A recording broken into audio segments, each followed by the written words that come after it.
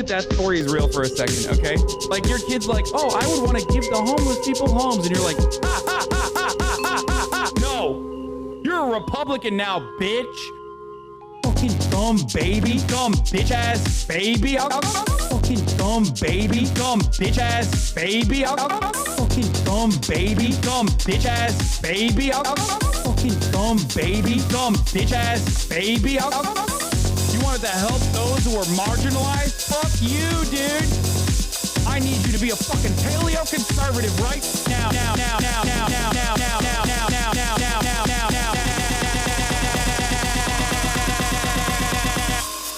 Fuck you. Oh, fucking own. Guess what I fucking own? My dumbass daughter who's 6 years old, dude. Stupid fucking baby. You dumb bitch ass baby. Fucking dumb baby. Dumb bitch ass baby. Fucking dumb baby. Dumb bitch ass baby. Fucking dumb baby. Dumb bitch ass baby. I'll kick you in the fucking baby face. I almost got, you know, child labor going too. Fucking tight. Fuck you. Oh, fucking own. Guess what I fucking own? My dumbass daughter who's 6 years old, dude. Stupid fucking baby. You dumb bitch ass baby. Fucking dumb baby. Dumb bitch ass baby. Fucking dumb baby. Dumb bitch ass baby. Fucking dumb baby. Dumb bitch ass baby. I'll kick you in the fucking baby face. Fuck the homeless. What's going on, everybody? I hope everyone's having a fantastic evening, fantastic afternoon, fantastic pre-noon, no matter where you are in the world. I'm Donald Trump, and this is the Trump Show. Trump 2024, Trump 2020, Trump 2028. You already know what it is, folks. That's right, folks. We're alive, and believe it, it is a spooky season today. This is the spookiest of all spooky seasons. Believe me when I say this, folks.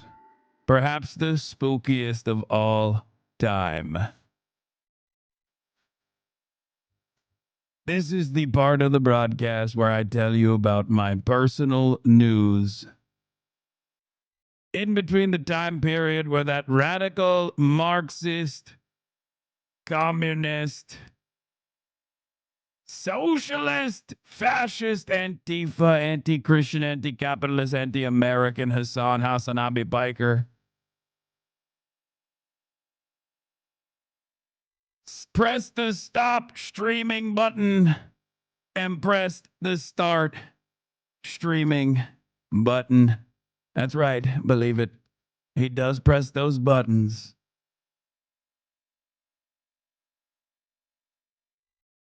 Lots of communists all around, folks, from Barack Obama and Nancy Pelosi all the way to Mom Dabby. That's what's really spooky about this country that's hot. Very spooky from the standpoint of spook and stories. Boo! You see, I got you scared. Socialism. And that's what's scary.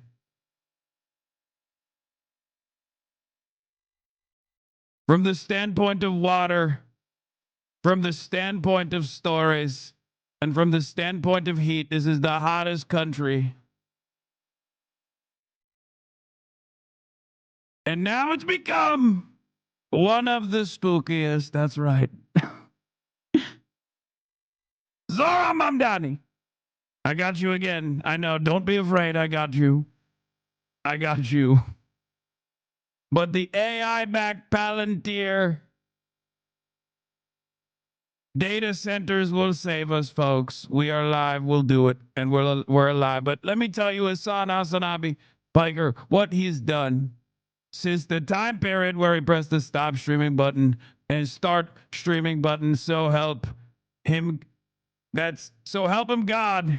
I don't know what I'm saying. All right, anyway. What's up, folks? It's spooky season. And I'm not a white lady that really gets invested in stuff like this, but you know, shouts out to my team that spends a good deal of time trying to make this stuff more fun for you. To the best of their ability, of course. But yes, that is a Trumpkin. That is literally a Trumpkin. That's a Trump pumpkin. And that's what they were working on. That's what they were working on. Doors open. Doors open. Okay, whatever. But that's what they were. Check out Peculiar Pumpkin Portraits. Show them love for their work. Yeah. No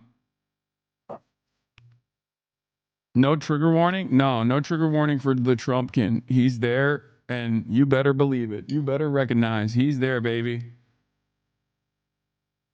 Anyway, they may have done too good of a job. I know, it's so crazy. It doesn't even look like a pumpkin, honestly.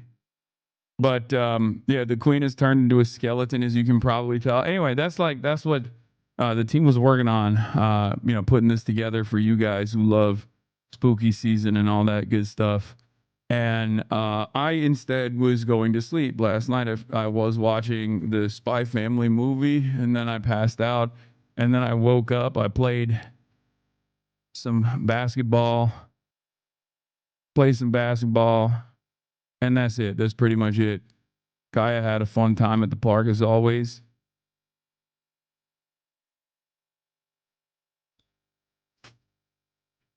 Spy Family, not Spy Kids. Spy Family is an anime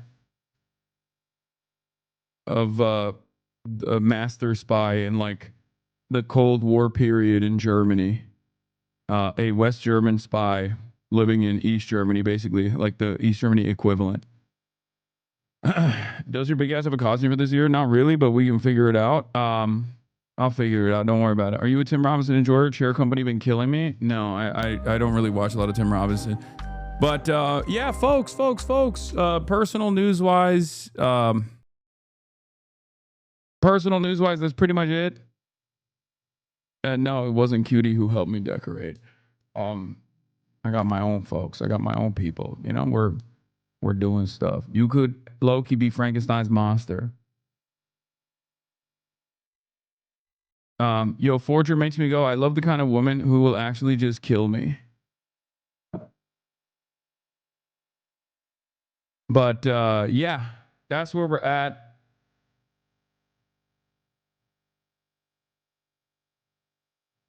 Personal news-wise. Stavi and John Marco talked about you. I think I saw a clip on Twitter. It was pretty cool. In any case, folks, it's Tuesday. It's Newsday, Tuesday. Hello, lads. It's Tuesday, October 28th, 2025. We're out here. You know what it is. You know what's going on. Right? It is what it is, lads. The Queen is fucking dead. Lizzie's in a box, yeah. Lizzie's in a fucking box, yeah. And it's Tuesday, October 28th, 2025. And that's all I got as far as personal news goes. It's 79 degrees and sunny. It was a little bit chilly in it, bit peckish. I'm a bit peckish. I don't even know if peckish means cold. I think peckish means you're hungry, right? Or whatever. It doesn't matter. But can you talk about Jamaica? Yes, I will be. It's on the title, obviously. We're going to be talking about all of that. Yes, there's a hurricane that is about to make nippy. It's a bit nippy, yeah? I'm a bit nippy. It's a bit cold. It's a bit nippy, in it. West and East is opposite in Spy Family. They have marks in their paper currency. But, yeah. No, I'm saying it's not nippy right now. It was in the morning, though. It was like sub 60 in LA is cold. It's officially brick. Yeah, we're going to talk about Jamaica. We're going to talk about the Zohar Mamdani campaign and a lot more. But yeah, let's get right into it. There's so much to cover as always. There's so much happening in the world. And once again, I have come, once again, I have found myself saying the oldest thing that I repeat over and over again after a long and extended period of doing news only content.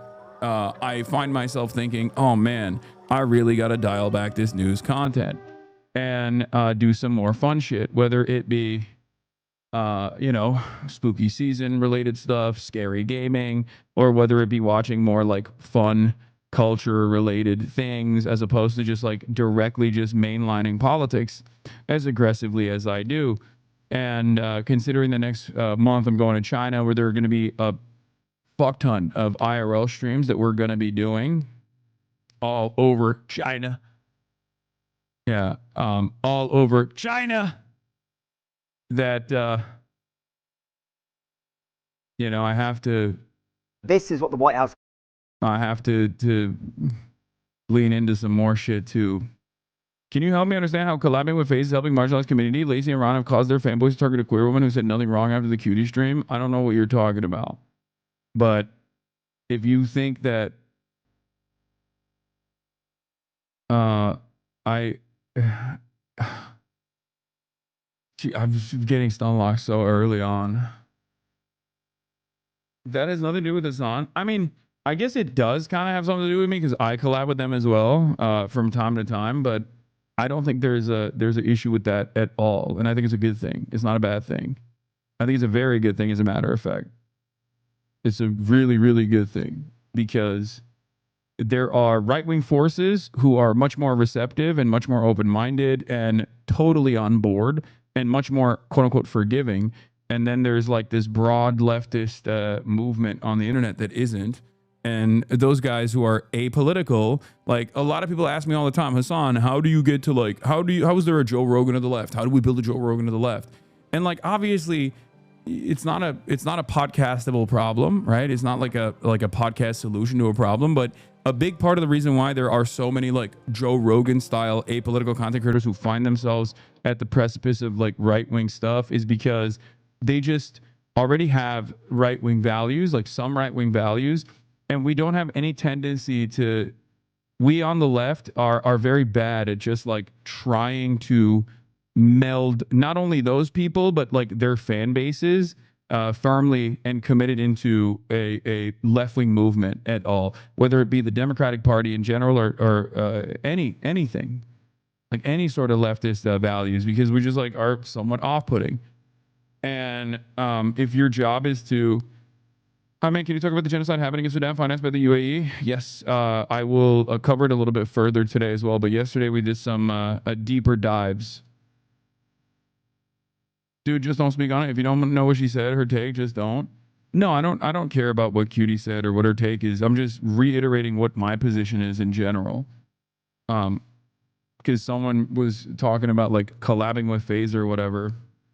I think it's just I've been thinking about it quite a bit. I've been thinking about it quite a fucking bit. And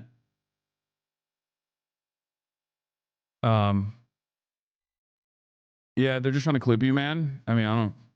Okay, what are you gonna do? I'm Mr. Clip.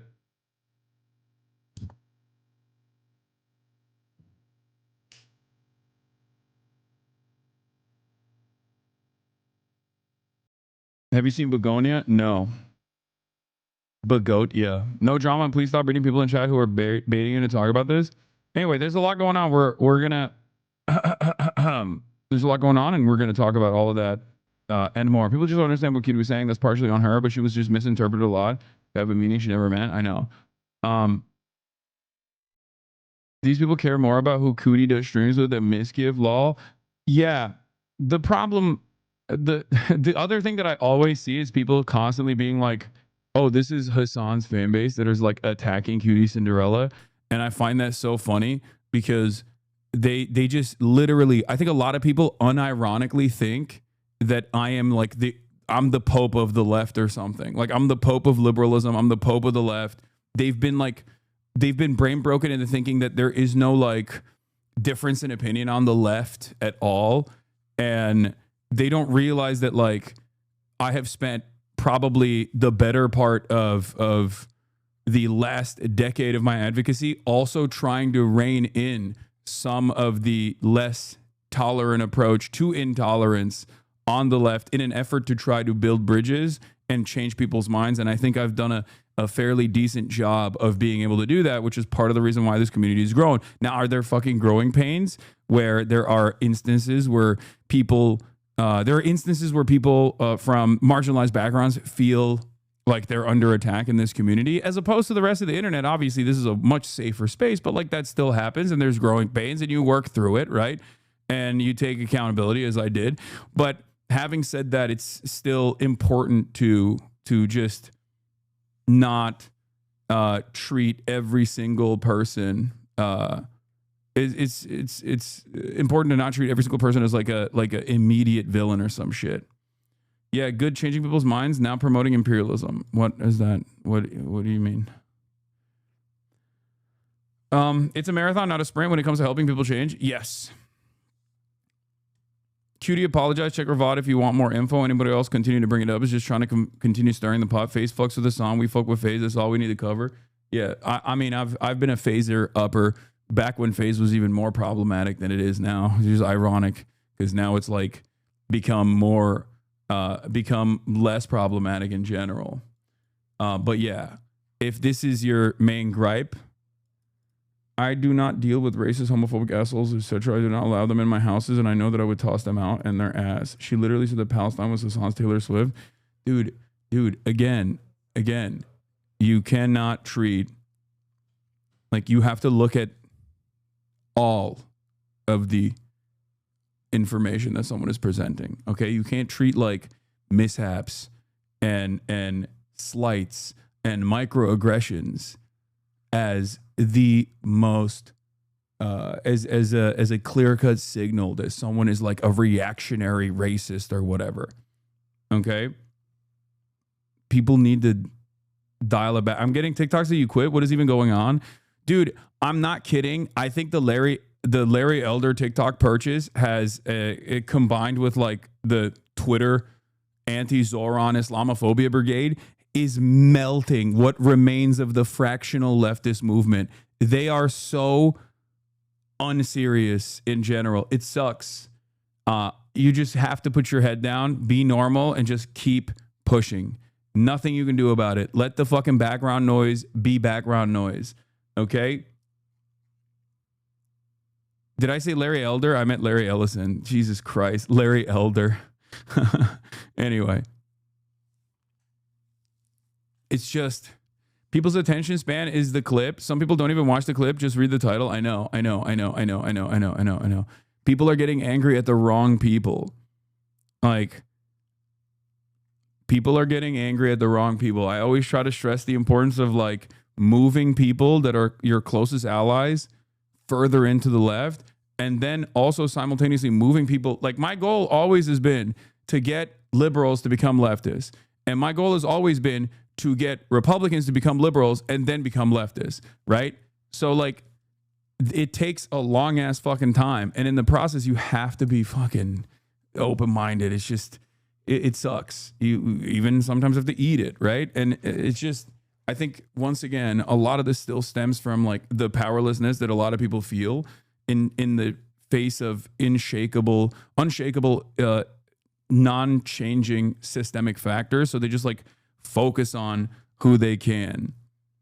Focus on areas where they can actually make like marginal improvements by making a big fuss. And it's always just like the most accessible people. Your shirt, King, where did it come from? I don't know. It was in my P.O. box.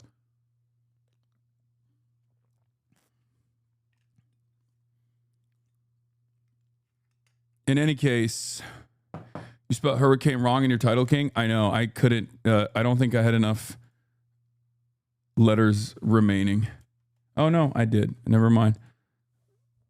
I was trying to work within the letter restrictions. And no, I'm not going to substitute the red alerts. They have to stay there. The strobe lights stay on during sex.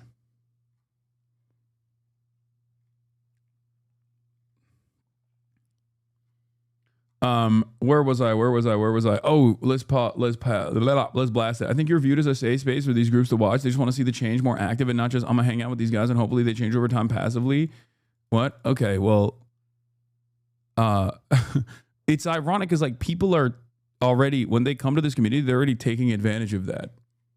Like, there's a reason why this is like a very sizable, very large community that is a much safer space online than anywhere else. And the reason for that is because I have done this. Like, this is my method and it's worked. There are wonderful allies all around you that didn't used to feel the way that they do now. And so I'm just going to keep doing that as opposed to the same exact criticism that I've heard a million times over from people. And if you don't like it, then I understand. Maybe it's not for you.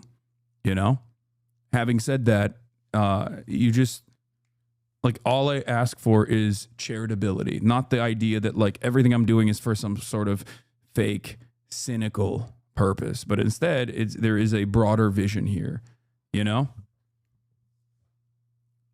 That's how shit works in the real world. You slowly expose people to new ideas and eventually they come to the center. Yeah. Anyway.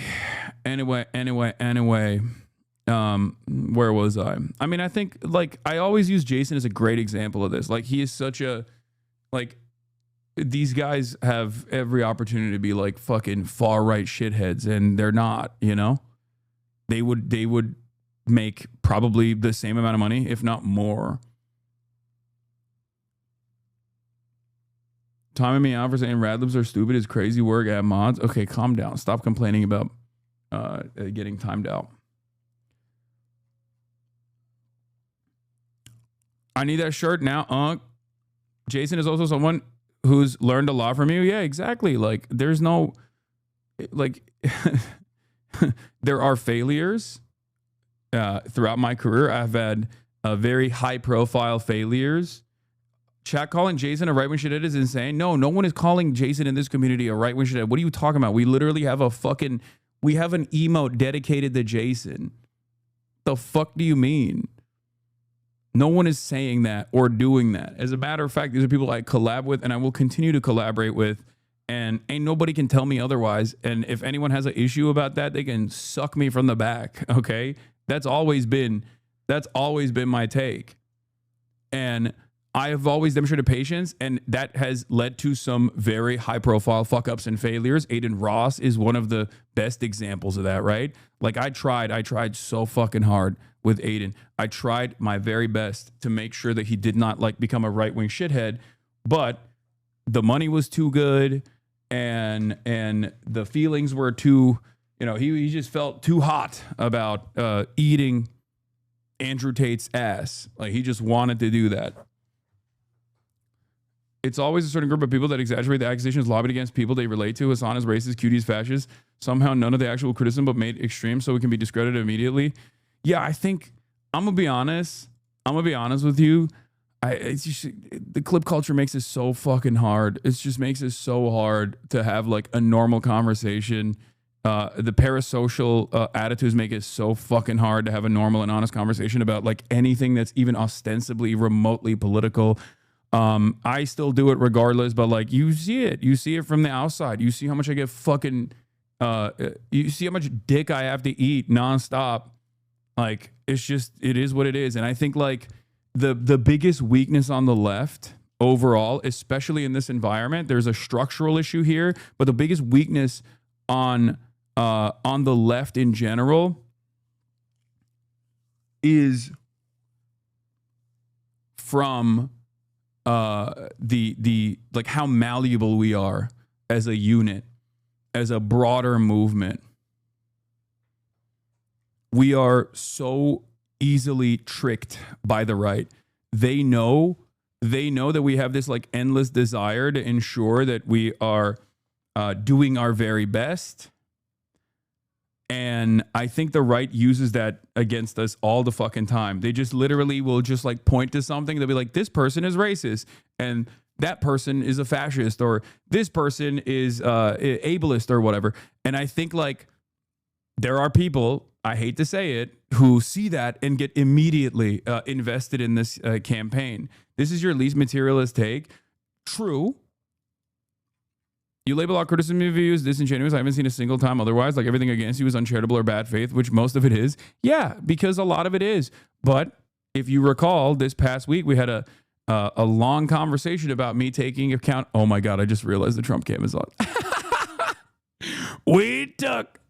This past week, we had a long and convoluted conversation about how HasanAbi Piker took accountability and ownership over the way he said black people and how people saw it from the outside and how it is hard.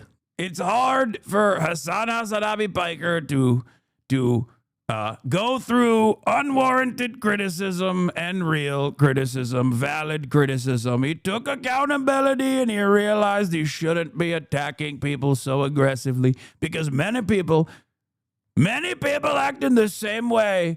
And you, if you're a black or brown follower of Hasan, you know Hasan's background. You know how long he's talked about these issues. He himself is also Mohammedan.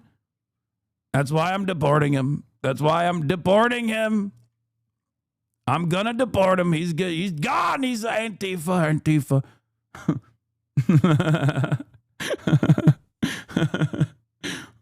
But.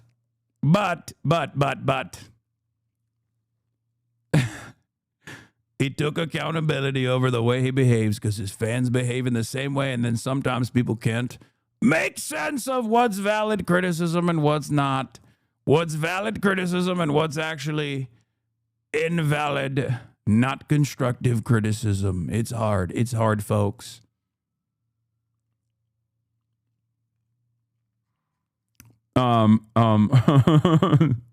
This is the dumbest I've ever behaved. I apologize. It was so stupid.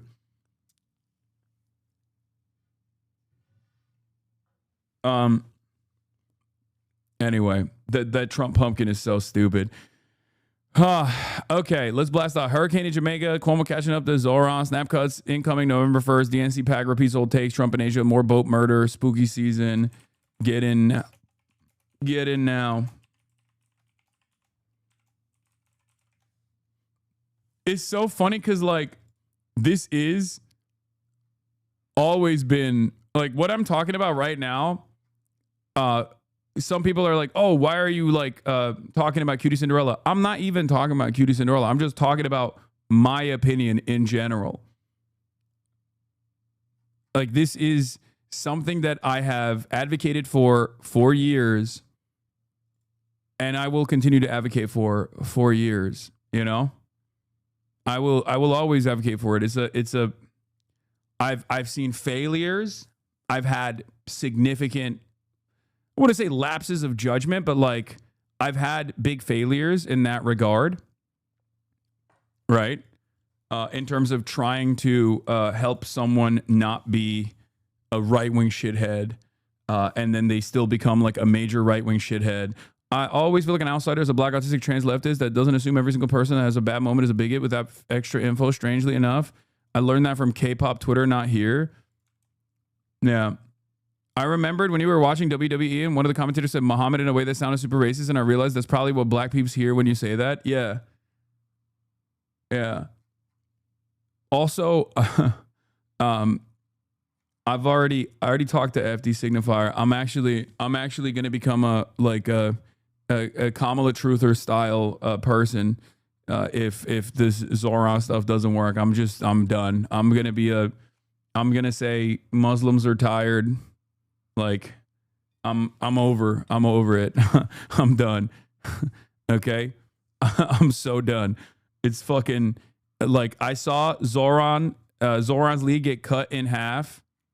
I saw Zoran's lead get chopped in half this past week after an unrelenting amount of this guy's a fucking terrorist. And if that is what activated the 55-plus-year-olds to be like, oh, that's right, he is a terrorist. I forgot. He was a smiling figure, but maybe what he was smiling about was a 9/11. Like if that's what's going on in New York,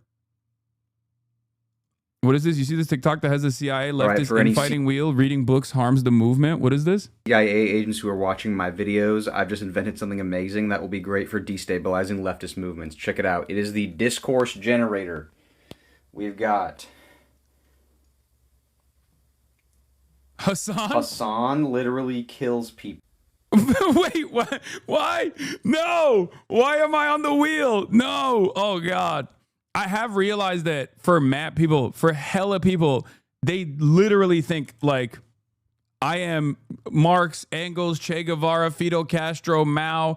I'm all of it combined. Like people on the outside. I'm not even talking about leftists. Like for right wingers, I am everything that is the left. Like people will unironically attribute people's attitudes about Gaza to me as a negative. Of course, these are people who are pro-Israel. They're like, oh, it's because of Hasan's radical, Marxist terrorism support that has caused people. It's like, dude, you're so dumb if you think that. I am, I'm not an inconsequential figure, but that doesn't mean that like I am the mover and shaker. People think I'm like fucking the Pope of socialism or some shit. It's so fucking dumb.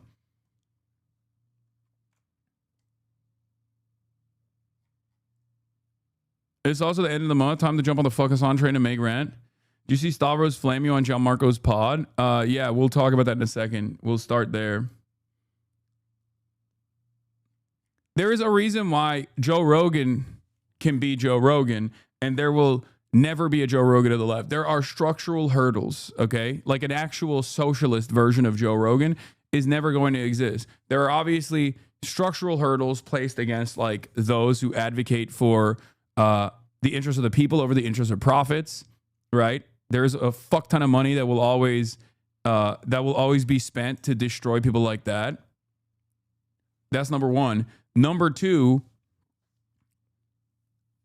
the left broadly is very, very fucking very used to just like cooking everybody. They hate the left more than anybody else. When you're on the left, liberals hate you.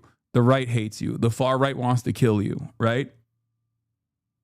But then you also have other leftists who have like marginal delineations in their ideological framework from you that make it the largest, most consequential difference of all time. So it's not easy. It's not great, but we don't do it. We don't do it for the motion. I don't do it. So the groups that I talk about, the marginalized groups that I talk about love me and say, oh, Hasan, thank you so much. You are the king of all black folk. Like, thank you for being the white guy that defends black people. Like, that's not the reason why I do it. I do it because it's right. Okay. I see something that's wrong and I call it out. It is what it is. Reading books harms the movement. Starbucks is actually based. Protesting literally kills people. Reading books is cultural appropriation. So anyway, hit me up. You know where to send the... This is fire. What a banger, dude. What a banger.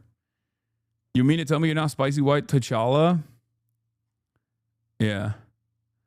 True arbiter of see something, say something law. I mean, straight up. Did you see Slushy Noobs? Did you dirty Lamount? No, I did not see it.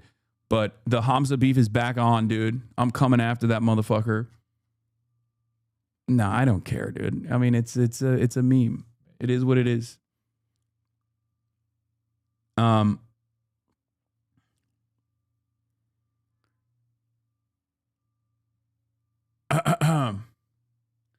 thought you were Turkish Malcolm X. Yeah, definitely.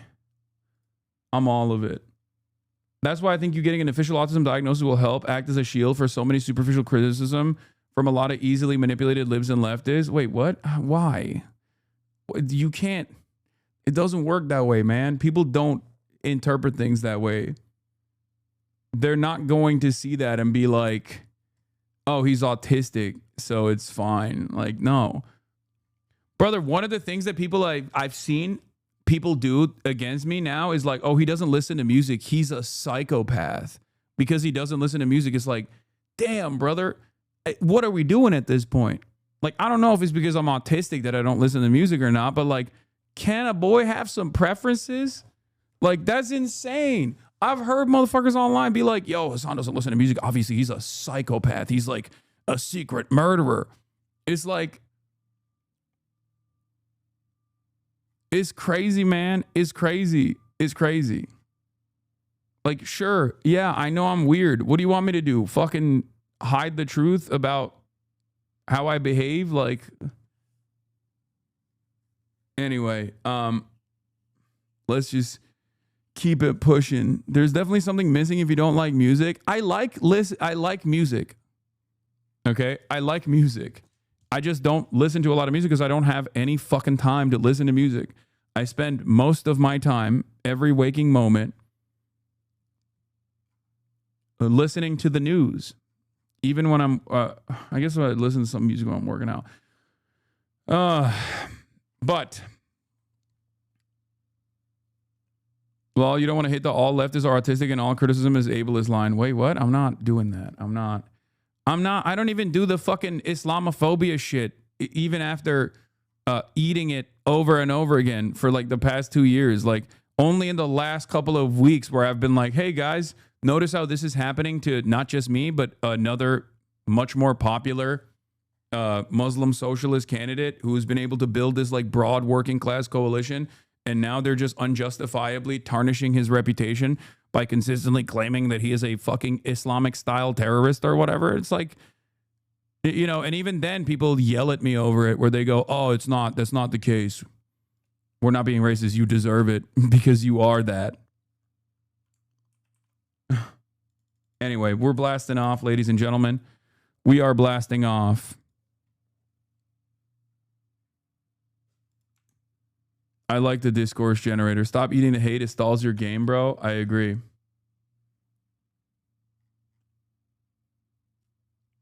Do you think the cabinet will continue to hide Trump's deterioration?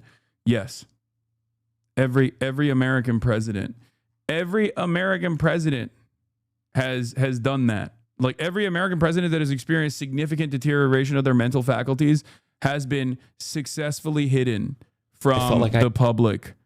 I mean, Ronald Reagan is a great example of this. Like, he straight up had Alzheimer's in his by the end of his second term.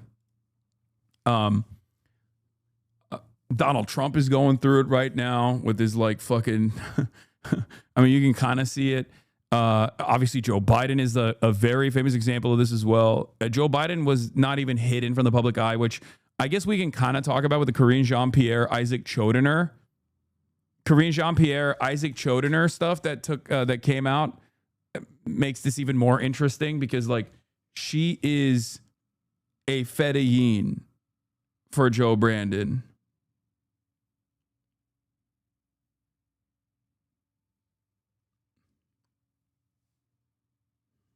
She is a fedayeen for Joe Brandon. Crazy that Lula is 80, older than Trump. Yeah, but he got prison jacked.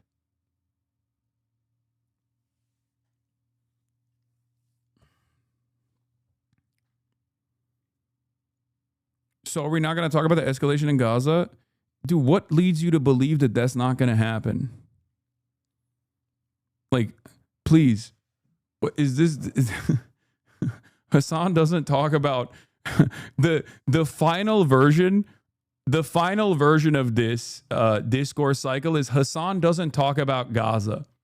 When we get there, it's over. You know what I mean? We have developed a full circle.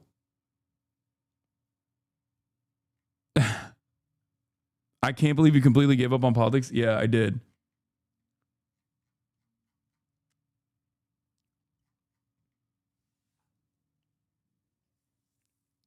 We're gonna do that in a second. First, let's watch this. Because you're the only one that I felt like I could get good advice from on this very particular topic. Sure. I wrote Stavros was one I wrote because I did Hasan Piker show, and there was all the like dog electric collar things. Yep, and I'm like looking on the internet, I'm like, the internet's crazy.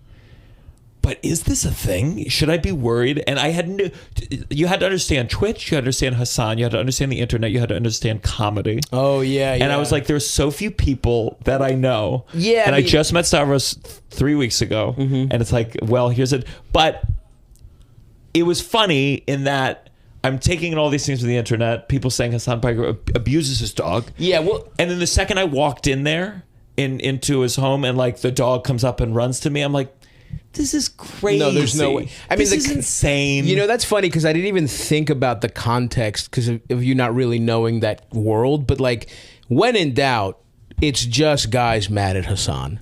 Yeah, he is the biggest lightning rod because like between yeah, I mean, literally, they act towards Hasan the way they think he acts to his dog, where it's like he's like. You have far left politics, which immediately kind of, you know, people attack you for whatever. But then he's just a piece of ass. And what most of the, and he's rich, and what most of the like, he's like the perfect guy in a lab. He's like a hot Muslim who fucking like talks about left politics and got rich off their platform for video games. But he talks about, you know, how Trump is bad on it. And it's like, of course, it's like you invented a guy for the stereotypical like groiper, incel, you know, whatever fan to be mad at. Having said that, he is a piece of shit. He's a Turkish dog, as far as I'm concerned. And I don't want to. Do not clip me. Whatever you do not clip me giving him compliments. Yeah, that is my one thing I would like. Yeah, too late, big dog. We know the truth now. You fucked up. Like, I don't want to be seen on the record as supporting Hasan too much because I also hate him for those exact reasons. Yeah. And I am looking forward to his inevitable downfall when the Trump-controlled media does take his Twitch account away. Yes, that'll be the one silver lining. When we lose freedom of the press, Hasan will have to go back while to he's on stream. Yeah. The chat will be like, bro, this is why I love. Low-key, this is part of the reason why I love my New York friends, even ones that are not like expressly political. Like Stavros is a comedian, right? Obviously, he has a political worldview. You know it. It comes out in his comedy every now and then. But he's just like, he is what you would bracket off as like an apolitical person, right? Like the way that his content works. And yet, like, he has a decent working understanding of how this environment works and how people react to certain things. Like, he has a much... maybe it's from like years and years of doing this, because like you can't be a fucking successful comic by just simply unfolding on the scene. Like Stavros for years did small rooms and had to test out his material in front of real fucking crowds.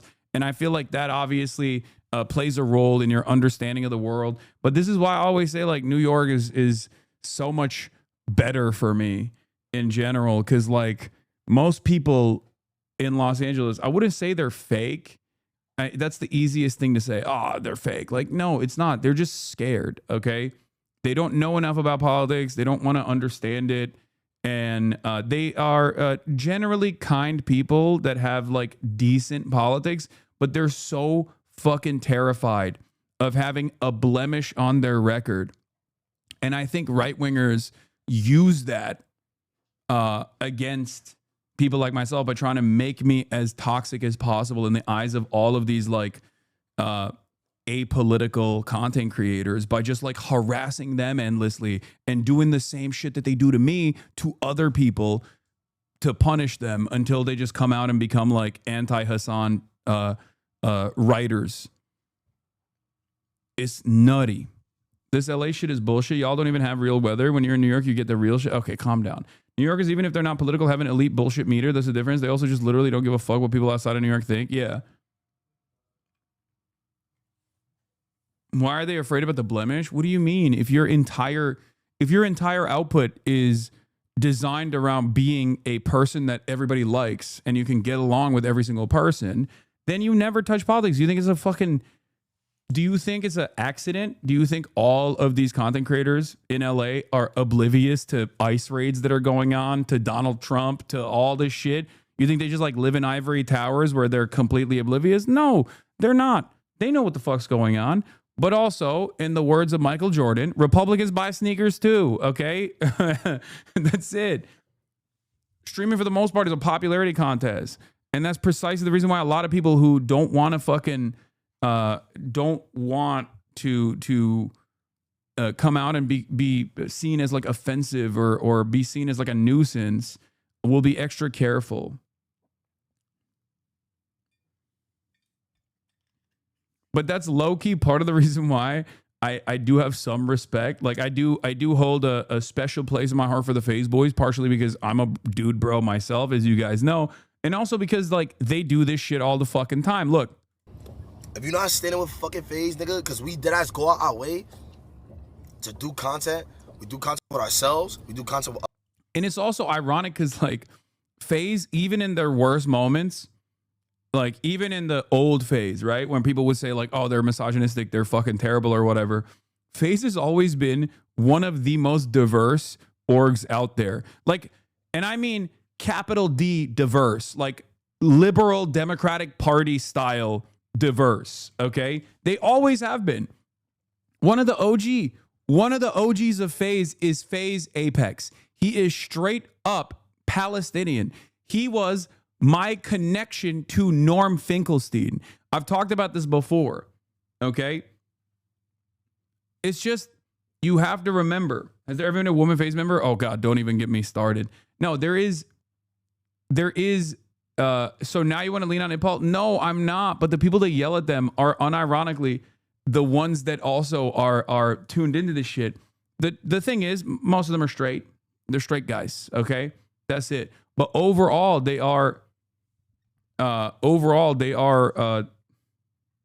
would say, a lot more open about like even fucking saying adapt, not Apex. You think FaZe adapt is the reason why FaZe adapt is not Palestinian, brother. What are you talking about? He's white.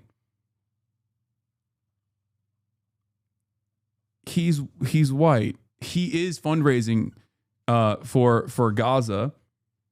FaZe Apex is Palestinian. Hasan is Iranian. Anyway, whatever. The point I was making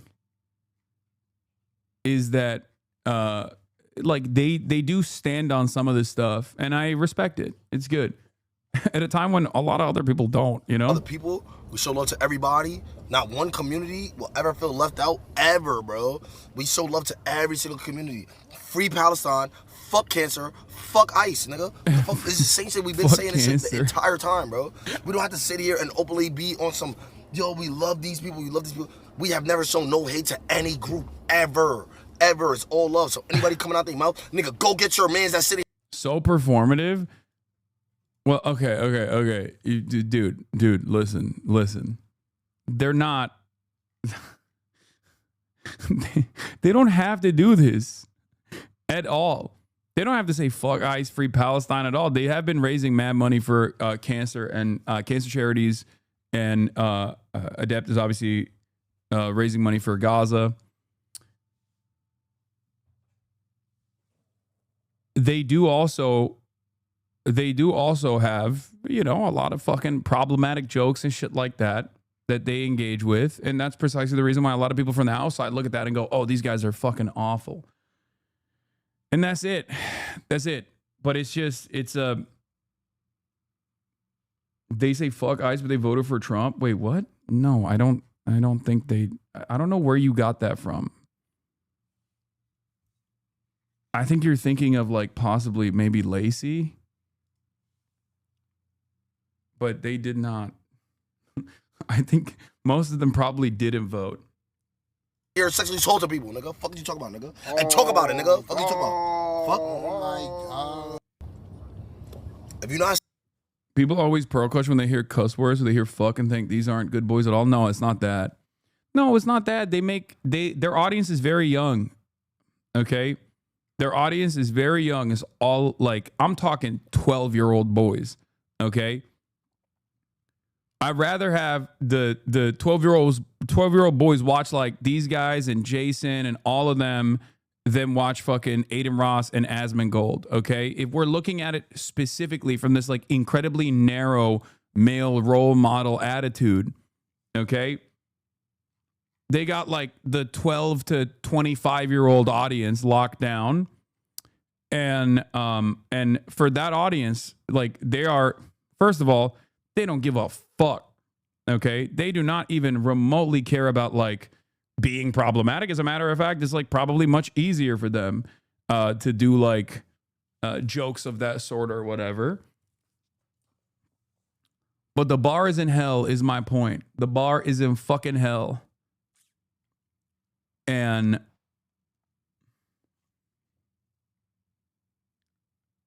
bro, there ain't no 12-year-old on Twitch. These guys aren't just on Twitch. You're forgetting. They're also on TikTok.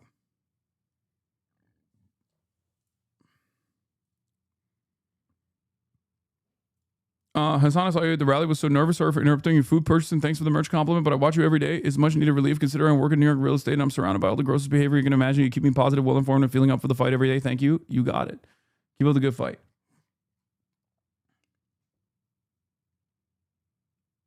Yeah. No, Hasan, you should isolate them from everyone and talk shit about everything they do. That'll make the left seem fun and something more than petty grievances. Yeah.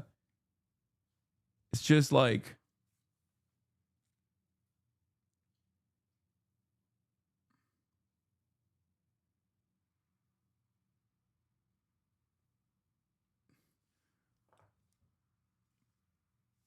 what you can't say about Adapt is that he's faked the trick shot. I would never say that. He's never done that. You can say anything you want about him, but you can't say that. Okay? This is the salt strat. I know. Don't even get me started. I don't want to even get into that. But yes, it is a little bit like salting. Petty grievances, yet his homophobic jokes. Please be for fucking real, y'all. PMO.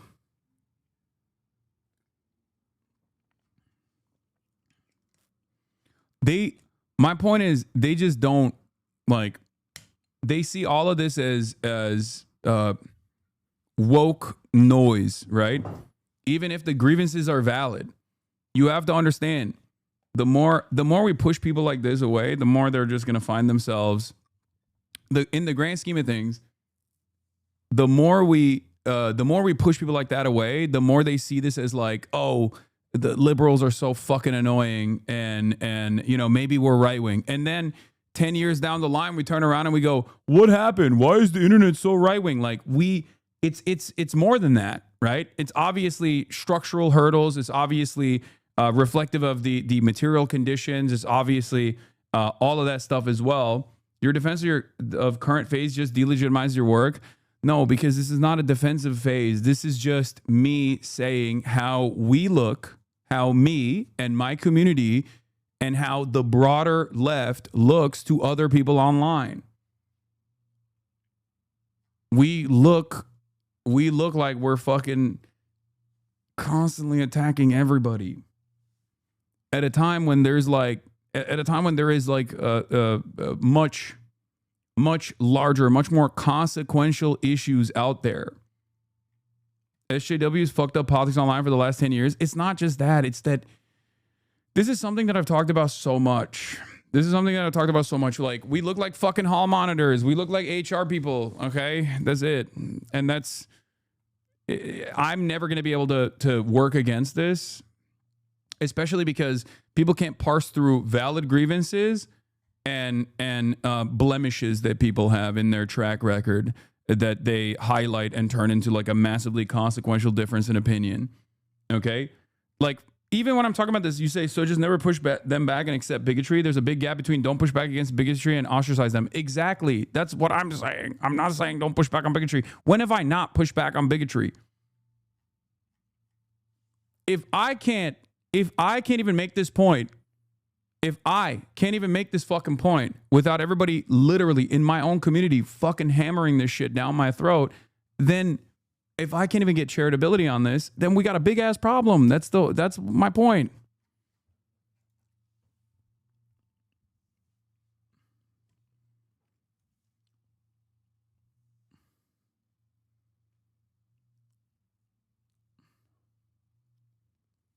It's because you aren't making a good point. Is your point that we should seek to explain to people why they shouldn't be offensive? Or what is the argument? That we should be okay with people being more right-wing if they aren't political? No. It's the first thing. Like, the way I do this in my real normie experiences, if I see someone around me say something bigoted, right? And this happens all the time because normies in the real world have a lot of fucking right-wing attitudes on social issues. Right-wing culture is very dominant in the minds of normies, right? And there are obviously a lot of systemic factors at play here. You have tens of millions, if not hundreds of millions of dollars being poured into think tanks and advocacy groups on the right to set up the most appropriate anti-trans narratives that they can find. They go back to the drawing board when they fail, like with the trans bathroom bill in North Carolina. They go back to the drawing board and they find a new way to just like hammer in the point that like trans people need to be forcibly excised from society. Like this is a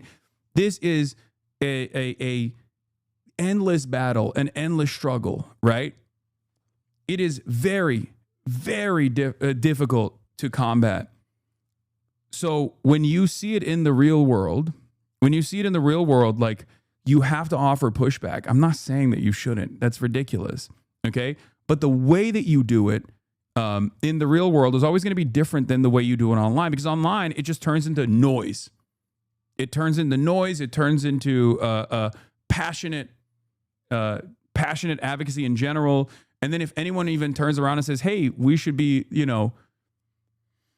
we should, of course, not allow bigotry of any sort to exist, but there are probably better, more appropriate targets to unload into out there. Even when someone makes that argument, people go, what do you mean? You just love bigotry. You just want to be fucking friends with all your bigoted friends. You're bigot yourself. You're fucking fascist, blah, blah, blah, all this shit. And we're too annoying about it sometimes. I see what you're saying. It just pushes people for exactly. Because the average person doesn't have, the average person has not put a lot of thought into this. The average person, the normie, unless they have like one close associate who is trans or one close associate who is from a marginalized background that has actually communicated their real world experiences to them, the average fucking person, and no, not the average white person, stop with that shit either. It's more often than not white people, white men specifically, but it's not always white men specifically. This is how fucking Kamala Harris and the Democratic Party lost the entirety of the Hispanic vote, okay? Stop. This is what I try to describe to people where I'm like, it's not just white people. White people majority, sure, but like it's not just white people. You're fucking failing to see it. Okay?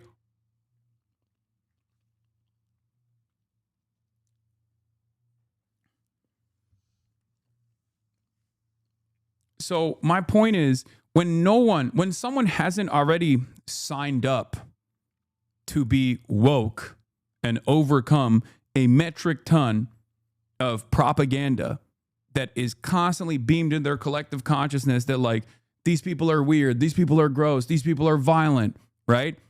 If they haven't like leaned into, if they haven't actually pushed back against that at all and deconstructed some of this shit, some of their earlier social conditioning, and the only thing they see is people broadly coming after them, even if they're like kind of trying to be good to the best of their ability, when there are infinitely worse actors out there who are very clearly streamlining right-wing propaganda and also come across as much more forgiving and much more accepting.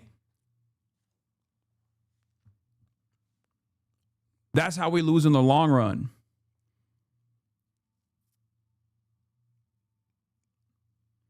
That's how we lose in the long run. This doesn't mean that you don't fucking, you don't say, hey, time out, stop the hate. Okay? You should do that. I do it all the fucking time, and you should too. If you see something cringe, you go, hey, that's a little bit cringe, big dog. Where'd you learn that? Time out.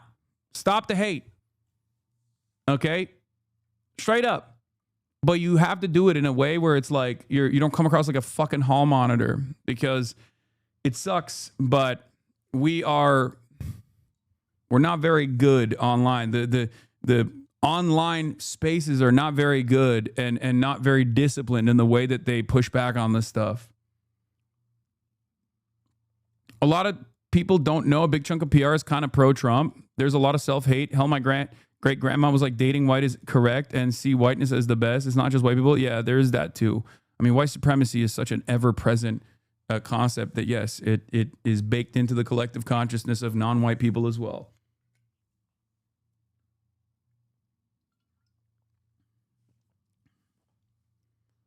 The normal people's starting point is rooted in white supremacy and misogyny, and even making them aware of that is an extreme step that they more often than not take offense to. Yeah.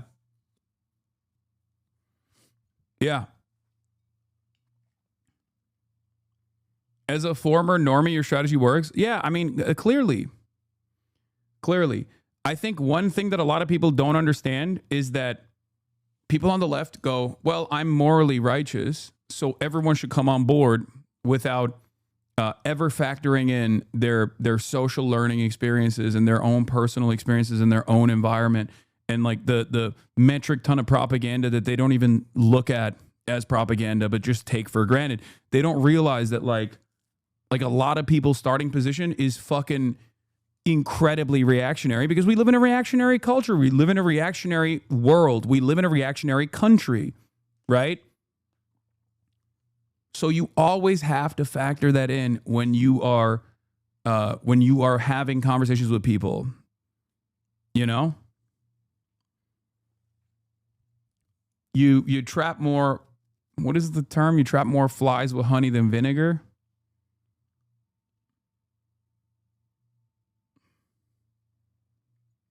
You should study sociology.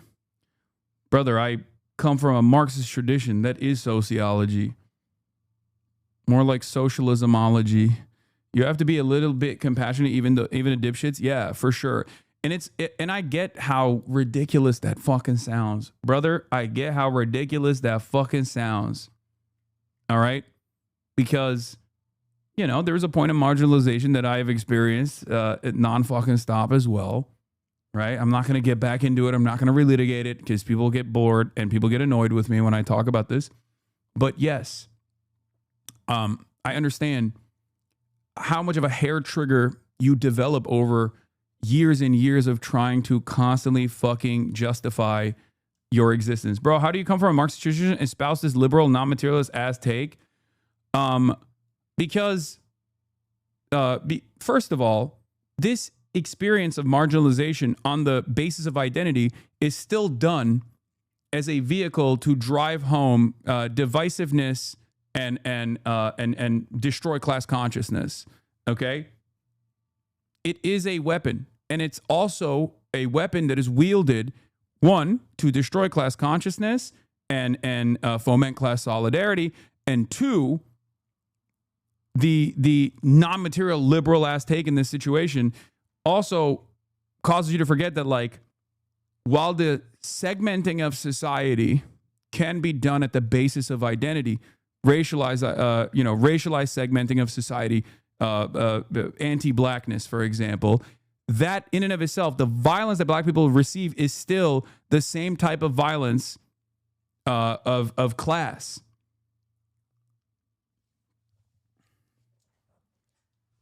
This is not like, I get called a class reductionist all the time, but I think I have a more unique take on this.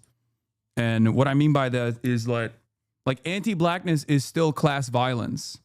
Okay? White supremacy is still class violence. It always is class violence.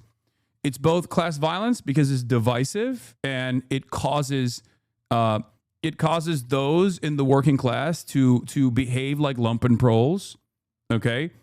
And also on top of that, the violence that black people receive from the superstructure, the violence that black people receive from systematic factors is still the very same, if not worsened, version of class violence. Like redlining. Redlining was directed at black people, but the outcome for black people was still being on the receiving end of class violence. It was racialized, but it was still class violence.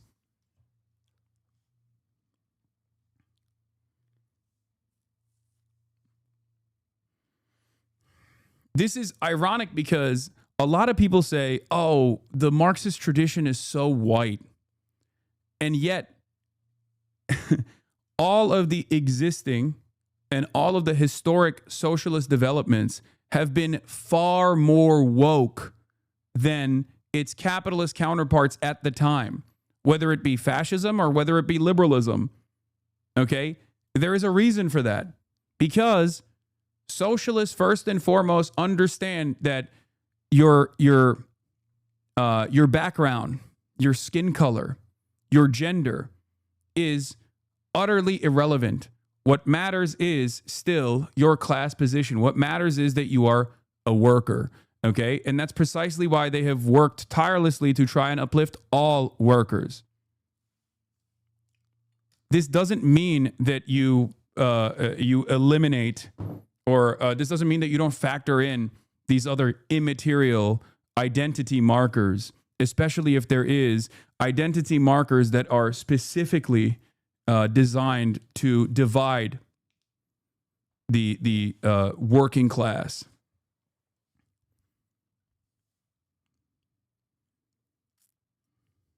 Anyway.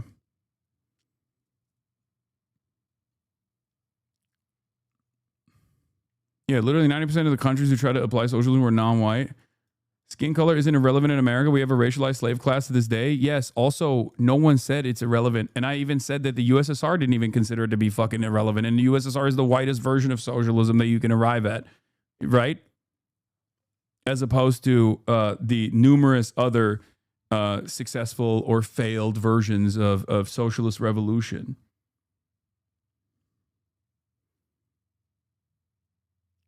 James Baldwin spoke and wrote about this very beautifully. You see this WPBM ignore steak logo? Nigga said HasanAbi her shit. Yo, y'all gotta dead ass relax. Hasan's my dog. I think y'all got all this shit twisted. Y'all weird as hell. But I'm not throwing no shot collars or nothing. Chill out. Nigga said HasanAbi her shit. Yo, y'all.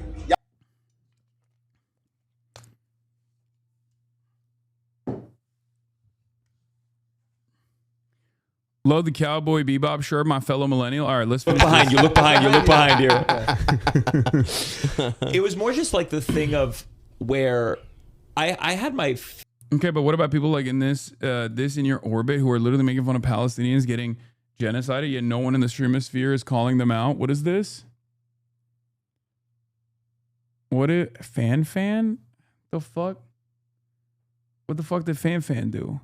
Dude, see, this is what I mean. We're like, now we're fucking 8 steps deep into discourse. Like, I don't give a shit. Okay. Yeah, I'm not surprised. Okay, can I just finish this clip? It's how video. I'm not getting involved in this beyond what I've talked about already. Okay. Paints a narrative.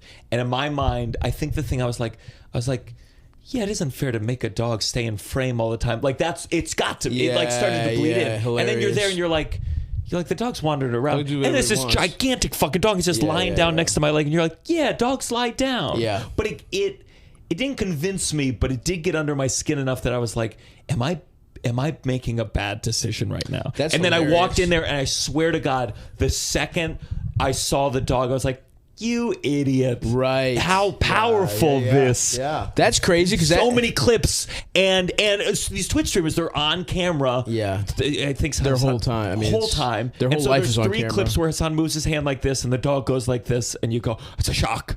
Yeah. And it's more just to really accept, oh yeah, I can be manipulated. Yeah, that's fascinating because I didn't even consider that as part of the advice because I guess I really try and not think of any of that as reality, even though it is, right? Like, you can't help that, like, public opinion and the internet, like, just does affect your life. Yeah. But I try really hard. I feel like you've had to deal with it. Yeah, I mean, in a way that I'm maybe as every new notch is like new. Like, I remember when the one mean comment would. Oh, right. And then it's like, all right, this tweet. I don't watch any of these drama streamer people, but their drama is always covered on every lifter stream, so it's hard not to pay attention. I know. I don't give a shit. 68,000 people that says I suck. Right. Okay, that's a lot of people. Yeah. And that was one of my best tweets, by the way. That was some of my best engagement that month. Because you. Yeah. What is this? Sorry to interrupt, but Israel just started airstriking Gaza again. Every framework for the ceasefire is now gone. I know. I'm gonna get into that. Hold on. Take notes. You need to spend less time on stream, Monk. It's true. I do need to spend less time on stream. The drama in responding to your chat is the shit I wade through to get to the commentary. Sometimes the commentary or the talking to chat segments are still important, though. I try to make sure that it's instructive and it's not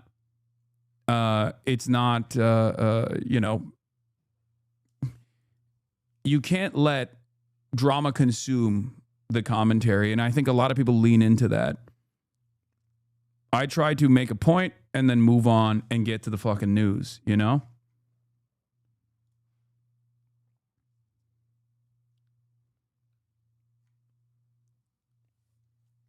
You need to spend more time getting Jamaican beef patties and cocoa bread. Move the New York big dog. I never got the fucking Jamaican beef patties, bro. That shit, I wanted to get it so bad. I wanted to get it so goddamn bad, and I didn't. And now I feel bad about it. And it makes me frustrated that I didn't get the beef patties. Okay. All right. So first and foremost, we're going to talk about the Israeli Prime Minister Netanyahu ordering military to immediately strike Gaza. I don't know where the fuck this came from, but it's not surprising that it's not surprising in the least bit. Get some oxtail too. Even White Boy Chef from OKC is on it. I feel like I've had oxtail. I don't know. I've had like a bunch of Nigerian food. And some of the Nigerian food that I've had has been fucking amazing. Obviously, jollof is excellent. I fucking love that shit. But I remember having like something that was. Like.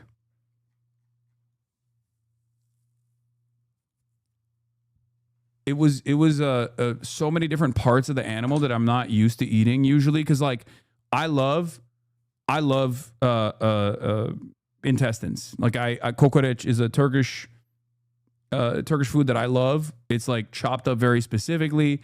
It's awesome. It's one of my favorite types of food, right? So I'm not like shy about eating different parts of the animal. I have a lot of experience with it. But yeah, see, everybody goes, ew. It's not ew. It's fucking decadent, okay? You have not lived. You have not lived until you've had different parts of the fucking animal like that, okay? Nah, I gotta get it from Caribbean people. It's made by a bunch of different cultures. We make cow foot too in my country. See, that's what I was saying. Like, I think one of the things I had with like Nigerian food, I forget what it was, but it was like it had too many chewy parts, right?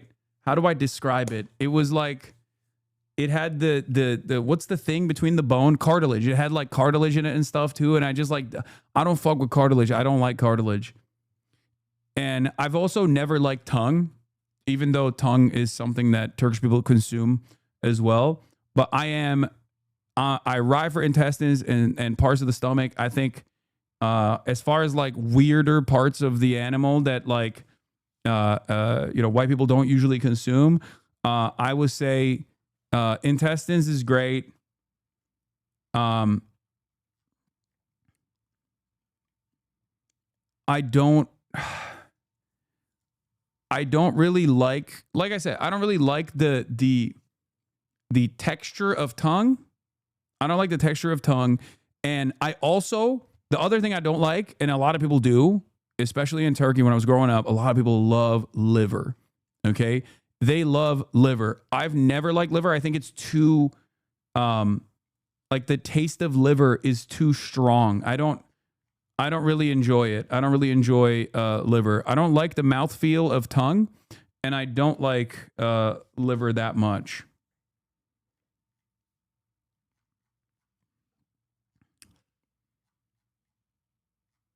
Have you ever had a chicken heart? Yes, chicken hearts are excellent. Chicken hearts are really interesting because chicken hearts are also like super high in protein from what I understand. Yeah, stomach lining, tripe, I've had that, yes. Foie gras, I love. You are crazy. Liver, tongue, and testicules are mad good. I don't know if I ever had testicles. But yeah, I've tried different parts of animals. Like as long as it's not seafood, I'll try it. I'll try it once.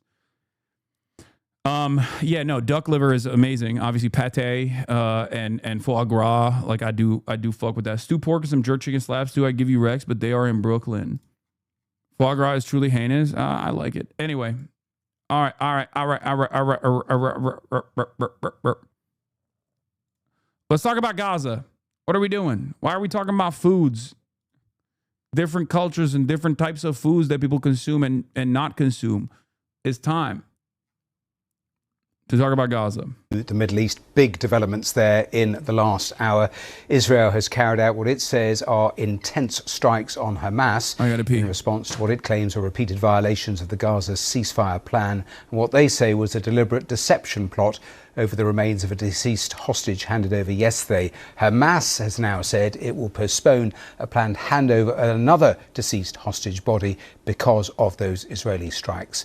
Let's go back to our security correspondent Frank Gardner, who is in Jerusalem for us. And Frank, tell us a little more about why we've got to this stage, but also do we know any more about where these strikes have actually happened? No, this has happened very recently, really in the last few minutes, Matthew. So there's been two lots of response from the Israelis. The first response was with artillery, and that was in response to what it says was Hamas firing on their troops east of the Yellow Line. Now, the Yellow Line is a kind of roughly north-south line that dividing the Gaza Strip into the 53% of it that is controlled by Israel and its military, and the remaining 47% where Hamas is still the prevailing military power. And Israel saying that its forces were fired on and this was a violation of the ceasefire deal by Hamas. And in addition to that, we're told that there were airstrikes that were launched, were ordered by Prime Minister Benjamin Netanyahu after intense consultations with the Americans in response to what it says was a deliberate deception plot by Hamas. Last night, Hamas was due to hand over another hostage, the remains of another dead hostage. Forensic tests, Israel says, proved that it was actually nothing, wasn't a new hostage. This was somebody who had already been recovered, their body been recovered 2 years ago. In addition to that, an IDF drone secretly filmed Hamas, and we've seen the footage. It does look pretty damning for Hamas. It does appear to show Hamas operatives taking the remains in a shroud out of a building, putting them into a shallow dug grave, covering it up with soil, and then handing it over to Red Cross International Committee, the Red Cross officials, which Israel said was a deception. Now, Hamas has not immediately commented on that. They have postponed the next handover that was due to take place this evening. They've also, very importantly, said, look, don't blame us for the delays in handing over these hostages, these dead hostages. Israel is obstructing the excavation work and making it very difficult for them to do it. Israel says, for its part, that they don't trust Hamas. They think it. Yeah, no, it's definitely Hamas that's breaking the ceasefire. Hey, guys, it's definitely. By the way, remember when everyone was talking about how like Hamas is doing field executions, like this is unjustifiable.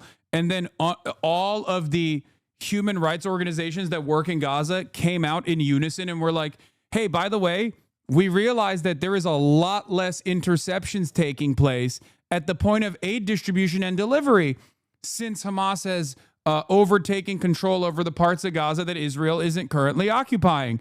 Oh my God. How interesting how that works. It almost fucking feels like the Israel-backed militants in Gaza that are, drug dealers and ISIS affiliates and whatnot were directly contributing to the destabilization of the Strip by attacking aid delivery.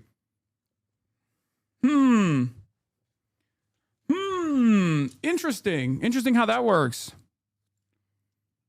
Yeah, and remember when day one everyone was like, why aren't pro-Palestinians celebrating the ceasefire? Because the ceasefire never actually took complete hold.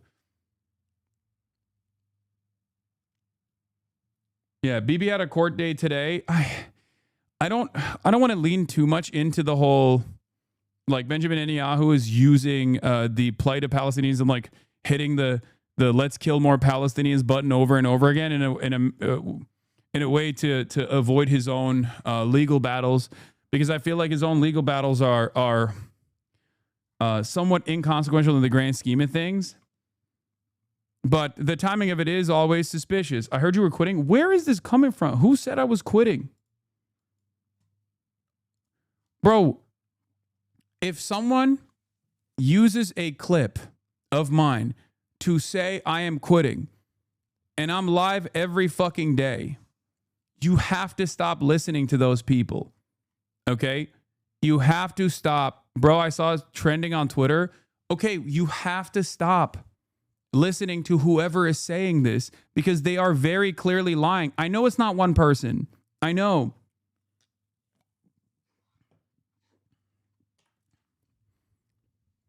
That's why I came here, my guy. No, that's what I mean. It's not just about coming here and seeing for yourself, which I do respect. Okay, thank you for doing that. But it also means that you probably shouldn't trust those people any longer. Hasan is quitting, keeps trending on TikTok too. Yeah, I don't get it.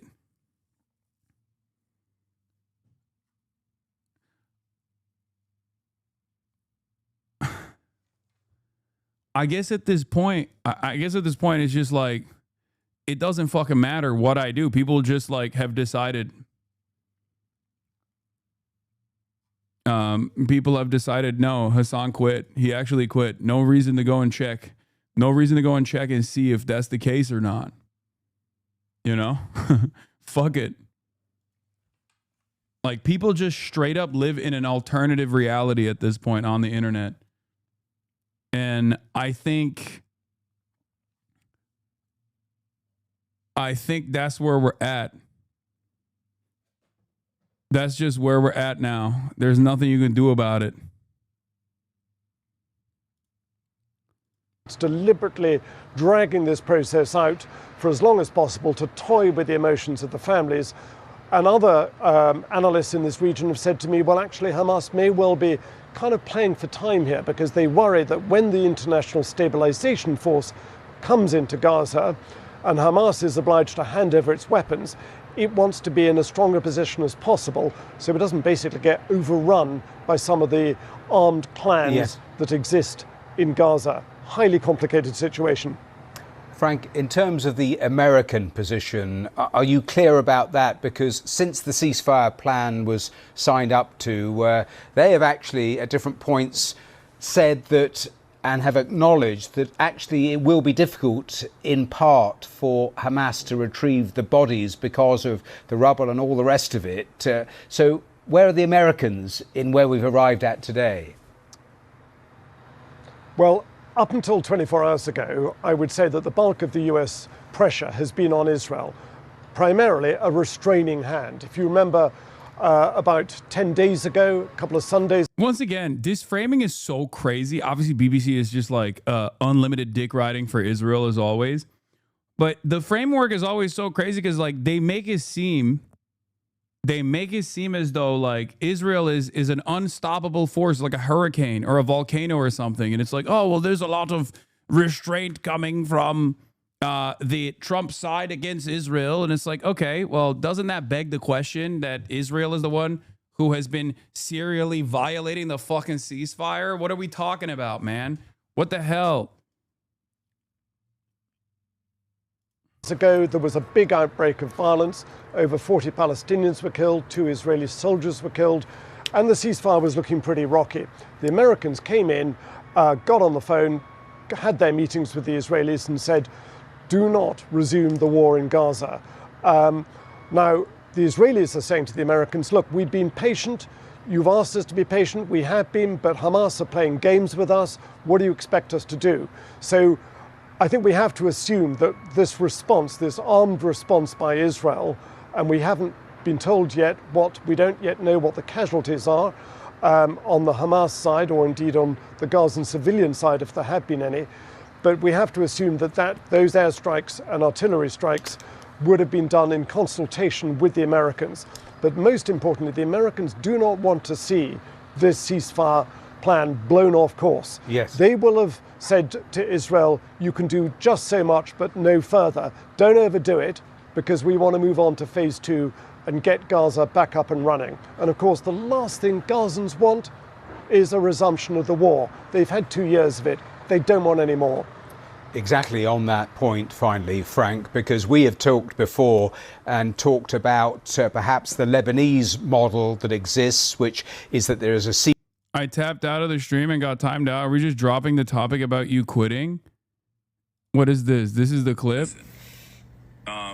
Bro, this has Hasan's last statement before quitting social media forever. What?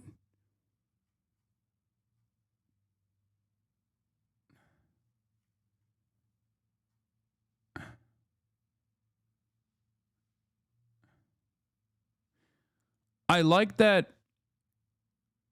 I had completely forgotten I'd seen those TikToks until now because it was so easy to see through their bullshit. I don't know if people are falling for it. That's on them. It literally takes a pinch of media literacy to figure out the accounts are pushing this or disingenuous. Yeah. Move On has 5K likes. No one cares. I mean, seemingly a bunch of people have fucking come in here to be like, dude, what the fuck? Why are people saying you're quitting? I'm gonna be honest, dude. We are getting dumber and dumber. Like a lot of people think that they're actually smarter than mainstream media because like mainstream media narratives are like bullshit or whatever. But they are so fucking susceptible to like a random guy on the internet just talking shit to their phone camera. It's so funny. Yeah, I quit. Like, if you're getting rape tone farmed, okay, if you're getting farmed by, like, a dickhead who is roundly despised by every single person for good fucking reasons, like, you got to really reconsider. Especially because this is not even a cancellation at this point. This is just like, I hope he quits, actually. He quit. Please don't look. Please don't look over there. Please don't look over there. He quit, okay? Guys, do not tune into the HasanAbi Broadcast.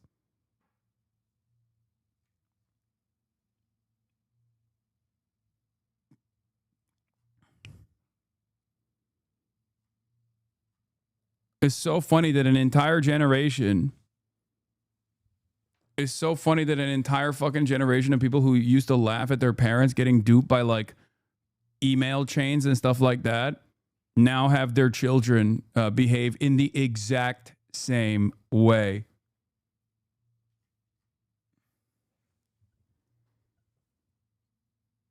It shows how desperately they want you to believe you're going away. Clearly the smear campaigns are not working. I know. All right, let's continue. Ceasefire in paper and on paper, but sporadic major strikes from Israel, and the thought about whether that would be the template that the Israelis use. Because the worry here is that this ceasefire plan has the potential to unravel with what we've seen even in the last couple of hours. There is that.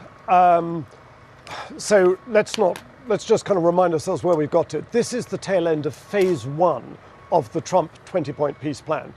All 20 living Israeli hostages have been returned. That's a plus. Nobody can take that away. That is a major achievement, along with the release of over 1,700 Palestinian detainees that were taken from Gaza, plus around 200. Yeah, major achievement that was the Hamas framework since like October 10, 2023, by the way.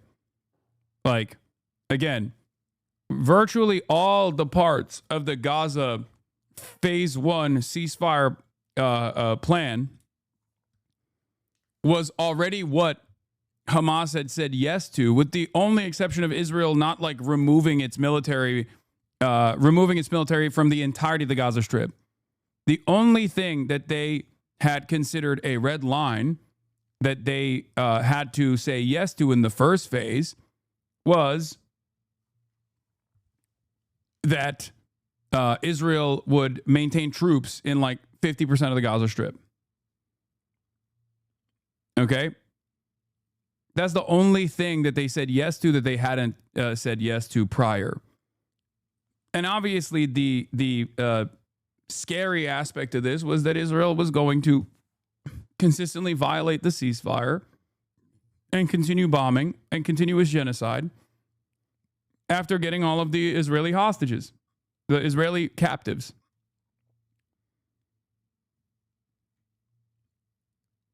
And we're back. We're back at it. 150 convicted criminals. They said yes to that? No. In the first phase, they agreed to removing all of their leverage. The only leverage the Palestinian Resistance Front has against Israel was the captives. And they said that their red line was a full withdrawal from the Strip. But it seems to me like there was a new calculation by the Palestinian resistance that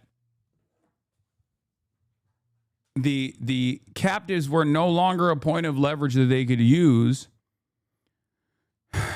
because Israel just didn't give a shit, and the rest of the world didn't give a shit either. And Israel would just seemingly consistently say, well, they have our hostages, so we can bomb all the Palestinians and keep putting pressure on the entire civilian population of Palestinians by continuing this genocide as a point of leverage.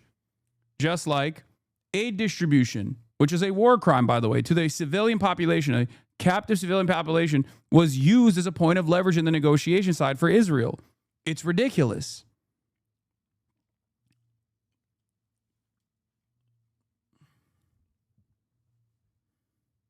In Israeli jails. That bit has happened. But what's the Hasan, not argumentative nor a trap, but calling them captives instead of hostages. Is that accurate and right? Were they not civilians? No, the last batch was the last 20, I think, were all Israeli occupational forces soldiers. And what's interesting is there was one person actually that was captured at Noah Argamani's boyfriend, who also, it later came out, was also I think like Israeli Secret Service or something. So every single remaining captive at that point were Israeli occupational force soldiers. As far as the Palestinian hostages goes, they are straightforward hostages. Like, for the most part, they're like doctors, regular civil society servants, things of that nature. I'm sure there's some militants that they have been able to capture in the process as well. But oftentimes they just kill the militants even before they actually apprehend them and prosecute them. There wasn't like 1,700 Palestinian militants that they captured and then released back into Gaza. They were all civilians. I'm not sure the wording matters, to be honest. Even if they're military, they served the purpose of a hostage. Is hostage carry a connotation we don't like or something? No, there's a difference between prisoners of war and hostages. That's why. There is like at least a legal gray area for prisoners of war versus hostages where there is no legal gray area. Under international law, obviously genocide is illegal, but nobody gives a shit. But considering the asymmetry that exists for the resistance, that was illegal. It was always illegal. Like, capturing civilians in the process of a military campaign is illegal. It's not, there's no question about it. Now, of course, when you look at the legality of the actions of a resistance group, you have to match that with what they are facing, right? The severity of the crisis. If you're looking at like 75 years of apartheid and occupation and sovereignty over this indigenous population, then of course the dynamic shifts a little bit. It's like looking at the Nat Turner Rebellion and then not matching that up against the severe death and destruction that black people faced under chattel slavery, and simply just looking at that in and of itself and going, wow, that was really fucked up. They slaughtered babies in their cribs, right? Like, what the fuck? That's crazy. They slaughtered white babies in their cribs. Like, yes, it was brutal. Yes, it was horrific. Having said that, the legalized practice of chattel slavery was so far and beyond more horrific than the singular act of violence that was born out of the Nat Turner Rebellion, that like it it doesn't even make a blip, right? That's the reason why you look at like ANC and the way that they dealt with collaborators as opposed to the legalized practice of apartheid, and you say, okay, well, you know, there is a much, at least throughout history, people have overall, when they are atoning for what the resistance has done in the process of liberation, they oftentimes will be much more charitable to the resistance front and the actions, no matter how violent they are, because they understand that the violence that they were subjected to, that they were trying to end, is far more consequential and systematized.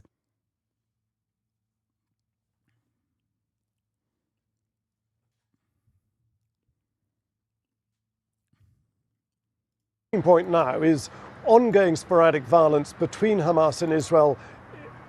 I know what a POW is. They didn't take them as POWs with the rules and regulations that POW status entails. I might be missing something, but I don't really understand why the term hostage is diminishing the Palestinian cause. Captive is also fine. Prisoner is fine, but why hostage bad, Jen? No, I'm explaining it to you. No, like kidnapped from a tank, okay? That's what I always think about. Like Nimrod Cohen was kidnapped from a tank, right? Now, no disrespect, because I think Nimrod Cohen's dad is like a pretty strong advocate for ending the occupation. But like, the reality of the matter is you can't get kidnapped from a tank. You can't be a hostage if you were apprehended inside of a tank. Okay. You are literally a prisoner of war in that situation.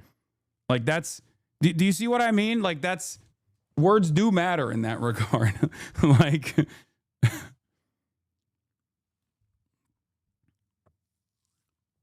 a non-combatant that is a IDF reservist or a non-combatant that is taken in the process of when they're what's the term, hors de combat or whatever, like when they're not, there's an international designation for this under international rules where a soldier that is not in the process of doing soldier duties are still not are still not considered like enemy combatants. My point is, it just doesn't fucking matter when it comes to Israel anyway, right? Like, we are trying to make sense of all of it within the framework of international law, but let's be real. International law is not worth the paper that is written on when it comes to whatever the fuck Israel wants to do. Inside Gaza Strip, and this yellow line that has got the two sides very close to each other, plus the fact that Hamas has yet to hand over the remaining remains of dead hostages, and this deep suspicion on the Israeli side that Hamas's excuses are not genuine. They do not believe, the Israelis simply don't believe that Hamas is doing its best to find them and hand them over. They say they've got evidence that Hamas knows exactly where all the bodies are buried. It's simply toying with people's emotions. Hamas is saying, cut us some slack. Gaza Strip is rubble. Much of it is reduced to, some of these bodies are buried under tons of rubble. It's going to take a while. We need excavation equipment, which the Egyptians have sent, and don't obstruct us. We need time to find them. So it depends which side you want to believe. Frank Gardner, live for us there in Jerusalem. Thanks for bringing us right up to date. Thank you. Before we get to the New York City mayoral race, like that's the latest updates from Israel, which is unfortunately the type of update that we're very familiar with, where one side ceases and Israel fires. This is exactly what happened in Lebanon as well. This is exactly what happens all over the place because Israel gets to operate within the confines of American protection. And that is the reason why it is more important than ever to basically stress the Trump administration and the American side to forcibly put the restraints on Israel, because they're violating Trump's big, beautiful deal and potentially violating Trump's big, beautiful Gulf deals that might come along in the aftermath of this ceasefire. So it's imperfect. It sucks. Like, who gives a shit about the narcissistic man-child? But What is this? It's interesting how Hasan uses the word resistance. I absolutely agree with what Israel has done as genocide and terrorism, but isn't calling what I perceive as Hamas something relatively positive as resistance? Aren't they a terrorist just like Israel government and Zionists? No. They are a part of a national resistance front. Because October 7 is not the pivotal turning point of this, of the plight of the Palestinians. They are objectively a national resistance front. They are a part of the national resistance front. A resistance to the occupation, not just a resistance to Israeli genocide, but a resistance to the Israeli occupation and sovereignty over the indigenous Palestinian population. They are quite literally resistance. The reason why people don't use that terminology, and this is where, we get into words mean something, and the reason why they say, the reason why a lot of people say, no, you mustn't call them that. You have to call them terrorists, is because terrorism is a loaded term. It's a vague term, and it is a term designed to deny the people any sort of due process so they can be destroyed. They can be killed. And in Israel's case, they can even end up collateralizing all of the other civilians that are around what Israel has declared and what the American government continues to say are terrorists. Okay? I'm sure you've heard the term one man's terrorist is another man's freedom fighter, but that is kind of the dynamic. It's reductive to say it like that, but it is kind of the dynamic.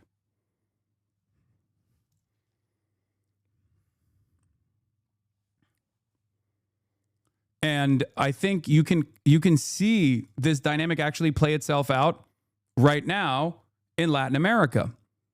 Okay? America is currently using that vague definition of terrorism that they've slapped on to every single person that is sailing on a boat off of their own coastlines to illegally and extrajudicially murder random people on boats and then say they're narco-terrorists. That is perhaps one of the greatest examples of how silly this entire process is. They call them narco-terrorists. And when you call someone a terrorist, when the American government or the Israeli government or one of the allied nations calls a group of people terrorists, more often than not, they're not white, by the way, then they can get away with doing whatever the fuck they want.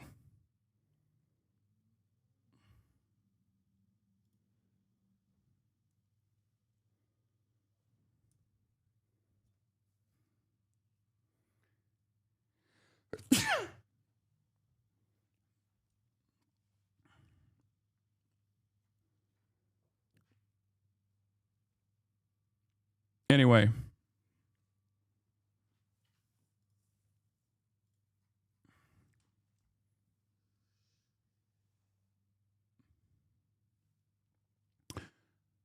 It seems like the U.S., in the U.S. anyway, resistance carries a positive connotation and evokes ideas of fighting against oppression, while terrorism carries a connotation of nonsensical and unlimited violence. Maybe militant is a neutral version, but I don't know if it has any connotation. Yes, but it is perfectly valid to both call Hezbollah and Hamas and the Popular Front for the Liberation of Palestine, the Democratic Front for the Liberation of Palestine, and even Palestinian Islamic Jihad, regardless of their own personal ideologies, regardless of how they think Palestinian society should be run, to be the militant front for national resistance.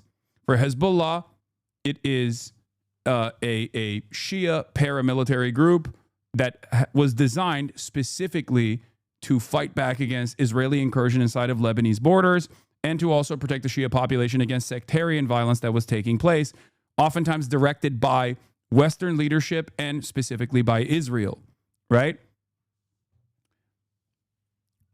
And as far as Hamas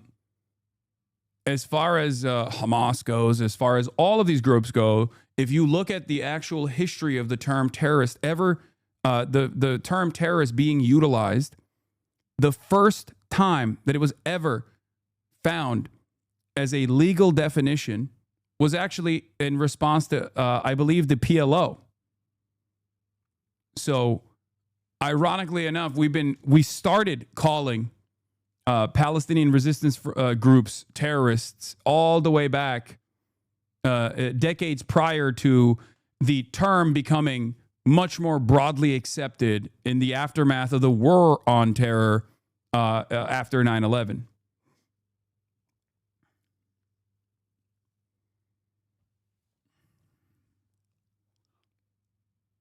No, it's not back in the 90s. It's even before then. Actually, the DFLP hasn't been designated a terror org for multiple decades. Yes, because they've been successfully dismantled. That's the reason. They are incredibly marginal.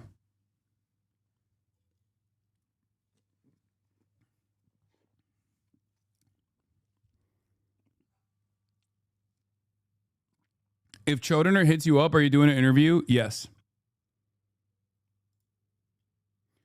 John Brown was both a militant and a terrorist in the context of the state at the time, but was still just, despite the label. The words don't really matter. News is always propaganda, for example, despite the negative associations with the word. Yes, exactly.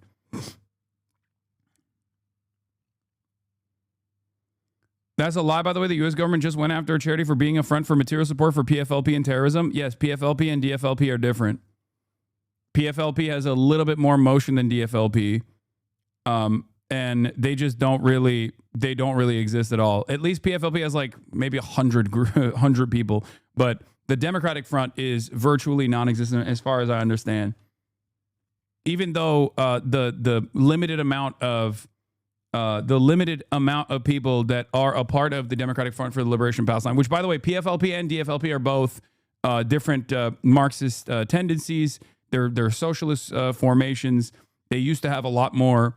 They used to have a lot more membership. They used to have a lot more. Yeah, DFLP split from PFLP back in the day. But regardless, one of them is I think Maoist. I think DFLP might be Maoist. It doesn't really matter. They are super, super marginal. Okay, they are very marginal in the grand scheme of things. Like the resistance front is predominantly led by Hamas. Hamas has taken over the PLO as like the organizing factor as a part of the militant resistance front. And one of the successes that they have seen is that they've been able to combine the entirety of the resistance front. So it's mostly Hamas that has the largest number of militants, largest number of armed combatants, and followed closely by the Palestinian Islamic Jihad. Hamas, however, unlike the Palestinian Islamic Jihad, also has a civil governance component in Gaza, whereas the Palestinian Islamic Jihad is not a real party anymore. Like they have no interest in, at least in the last like couple of decades, they have not necessarily had any sort of investment in operating as a part of the political infrastructure of Palestinians. More so they are more so a militancy. They don't do a lot of politics. They just have a brigade.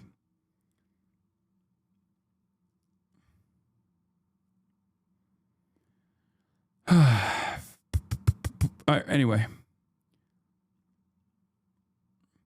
a lot of the what's interesting, at least in my experience, and maybe I'm a little bit wrong about this, but like PFLP, back when in their heyday, was actually quickly eradicated by Israel because they saw PFLP as a real threat, because they could do an international Marxist call to arms and they could get support from other existing international Marxist organizations. And that was a major problem for the Mossad. That was a major issue for the Mossad. So as opposed to how much motion that they previously had, the amount of motion they have now is fairly limited, because they were a part of an international Marxist movement, which is precisely the reason why like you had the Japanese Red Army faction that would go to Lebanon and train with the PFLP, and then would go and like hijack planes and stuff back in the day.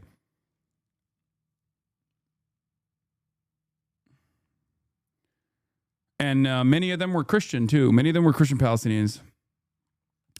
And Israel assassinated all of them, including their leadership, alongside their family members in places like Lebanon, like Ghassan Kanafani, who had never actually held a weapon as far as I understand. He was specifically He was specifically a writer, and yet Israel killed him all the same.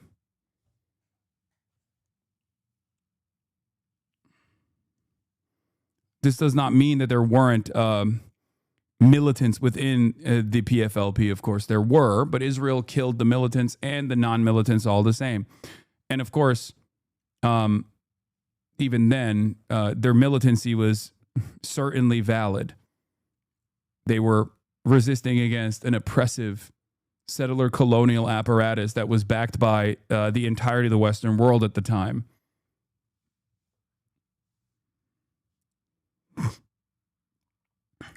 All right.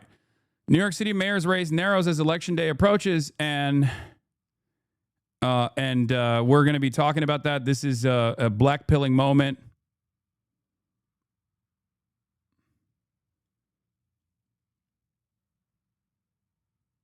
Election day, now just 1 week away. Early voting in the New York City mayor's race has seen a much stronger turnout than 4 years ago. It comes as Andrew Cuomo is now gaining ground on Zohran Mamdani in the polls. Christina Fan is live at an early voting site in Jackson Heights, Queens. Christina.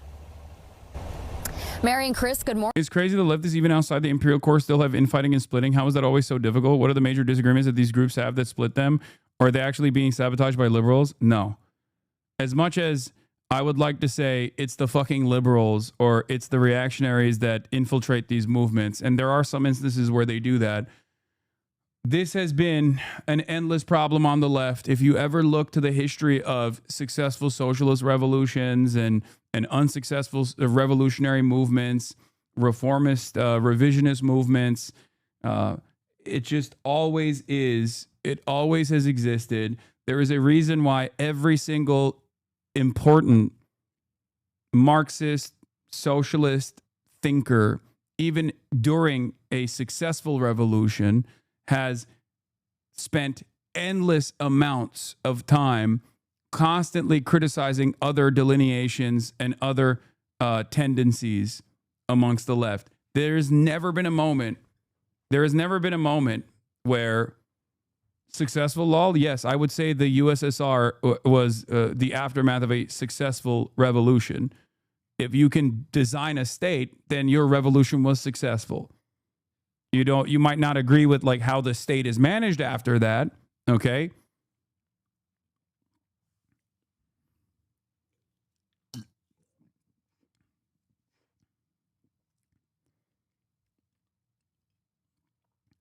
I think a lot of the infighting also stems from how overwhelming the forces of capital are. It makes it virtually impossible to design any sort of discipline in any sort of movement, especially because a lot of people have very different versions of what it means to be authoritarian and what it means to be a democratically organized movement. And those differences become fairly consequential in the grand scheme of things. And no one turns around and goes, okay, we've actually achieved this success. We've actually destroyed Tsarist Russia. Now it's time for us to unify. It never works that way. It happens at every point. The American left, which is virtually non-existent, okay, is a great example of this. Even when we got no class consciousness as a country, even when we have no real robust left movement in the country, people are still fucking constantly eating each other alive, talking about how different it is. Okay? Constantly talking about how fucking... It's bullshit. Morning, more than 223,000 people have cast their ballots during the first 3 days of early voting, and there appears to be a surge of older voters. They are outnumbering younger New Yorkers who helped propel Zohran Mamdani to his dominant win over Andrew Cuomo in the Democratic primary. Zoran Mamdani all smiles as he appeared on The Daily Show with Jon Stewart Monday night, confident his legion of 90,000 volunteers will bring him to victory over the finish line, despite a new poll showing Andrew Cuomo surging. Making buses faster, free delivering universal child care. These are not just slogans. Right. These are commitments. Chatter's wrong. There are liberation groups who aren't even infighting and formed a united front. Not exactly socialist Marxists. PFLP and DFLP are the only ones who had a split along ideological lines. Hamas and PIJ were created on their own terms, not socialist, but still liberationists. Yes. Yes. I know. This is true. And ultimately, they still had a singular focus in fighting back against the Israeli occupation. So they could unite in their militancy, in their efforts of militancy, because of how oppressive Israel has been. So historically, and even in contemporary society, the only time where a dominated population, ever actually gets together and casts aside whatever differences in opinion that they have is when they're singularly focused on an emancipatory struggle, when they're singularly focused on overcoming a fascist movement or overcoming an ethno-nationalist apartheid project such as Israel, or overcoming the utter domination of Tsarist Russia. Those are the only instances where people actually successfully get together and fight back. So much so that I can point to you the endless civil war that existed between Maoists and the nationalists in China. They also dropped their infighting to do a little collab special in an effort to fight against the Japanese genocide that was taking place. They literally did that. They were like, all right, we got to do a little bit of a collab here. Okay? W collab.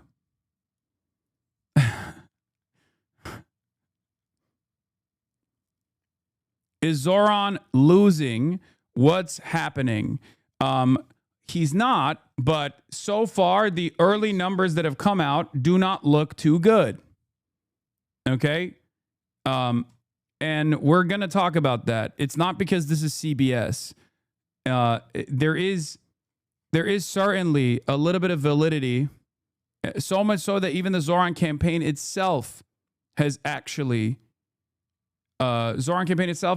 used this as an opportunity to spark the light under the asses of a lot of people. Okay, they also put out a press notification saying Cuomo's cut our lead in half from 20 to 10, and a lot of older people are voting in the early voting. The early voting numbers look crazy. Okay, they're like 5xing previous early voting numbers, and unfortunately for Zoran, the early voting numbers off of demographics are 55 plus year olds that favor Cuomo over Zoran. Now, they favor Cuomo over Zoran by a small margin.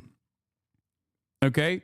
They favor Cuomo over Zoran in the 55 plus demographic over, like oftentimes around like 4 points. Having said that,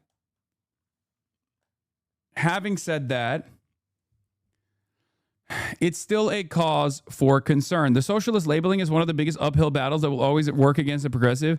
I don't think it's the socialist label. I think it's more so just straightforward racism. I think the mailers and the flyers and presenting Zoran as like this scary threat to New York that's going to do 9/11 10 times over if he becomes mayor is working with the boomers, with the white boomers, and not even just the white boomers, with the black boomers and brown boomers as well.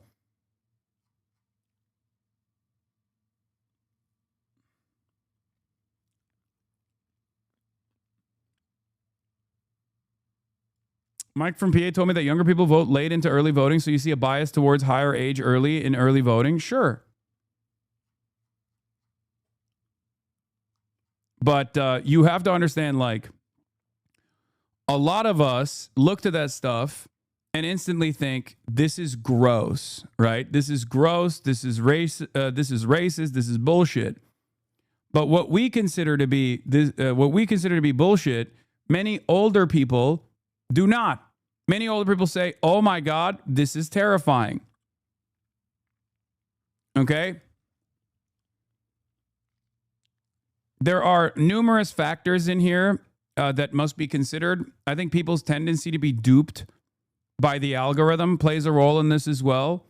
After all, I just spent the last 30 minutes covering people who are our age coming in here to be like, "I just saw that you're quitting on TikTok. Why the fuck is that a thing?" Right? It kind of feels like people do have a tendency to be duped. For all the people that have come in here to check on their own, I'm sure there are tens of thousands of people who just made up their minds that I had actually quit.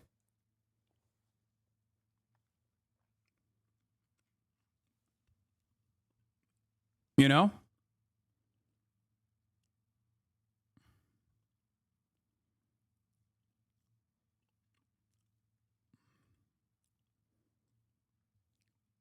I do think what's funny about this is that a lot of Zoran's policies unironically help the old.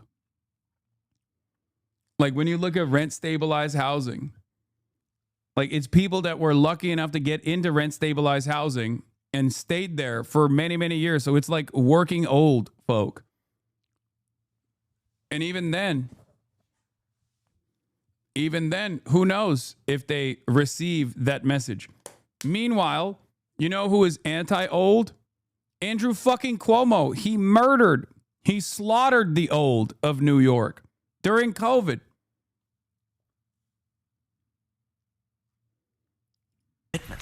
And when we deliver them here in New York City, it will be also the delivery of a politics that can actually aspire for more than what you're living through. The new Suffolk University poll has Mamdani at 44, Cuomo 34, Curtis Sliwa 11. Cuomo has been closing the gap. Mamdani had a 20-point lead in the poll back in September. I feel very good because New Yorkers, at the end of the day, they want a mayor who can do the job. But can Cuomo make up 10 points in 8 days with people already voting? Polls can change in a second, and I expect there'll be a couple, maybe one or two more that might show it's back to 20 or might show it's down to 5. So it's a pretty volatile race. But certainly this is as close as he's gotten. Early voters have been coming out in record numbers. At the end of day 3, more than 223,000 have already cast a ballot, with Brooklyn and Manhattan leading the way. We have unprecedented early turnout. Some of that obviously is because I'm running as the only Republican. So let the people determine who becomes the next mayor. And according to the latest poll, about 7% of those surveyed say they remain undecided. Reporting live from Jackson Heights, Queens, Christina Fan, CBS News, New York. Christina, thank you. It is mind-boggling to me that for boomers, I mean, if the fear-mongering coming from CBS News remains, okay, then boomers don't want any policy. They just don't want a brown guy. Okay? They just straight up are like, oh, what are the policies that this guy's offering? Fast and free buses, rent freeze for rent stabilized units in New York, universal child care, a tax on the super wealthy potentially. Okay, great. What's the other side offering? I'm not brown and Muslim. I also may or may not have raped a cop. And also am responsible for killing many of your friends. But guess what? I'm not a Mohammedan. And I don't like 9/11, whereas Zoran clearly loves it. After all, he is brown and Muslim. He is Mohammedan. My opponent, ladies and gentlemen, of the elderly, is very much a Muslim man who would like to do the Islamic Caliphate. And every boomer's like, oh my God. Oh my God. Oh my God. This is the best. This is Well, you sold me. You fucking sold me.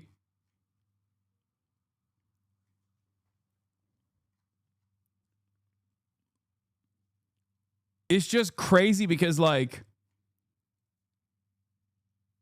I don't know. It's hard not to feel discouraged. Mamdani voters overwhelmingly say they're voting for him, but a huge chunk of Cuomo voters say they're mainly voting against Mamdani. 40% of Cuomo voters are voting for Cuomo, and 40% are voting against Mamdani. Whereas for Mamdani, 80% of voters are voting for Mamdani and only 15% are voting against Cuomo.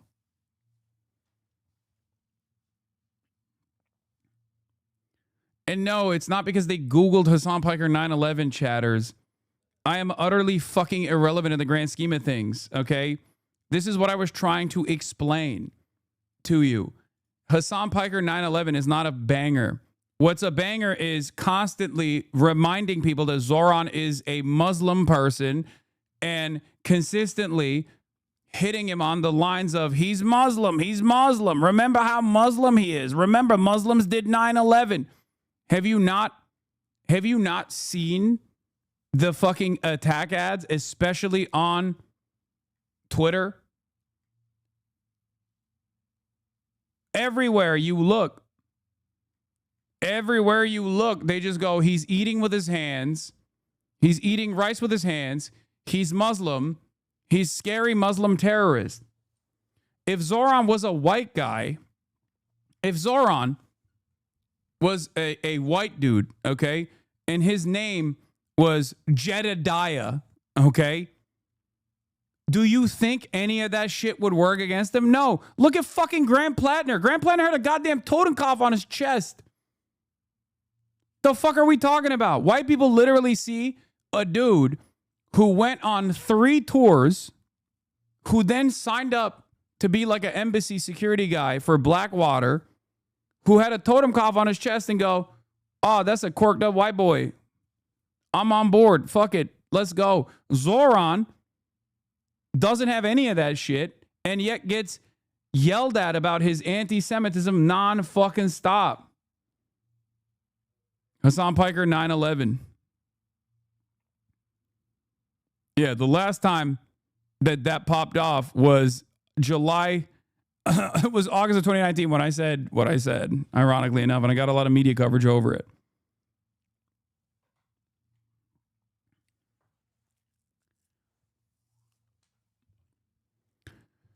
Do you think Zoran would get benefit from getting a Nazi tattoo? No, because Zoran isn't fucking white. That's my point.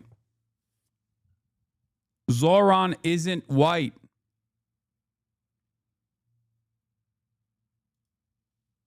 Graham Plattner is literally doing town halls in towns in Maine that have like 2,000 people population total with like 700 people. So like he's literally currently doing town halls where half the fucking population of the town are at the town hall. Ain't nobody gives a fuck. Whiteness is a superpower. Being white is so OP. Being a white man, oh my God, is the most overpowered shit.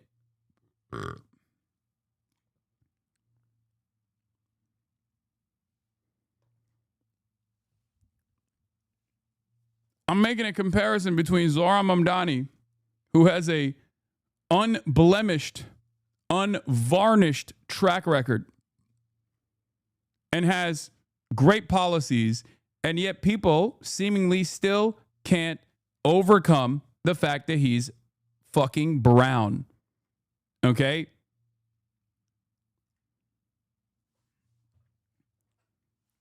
That's it.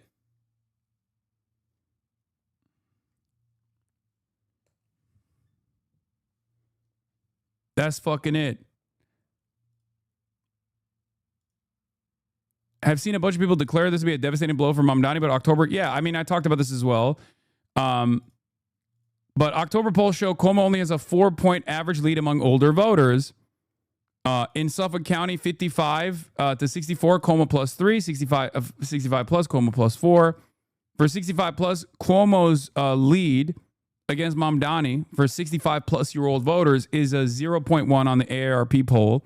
For Fox News, 65 plus goes to Cuomo by plus 10. Okay, that's the most like devastating poll.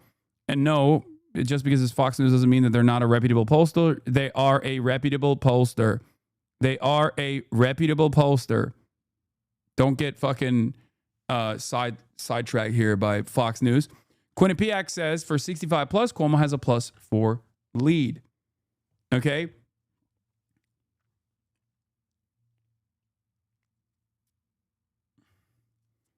This to me is actually devastating for Cuomo. Cuomo should be cleaning up the New York olds, right? Name recognition, a tendency to overlook all of the past shit that Andrew Cuomo has done. Andrew Cuomo is exactly the type of person that like New York olds would vote for. So the very fact that he's only got a fucking plus 4 lead on the 65 plus line is crazy. It's so crazy that it makes me feel like he already killed all of his fucking voters. And that's the reason why he's only got a plus 4 lead on 65 plus. Because on the other side, when you go back beyond 55, when you go to like 35 to 18 category, it's not even a question. But of course, there is a lot more mobilization for the olds. Old people love voting. Young people don't love voting. Young people are hard to get out to vote. Does this mean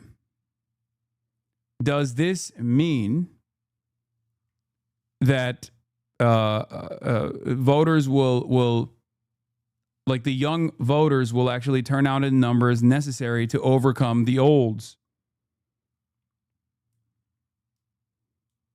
We shall see.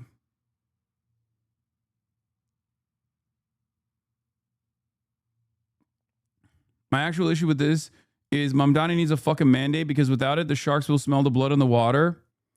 No, I mean, it's fine. It is mandate or not.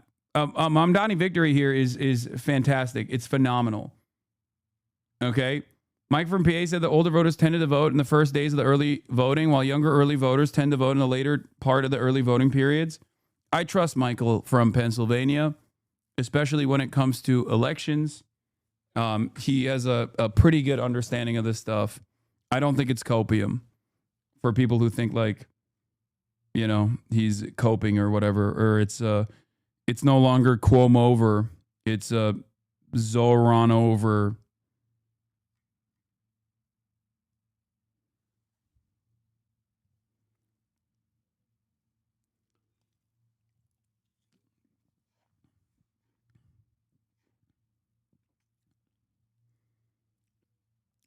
People who are saying we're cooked off the first sign of bad news have PTSD.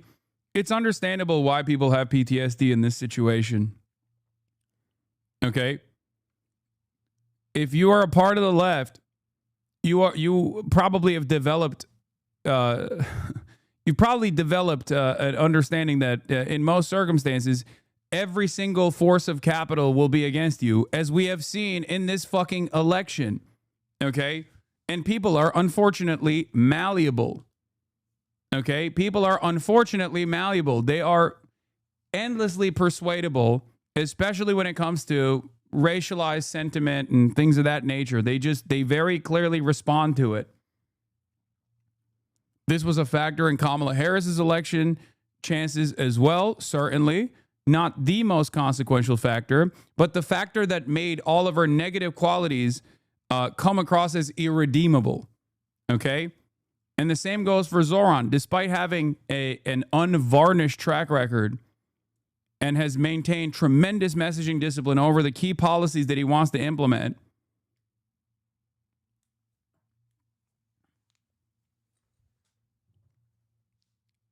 there are still plenty of people who can't get over the notion that, you know, you're going to have a Muslim mayor. Oh my God, that's terrifying. And I'm not just saying that. I'm not just saying that because of the Islamophobic. The reason why I'm saying that is because that's the only fucking that is the only thing that Cuomo has been attacking him on. Okay, that's the only thing. That's it. They've attacked him on nothing other than the fact that he is Muslim in the last 2 weeks.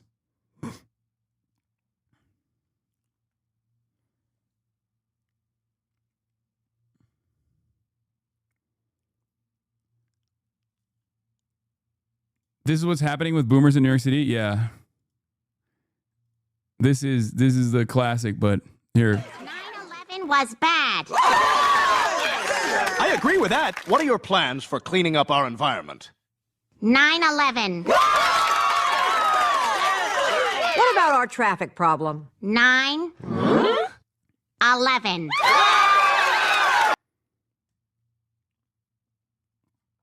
We like to think that we're so brilliant, we're so smart, and we're not susceptible to propaganda. But honestly, people are by and large very fucking stupid.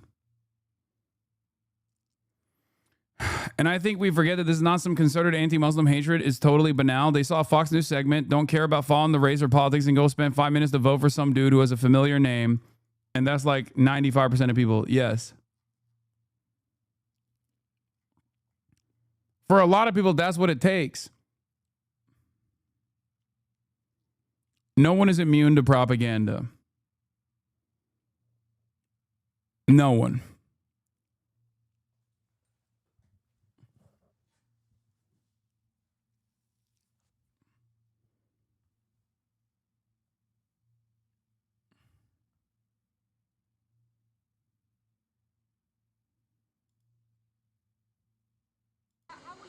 What is this? After getting busted in a lie, his aunt wasn't even in New York City during 9/11, and who doesn't wear a hijab? Zoran now says it was a distant cousin, not his aunt, who was afraid to wear a hijab in 9/11 in New York City because of 9/11. Oops, my aunt is my cousin. Leftist talking points collapse.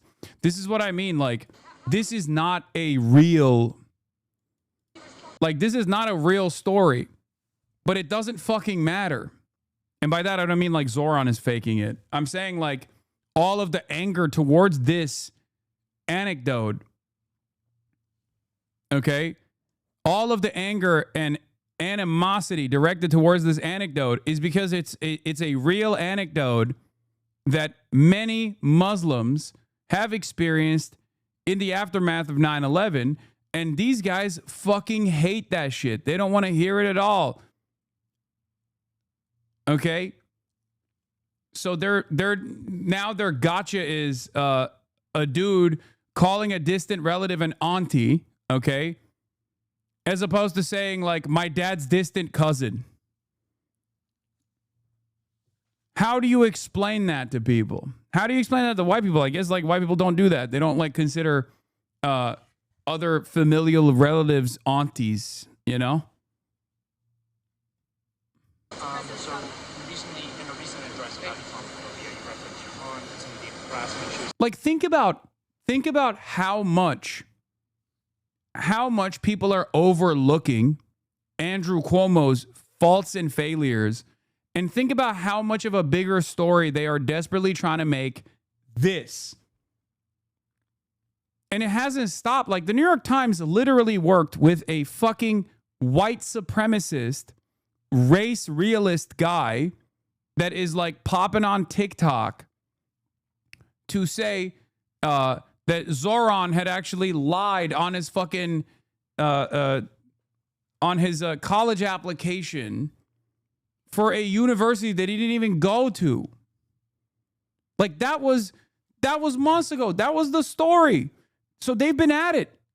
The New York Times has been at it. They haven't fucking stopped. I need you to understand, New York Times is supposed to be either unbiased in this regard or kind of liberal adjacent. And yet, And yet, for some reason, they hammered that super fucking hard early on. It didn't work.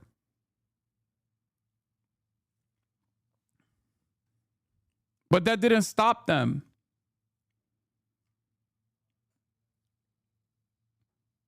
This is not only a anecdote that every single Muslim has had, like a similar experience, where they have someone who's like a distant or immediate relative or themselves have experienced this. Okay, this is a very common experience. But God forbid you fucking bring it up.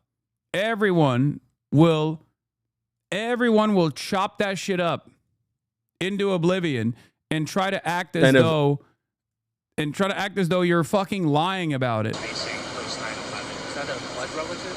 Mm-hmm. Yes, I was speaking about my aunt. I was speaking about Zerafui, my father's cousin, who sadly passed away a few years ago. And for the takeaway from my more than 10-minute address about Islamophobia in this race and in this city to be the question of my aunt tells you everything about Andrew Cuomo and his inability to reckon with a crisis of his own. Yeah, he says my father's cousin. That's who I was referencing as an aunt. And Ted Cruz, of course, didn't even listen to it. Oops, my aunt is my cousin. Leftist talking points collapse. 44,000 likes. Do you think this is organic? I don't. I don't think this is fucking organic at all. I'm sorry. I have seen a metric ton more Islamophobia than ever before since the ceasefire. Okay? And it is being directed at Zoran aggressively. Yeah, see, breaking. It has been revealed that the aunt Zoran Mamdani shed fake tears over, claiming she stopped riding the subway after 9/11 because she didn't feel safe wearing her hijab. Neither wore a hijab nor lived in New York City at the time she lived in Tanzania. 124,000 likes, 6.7 million views.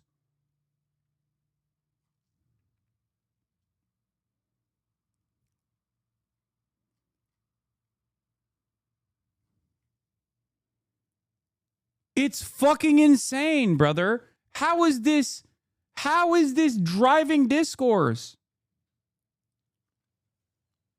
How is this fucking driving discourse, man? 6.7 million views.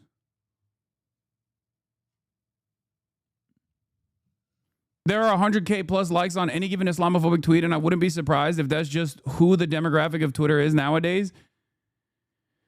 There's two things at play here. One, the anti-Zoran bots are out. Okay? The anti-Zoran bots are out. Problem is, botting does work in terms of shaping public discourse and public attitudes. When you see something go buck wild on Twitter, even if you're a normal human being, it actually has a tendency to shape your perspective. Okay? It has a tendency to shape your perspective. You go, wow, a lot of people believe this. Maybe this is actually fucked up. Okay? And the same goes for not just the, where are you going? Kaya, where are you going?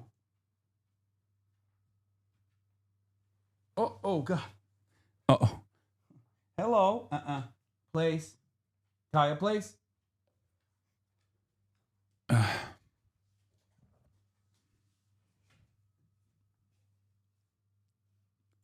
Abuse, dog abuse, dog abuse.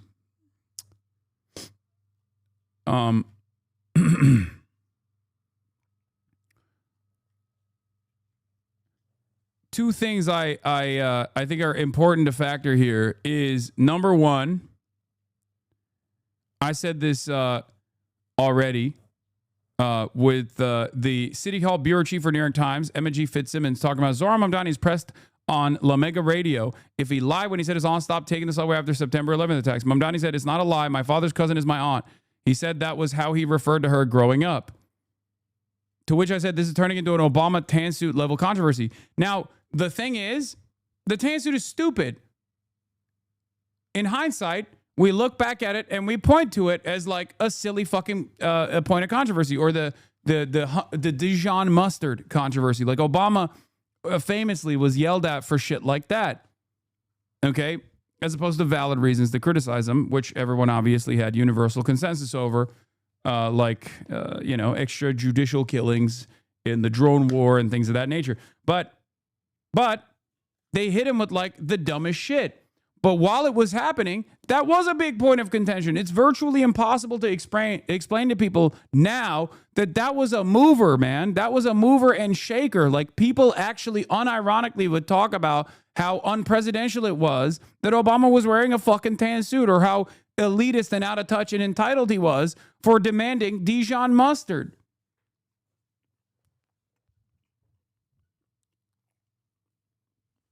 Or the fact that he wasn't a real American. The fact that he actually faked his fucking birth certificate. In your stream with him, he broadly used uncle or aunt for elderly people. This is so silly. I know. And the other thing that's going on here, obviously, is that Israel can't win Americans over anymore, so its defenders have decided to disparage Muslims instead. And it seems to be working so far. Poll-tested messaging being used by Hasbras to make public more amenable towards Israel. 1. Fear-mongering about Muslims. 2. Jews were promised Palestine. 3. Blaming Palestinians for continuing to resist their murder and displacement. About half of all Europeans were generally misinformed about the state of Israel as a democracy offering freedom of religion, having rights for women and gays.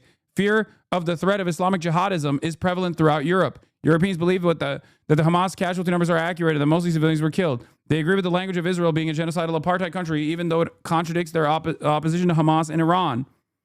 Top messages in Europe mostly echo what worked in the U.S., that Hamas fosters a culture of death and hate, celebrating atrocities, that the purpose of Hamas is to destroy all Jews and spread jihadism. They also question the alliance with the left, given the cultural anti-gay position of Iran and Hamas. 2 other key messages. The Jewish people need a homeland, and Hamas at this point should just give up. Most importantly, all countries showed significant shifts after the messaging, averaging over 20 points, especially once the situation in Gaza is resolved. The room for growth in all countries is very significant. This was from a leaked document, okay, that was commissioned by the Israeli Ministry of Foreign Affairs to basically restructure how Israel needs to propagandize going forward. And one of their key findings was to just say Islamic barbarism and Muslims are a fucking plague on Europe, and try to tie that back to Israel is fighting the same battles that you're fighting on the home front.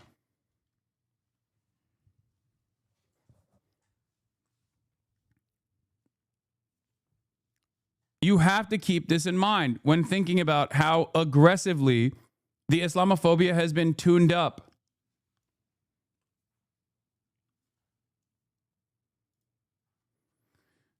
Yeah, and they're doing it. Like, they're openly doing it. Eric Doherty, just in 2 major American cities are about to elect Muslim communists as mayor. Unreal. The consequences of being legally invaded. These cities are dooming themselves. 51,000 likes. And now with the purchase of TikTok, they can hammer on these messages over and over and over again until it fucking sticks. Meanwhile, messages like this, even though Ted Cruz misread, or Ted Cruz just simply read this and didn't even listen to the fucking video, okay, and is dunking on Zoran, gets 45,000 likes. Van's response, honestly, the fact that y'all don't get this auntie cousin thing just tells me that you guys are super elite, non-regular family having people. This is truly insanely ridiculous. Only 6,000 likes.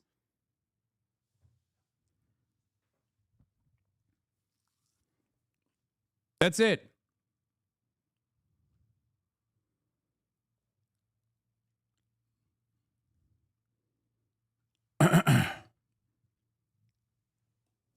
Israel realizes that they cannot fucking defend Israel in the United States of America. Random moment from your stream where he broadly uses uncle. How are we going to get people out? They were actually uncles from, not just from Queens, Bronx. All the uncles got together. Oh, thank you. Yeah, no. You're a star. Yeah. It's so fucking stupid, man. And even white boys do it too nowadays, especially with like the TikTok. Especially with like TikTok making it more, you know, TikTok and AAVE flowing through TikTok in general. Unk is like a part of the common vernacular at this point. Like, I'm not actually Jason the Ween's real life uncle, but I call him my nephew. Okay? W nephew. W Unk. He's not literally my nephew. Okay? Yeah.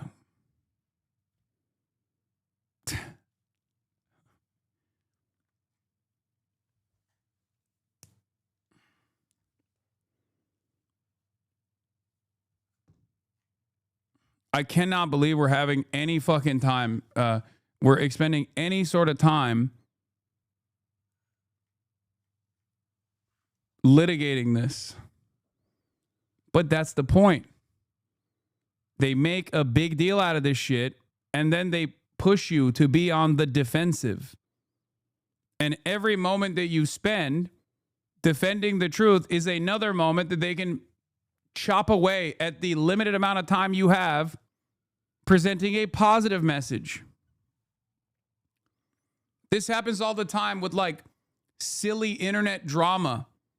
It literally happens nonstop on the internet.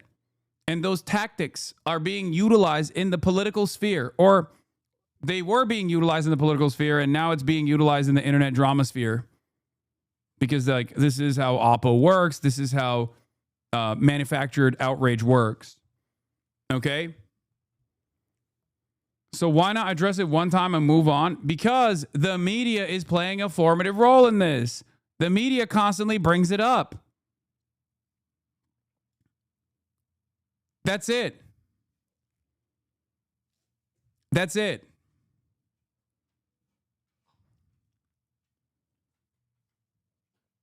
America's most important social thinker on Auntiegate. I would say like 80% of ethnic groups are exactly the same, and everybody pretends like everyone's like, oh, we're always late. We eat a lot. We have guilt, and it's like that is everyone but WASPs. I think this is quite literally the last third of my current hour. Is like that like everyone is the same because everyone says they value family and food, and they think they invented family and we just like to get together, and it's not just family. Actually, it's relatives like. Yeah. You know, a guy I thought was my uncle wasn't even related to me. It's like, most people are like that. Or people are like, you know, we call her an auntie. I'm like, I'm familiar. I do think that is probably just how much like WASP culture is like dominant in, but it's like they are the outlier. Can you explain what WASP means? It means white Anglo-Saxon Protestant. It is the most domineering culture in America. It is the people that designed this country. It is the people that have shaped the culture of this country.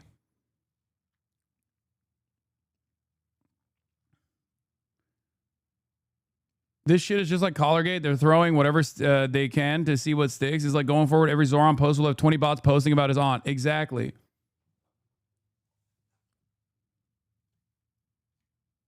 The Tish family put 1.2 mil against Mamdani. Meet the billionaire spending over six figures to stop Zoran from becoming New York's next mayor. From Michael Bloomberg to Bill Ackman. I know, we covered this already. Like, this is not irrelevant, okay? This is not irrelevant. This is a major, major issue. Billionaires see the popular mandate that a guy like Zoran has, and they want to fucking stop it no matter what.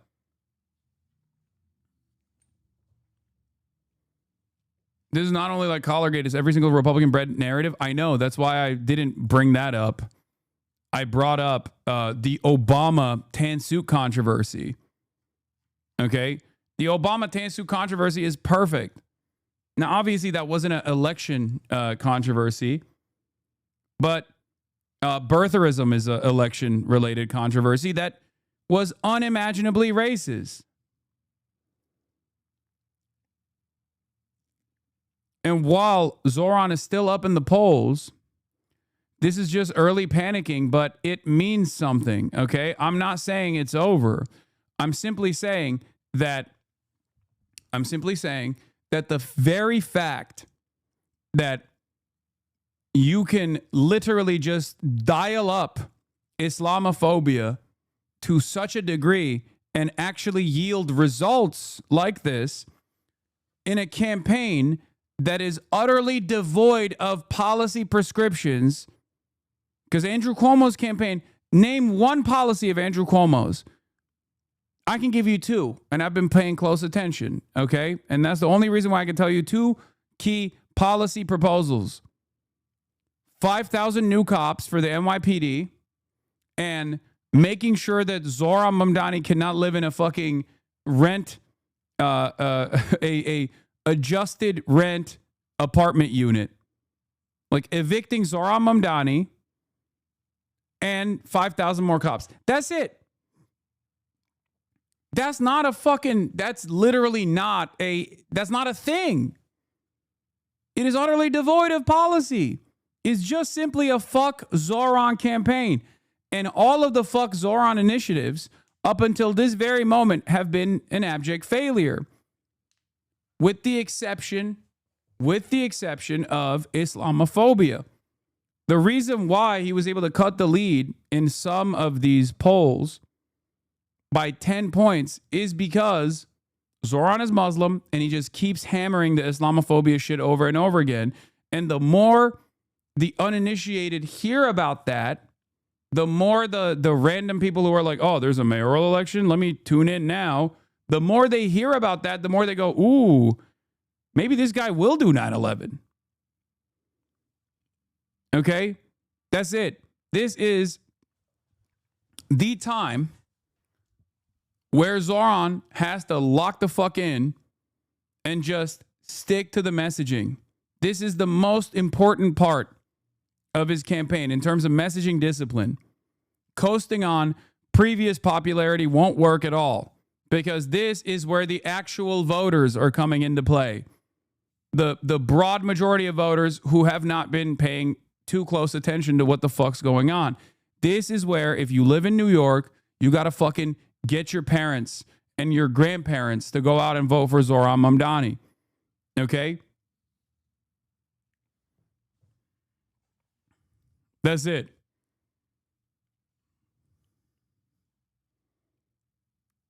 This is where you have to canvass extra hard.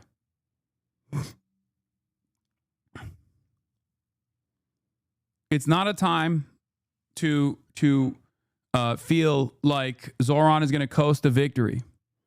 Okay? Not at all. You have to be playing as though he's down 10 points, not up 20. Okay? New York City Democratic mayoral nominee Zohran Mamdani holds a commanding lead over former New York Governor Andrew Cuomo, who is running as an independent, according to a poll released 1 week before Election Day. The 5-day Manhattan Institute survey, which closed Sunday, shows Mamdani leading with 43% of likely voter support, followed by Cuomo's 28% and Republican nominee Curtis Sliwa's 19%. Around 8% were undecided. This is a good poll that came out for Zohran, but it doesn't matter. There are a bunch of bad polls. Like, even in the bad polls, he's still leading by 10.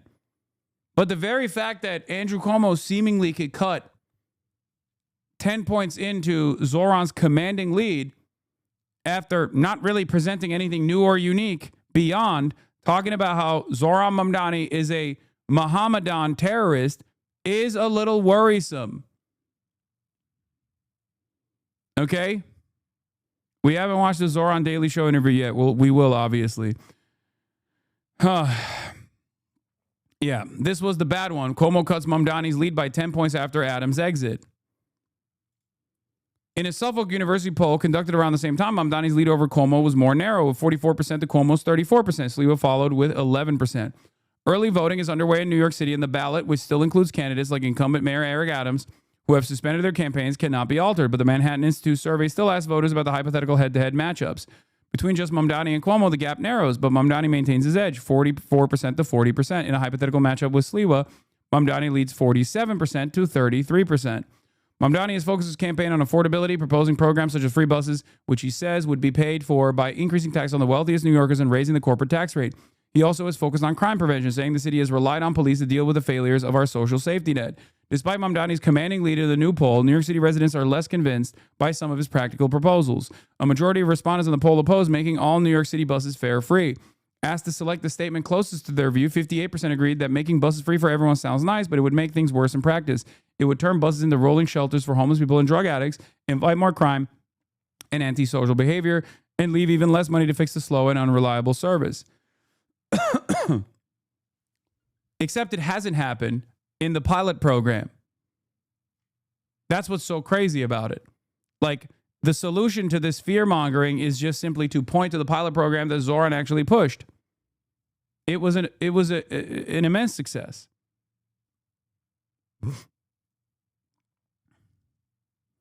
A third of the respondents, meanwhile, selected the following statement. Bus service should be fast and free, universally accessible. Eliminating fares will make public transit more affordable and efficient for working New Yorkers while reducing conflicts between riders and operators. Asked about the fare evasion on subways, 60% of respondents said allowing the practice to go unchecked invites more crime and freeloading, while enforcing payment helps maintain order and safety. Only 30% said fare evasion is mostly harmless and should not be policed aggressively, and that enforcement criminalizes poverty. And you have to remember, like, fast and free buses literally already exist in other cities around the United States of America. That's what's so nutty about this. The working class is so fucking right-wing, it's crazy. No, man. The working class is just heavily propagandized. In the absence of any sort of counter-messaging from the left on issues such as this one, of course, the only thing they hear is stabbings happening on buses by crazy homeless people. And when they see homeless people on the street fucking screaming and shit, they go, oh my God, crime is out of fucking control. What is fast? Buses with racing stripes and a spoiler. Exactly.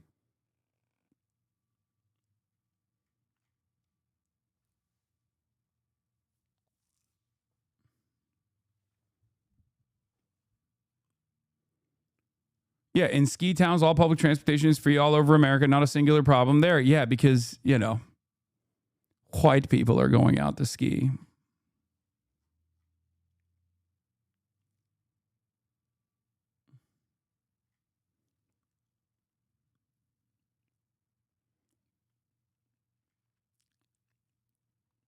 Anyway, New Yorkers were more inclined to support raising the corporate tax rate on business at the state level in order to pay for new social programs. In New York City's 53% supported it, while 39% opposed it. Okay? It's easy to make someone more racist, but not more anti-capitalist. Yes, that is by design. Just like it's literally a million times easier to make people anti-Semitic rather than making them anti-Israel from an anti-imperialist framework. Okay?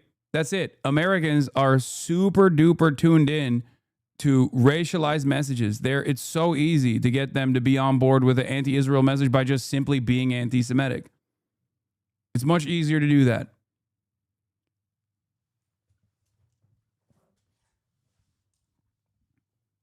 Literally 100%. Everyone else on Earth behaves the exact same way. Anyway,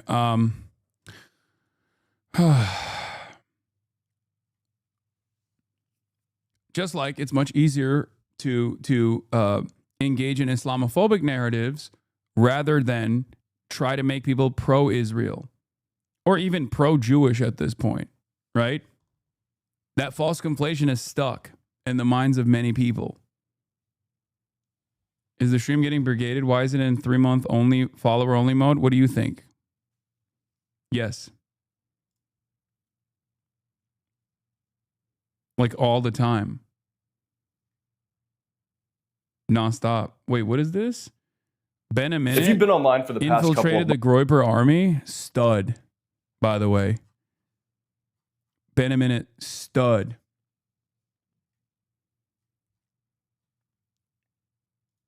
We'll look at that later. How is he going to make the buses faster? He's just going to tell the people to put the pedal to the metal. No, fast and free buses means more buses. More bus lines. That's it.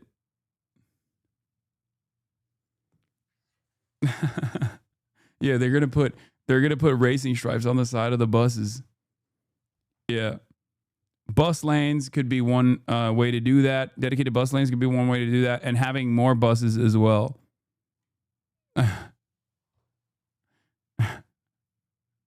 Also, when you no longer have fare to worry about at the point of entry, that also automatically makes the buses faster too. And also, obviously, the thing that we are refusing to reckon with here, which is racing stripes. Everybody knows racing stripes actually make cars faster. This was also another thing that I saw that people were like yelling about, which I think is really funny. This goes back to the classic, name one thing that Zoran has ever said that is remotely anti-Semitic. And everything that people find and everything that people point to is not anti-Semitic at all. And it's just a basic, accurate reflection of reality of Israel's relationship with like the American law enforcement, for example. Let's hear what Zoran is saying here. Okay. This is pretty bad. Really getting into Jewish conspiracy type stuff here, says Kathy Young. Soviet-born Jewish American gal, voice of reason against the madness, lover of otters, bulwark online, Reason Magazine, Newsday, etc. Let's take a look. The importance for me of international solidarity is that it takes me out of the American political landscape and reminds me just how tame some of the things are that I'm actually calling for or that I support. And it reminds me of the necessity of grounding ourselves in the struggles as opposed to the fights around the struggles. For anyone to care about these issues, we have to make them hyperlocal. We have to make clear that when the boot of the NYPD is on your neck, it's been laced by the IDF. We are in a country where those connections abound, especially in New York City. You have so many opportunities to make clear. Bars, by the way, is literally true. Hey, why the fuck is there a Tel Aviv NYPD station, bro? Why does the NYPD have a headquarters in Tel Aviv? Why is it that the IDF, post 9/11, has trained virtually every single law enforcement precinct in this fucking country, all the way down to goddamn Iowa, for counterterrorism initiatives? Why does Israel have a birthright program for cops? Not Jewish cops, just cops. Why? And when you actually bring that up, people go, wow, anti-Semitic much? It's like, brother, I didn't design this complex web, okay? Neither did you. I'm simply reflecting on the reality, and you're mad that I'm doing it.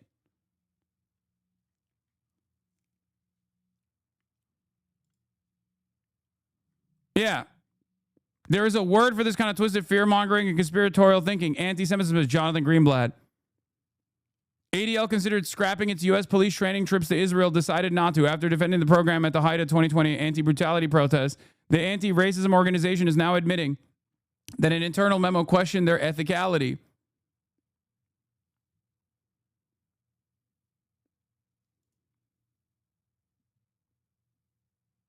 The only bad thing about this clip is that he will answer now if pressed about it. Yeah, but that's not a bad thing. Because remember, Islamophobia works against Zoran Mamdani. But accusations of anti-Semitism, especially when he's simply talking about Israel, and any sort of reflection on anti-Israel sentiment is good for Zoran Mamdani. So if they actually hammer this point on, not to give any fucking tips and tricks to the Zoran haters that are probably crawling all over this goddamn stream on a daily fucking basis, but anytime they bring up shit like that, he actually looks better because people go, wait, that is weird. You have,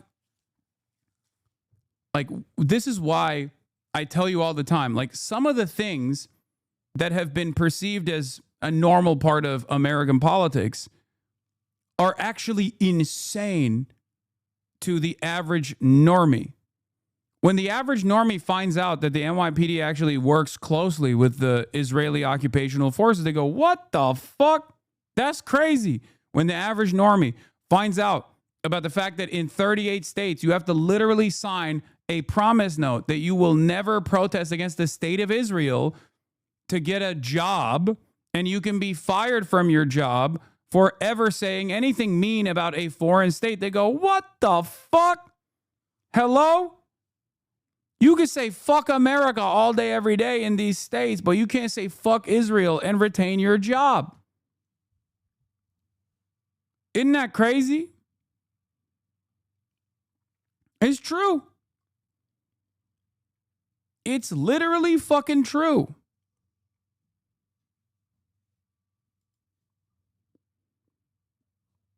Yeah, hard to know who he hates more, the cops or the Jews. Pray for New York City.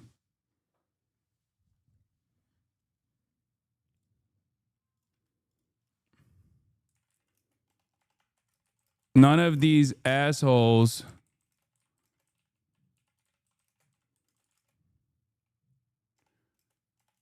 why American police departments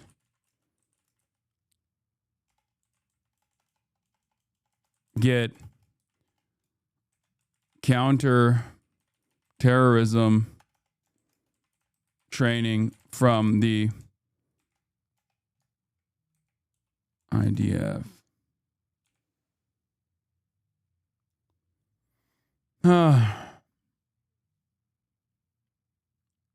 How hasn't the antibodies legislation been overturned by the courts yet? You mean anti-BDS? Yeah, here it is, bro. Here it is, brother. Look, look, look.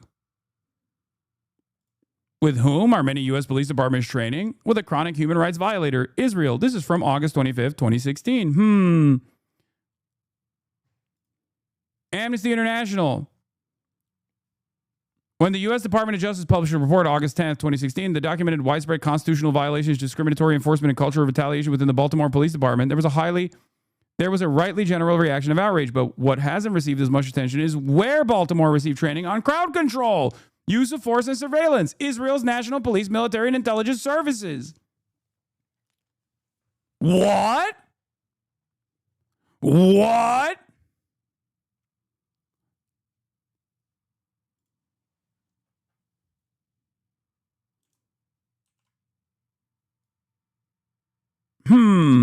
Interesting. Interesting. This was something that I brought up during Black Lives Matter, to which Ben Shapiro retweeted someone calling me anti-Semitic doing blood libel, to which I replied with, I guess the Jewish Virtual Library is doing blood libel, if you remember. When I talked about kettling and corralling as a practice of crowd control, and how the IDF had trained U.S. police departments after 9/11 and taught them the practice of kettling and corralling. Ben Shapiro had the audacity to claim that was blood libel. Blame the Jews as blood libel. The tactics haven't changed.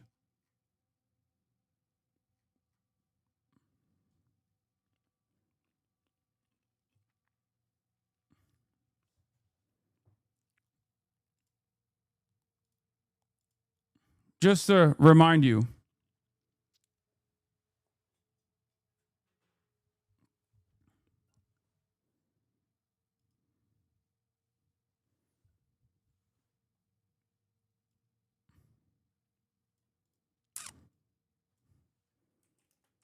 is it anti-Semitism?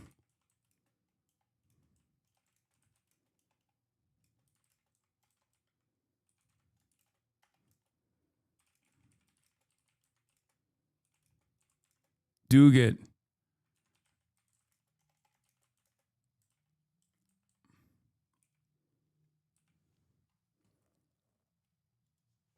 Anyway.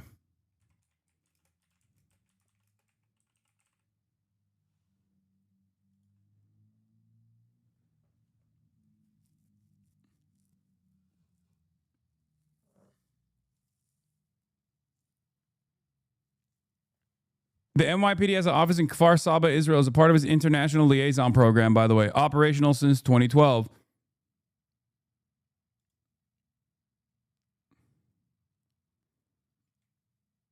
for you guys that don't know. That's also true. I'm going to post that as well. Hold on. I'm like...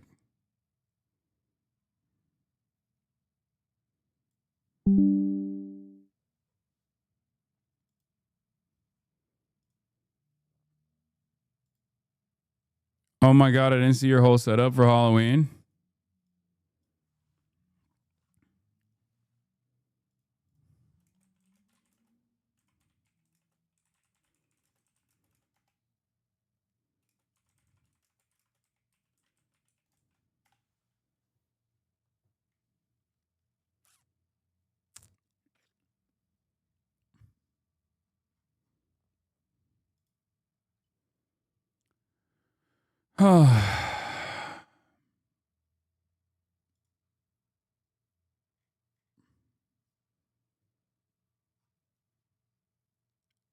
Alberta just used notwithstanding clause to force teachers back to work, a first in Canadian history. Nice. Everything is just getting everything is getting worse and worse. Yeah, here's the birthright for cops. A 13-member delegation of New York area police chiefs and commissioners visited Israel this week under a program run by the Ministry of Diaspora Affairs dubbed the Birthright for American Police Chiefs.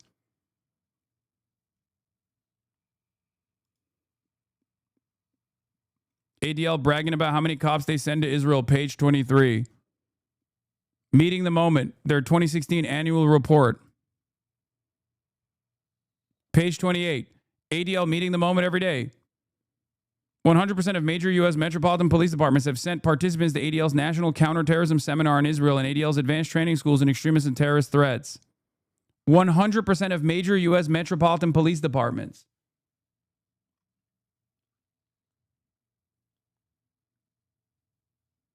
Isn't that fucking nuts?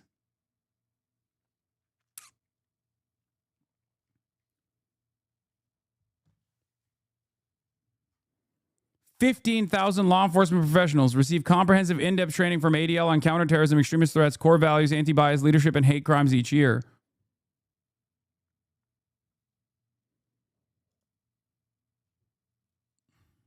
Yep. We've been saying this. That's why, I mean, ironically enough, what Zoran is saying here is literally, a lot of people think when we bring up Israel or have an international framework that we operate off of, people tend to think that it takes you away from domestic issues, not realizing that Israel plays a formative role in the police violence that people experience on U.S. soil.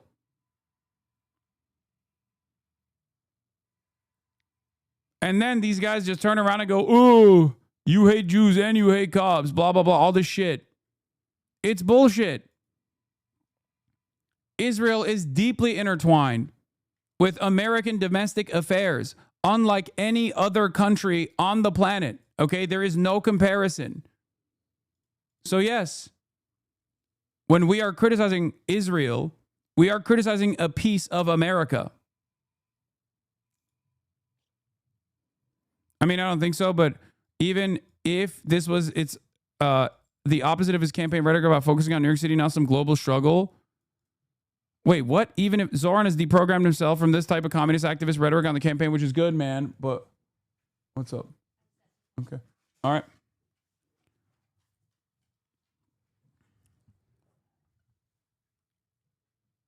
Zoran wants to implement a pro-Israel curriculum in public schools to counter anti-Semitism. A pro-Israel curriculum? Wait, what the fuck? Calls this Mamdani, an anti-Zionist, is now supporting a curriculum that defines Zionism as the right to Jewish self-determination and says an important aspect of Jewish identity is a connection to Israel. What the fuck? Oh, God. He is going to get fucking clobbered regardless. Nah, there's no way. I don't believe that. I mean, this is a JD Forward reporter. It's from Forward Magazine.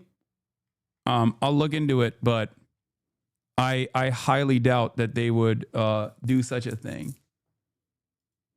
Like, do I believe that he will spend time on anti-Semitism initiatives and things of that nature? Certainly, but here, I'll listen to what he has to say. Mamdani says as part of his counter anti-Semitism is implementing an existing curriculum in public schools system called the Hidden Voices that would celebrate the breadth and the beauty of Jewish life in our city's history.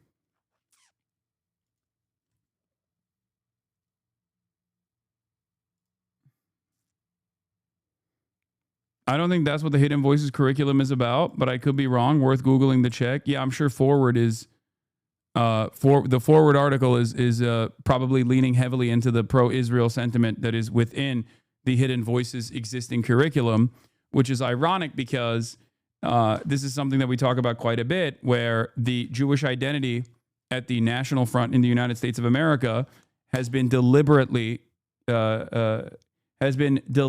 turned into one that is directly tied to Israel. So even in an instance where you're talking about like celebrating Jewish voices, there will still be celebrating Jewish American voices in New York City. There will still be something that's like pro-Israel in it. To be a mayor, not just for those who vote for me, but for anyone who calls the city home. And one of the things that I've appreciated most in these last few months is building on the outreach we were doing in the primary and having more conversations with Jewish leaders, with rabbis, with elected officials, to speak about the importance of rooting out anti-Semitism across the 5 boroughs and the different ways in which you actually do so. Because there's far more talk about it and far less actual plans for how you will do anything about it. And so we have made clear that we're not just going to increase funding for hate crime prevention programming by 800%. We're not just going to ensure that NYPD continues to be outside of synagogues and temples on high holy days. We're also going to actually implement a curriculum called Hidden Voices that would celebrate the breadth and the beauty of Jewish life in our city's history. Because we have to both teach our young and ensure that we protect our old all at once in this city. And I'm looking to not just protect Jewish New Yorkers, but frankly, to celebrate them and to cherish them here in this city. What kind of program is that? Did you start it? Which one? You said whatever you called it. Hidden Voices? Yeah, Hidden Voices. That's an existing curriculum Okay. that just hasn't actually been implemented. Yeah. And this is the other part of it, is that in politics, there's a tendency to treat everything that came before. Hyping up New York Jewish life isn't bad. No, JD, the Jewish Forward, or not Jewish Forward, Forward magazine, okay? JD Forward on Twitter is a Jewish lifestyle magazine that, of course, much like all of the other, like Jewish Insider and all these other like magazines, play a big role in hyping up pro-Israel sentiment. In politics, there's a tendency to treat everything that came before you as something you got to throw out. There are a lot of great ideas that are already there in city government, in this city. They just haven't had someone with the political will to actually deliver on them.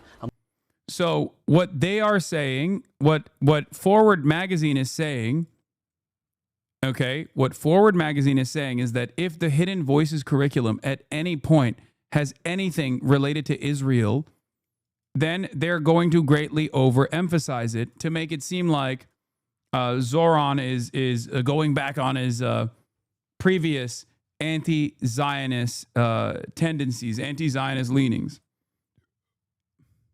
Okay? That's it. They're doing exactly what you said earlier. Right-wing clippers exploiting leftist morality to swing the narrative. It doesn't matter if the clip doesn't match the text. Yeah. So if you look at the actual, I don't know enough about the Hidden Voices thing, right? Reviewed by Forward teaches students in kindergarten through 12th grade about Jewish Americans in the U.S. history and defines Zionism as the right of Jewish national self-determination in their ancestral homeland. So that's the thing. Like, there is I suspect that even if there's like a brief moment anywhere in the Hidden Voices text that mentions Israel at all, Forward Magazine is using that as an opportunity to say, oh yeah, it's like, you know, this is it. The curriculum isn't exclusively about Israel or Judaism. I know. Yet, at the mayoral debate last Thursday, Mamdani said he would have a mayor who actually delivers on the implementation of Hidden Voices curriculum in our school system. Mamdani reiterated that position on Sunday on ABC's Up Close with Bill Ritter, saying the curriculum would celebrate the breadth and beauty of Jewish life in the city's history.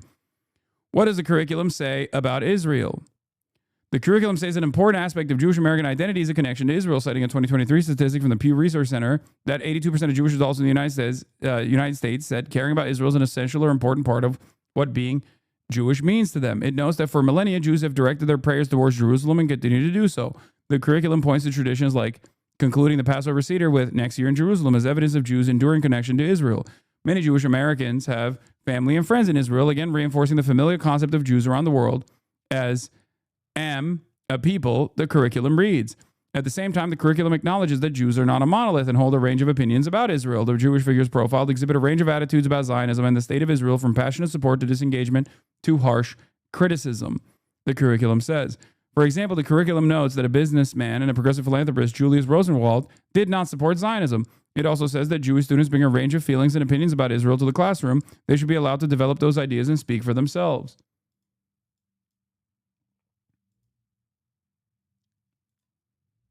I don't think that's what the Hidden Voices curriculum is about, but I could be wrong. Worth Googling the check. Yeah, forward is probably greatly overemphasizing what the Hidden Voices curriculum actually is. The Hidden Voices curriculum itself most likely has nothing to do with Israel whatsoever and everything to do with American Jews. Okay? And yet, I think this is it. And yet, they are trying to say that Zoran is. I think the reason why they're fucking saying that is because they want to make it seem as though Zoran is fake. Okay, he's not. He is. They want to make it so that you, anti-Zionists, that hear this go, oh, he is betraying. He is betraying the anti-Zionist cause. Okay, that's it.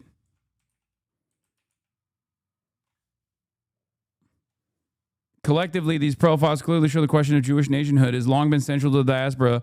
So, too, does this group exhibit a range of attitudes about Zionism and the state of Israel, from passionate support to disengagement. Yeah, they did that. They did the thing that I'm doing right now, okay, which is they key searched Israel and Zionism and then took choice quotes. And then they turned around and said, see, this is a pro-Israel document, which, of course, it is.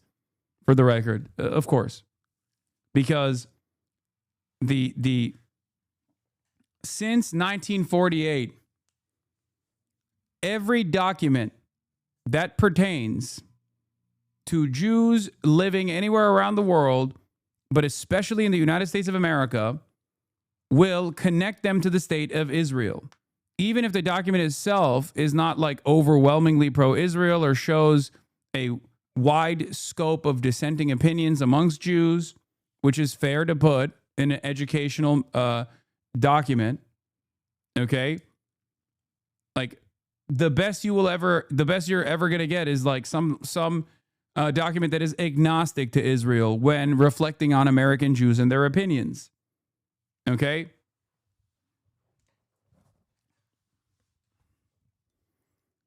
This, of course, is not going to win any favors with the voters in New York that are only worried about Zoran's attitudes against Israel. It's not going to work at all.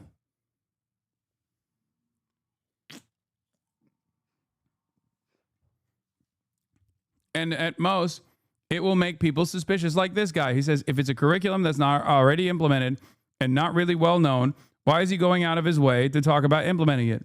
Because he's trying to neutralize the anti-Semitism allegations. Duh. What the fuck do you think?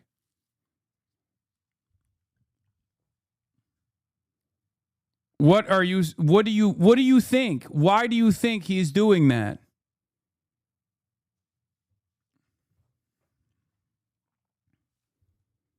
Also, because anti-Semitism is a real problem too. Yes. But it's not like a major point of contention if we're being fucking like when you match up anti-Semitism in New York City versus what is going on in the race, even the way that people are talking about anti-Semitism and weaponizing anti-Semitism in a way that is Islamophobic versus the open, transparent Islamophobia that you've seen in this race from people who are participating in it, from Andrew Cuomo all the way to fucking Curtis Lewa. I feel like there's a major asymmetry here, don't you think? That's it.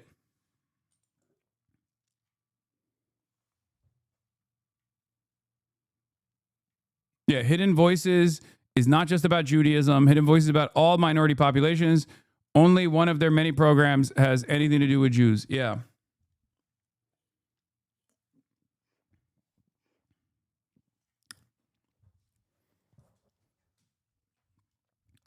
The mistake in this situation is when you use this as a, I mean, I don't think this will be a major point of contention for anybody really, but the mistake here is that then people will turn around and say, well, you don't believe Israel has a right to exist as a Jewish ethno-state, but the document that you're presenting clearly defines Zionism as a Jewish homeland. And I guess he can still turn around and say, yeah, you can have it as a Jewish homeland as long as you also have equal rights and equal representation for non-Jews. No, it's not a one-like tweet. It's a reporter from Forward Magazine promoting their article that no one read, okay?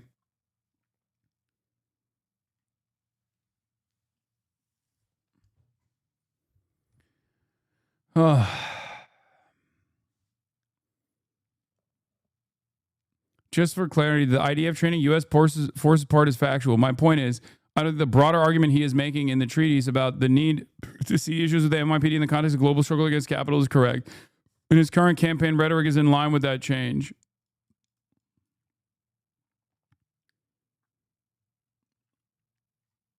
He's still trying to justify it, Tim Miller, while simultaneously acknowledging that what he is saying is completely correct.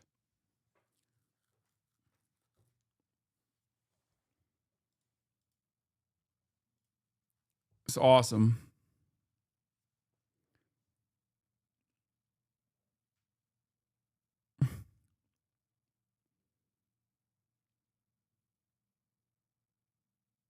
My coworker's asking if we can listen to something other than Hasan stream at work just for a day. No. The answer is no. Open. Wait. What the hell? Open presents.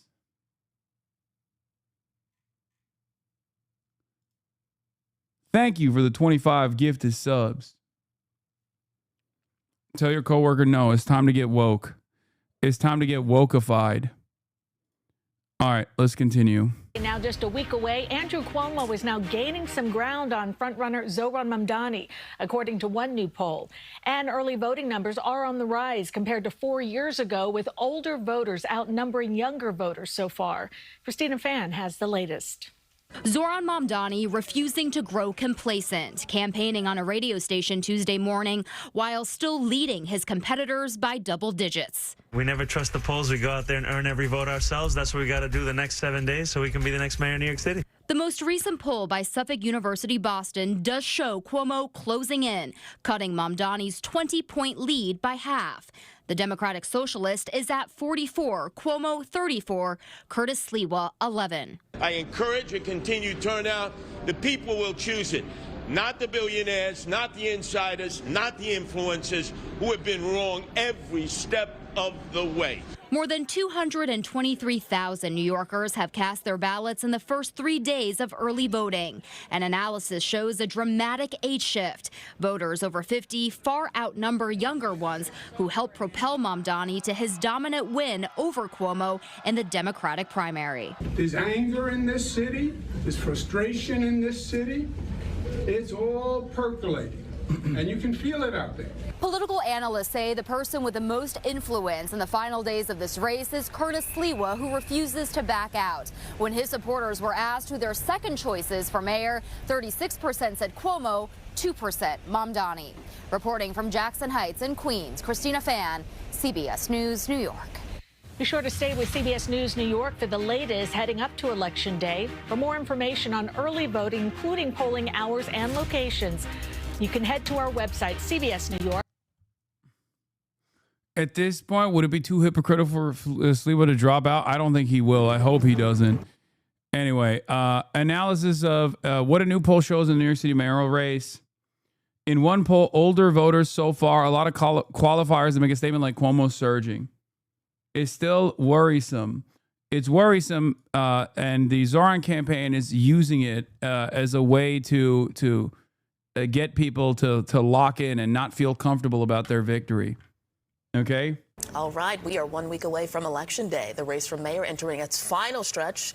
And Election Day approaching quickly next Tuesday. Next Tuesday. All right, early voting getting underway over the weekend, and some of the early numbers could spell a change in the wind for our candidates, depending. Good day's Robert Moses is here now with the very latest. Robert, what's going on? Dan and Tashani, at this exact moment, 1 week from today, we will be talking about how polls have just opened here in the city in the most consequential election the city has seen in recent memory. It's a race the whole country is watching. Last night, Zohran Mamdani appeared on The Daily Show. Are you going back to New York City for Election Day? I was planning on it, but I have so much fucking travel that I don't know if I can swing it. Because, like, right after I have to be in D.C., and then right after I have to fly to China. So it's the difference between, like, being away for 20 days versus being away for, like, 30 plus days. Who cares about DC? It's part of what gave Cuomo the sense of inevitability in the primary. He just seemed to pick up all of these different endorsements. And I think what we showed in many ways was... Earlier, Mamdani addressed the controversy that has embroiled his campaign over the last few days. On Friday, as he talked about post-9/11 Islamophobia, he mentioned an aunt who stopped taking the subway because she did not feel safe in her hijab. Well, after that comment, critics determined that Mamdani's one direct biological aunt actually didn't fit the description that he gave. So yesterday, Mamdani acknowledged that, in fact, he was not speaking about his aunt. I was speaking about Zehra, my father's cousin, who sadly passed away a few years ago. For the takeaway from my more than 10-minute address about Islamophobia in this race and in this city to be the question of my aunt tells you everything about Andrew Cuomo and his inability to reckon with a crisis of his own making. Speaking of the former governor, there are a couple of encouraging signs for Cuomo. A new Suffolk University poll of likely voters shows him trailing Mamdani by 10 percentage points. This is encouraging because if you compare this survey to one that Suffolk took last month when Mayor Eric Adams was still in the race, Mamdani was up 20, so his lead has now been cut in half, according to Suffolk University. And Gothamist crunched some numbers, did some analysis of early voting data, and what Gothamist came up with is that more than half of those who voted early this weekend are 55 and older. Experts say that could be an encouraging sign for Cuomo. The choice is as stark as you think. He is inexperienced. You're right. He is divisive. You are right. He is not about bringing New Yorkers together. He's about dividing New Yorkers. Republican Curtis Sliwa remains in the mix as well, much to the chagrin of those who fear that his presence will hand City Hall to Mamdani. I feel like I'm losing my mind. Every fucking day, Zohran is like, I love Jewish New Yorkers. I'm going to do everything in my power to save Jewish New Yorkers, to protect Jewish New Yorkers. And all Cuomo has to say is Zohran is going to do 9/11 just like all of the Muslim New Yorkers that came before him. And then he's the one who's divisive.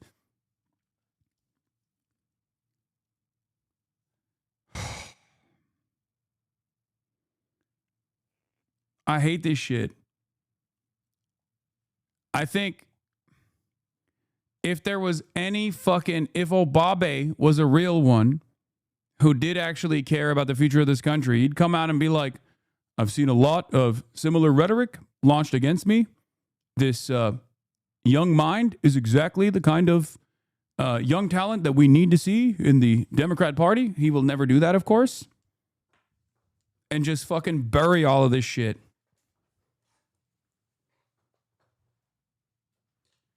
Let me be clear. Keep dreaming law. I'm just saying, if he was the real champion of democracy, or even a person who was remotely invested in the future of the Democratic Party, or remotely invested in fighting against the growing wave of American fascism, he would do that. Instead, he's busy endorsing the CIA candidates.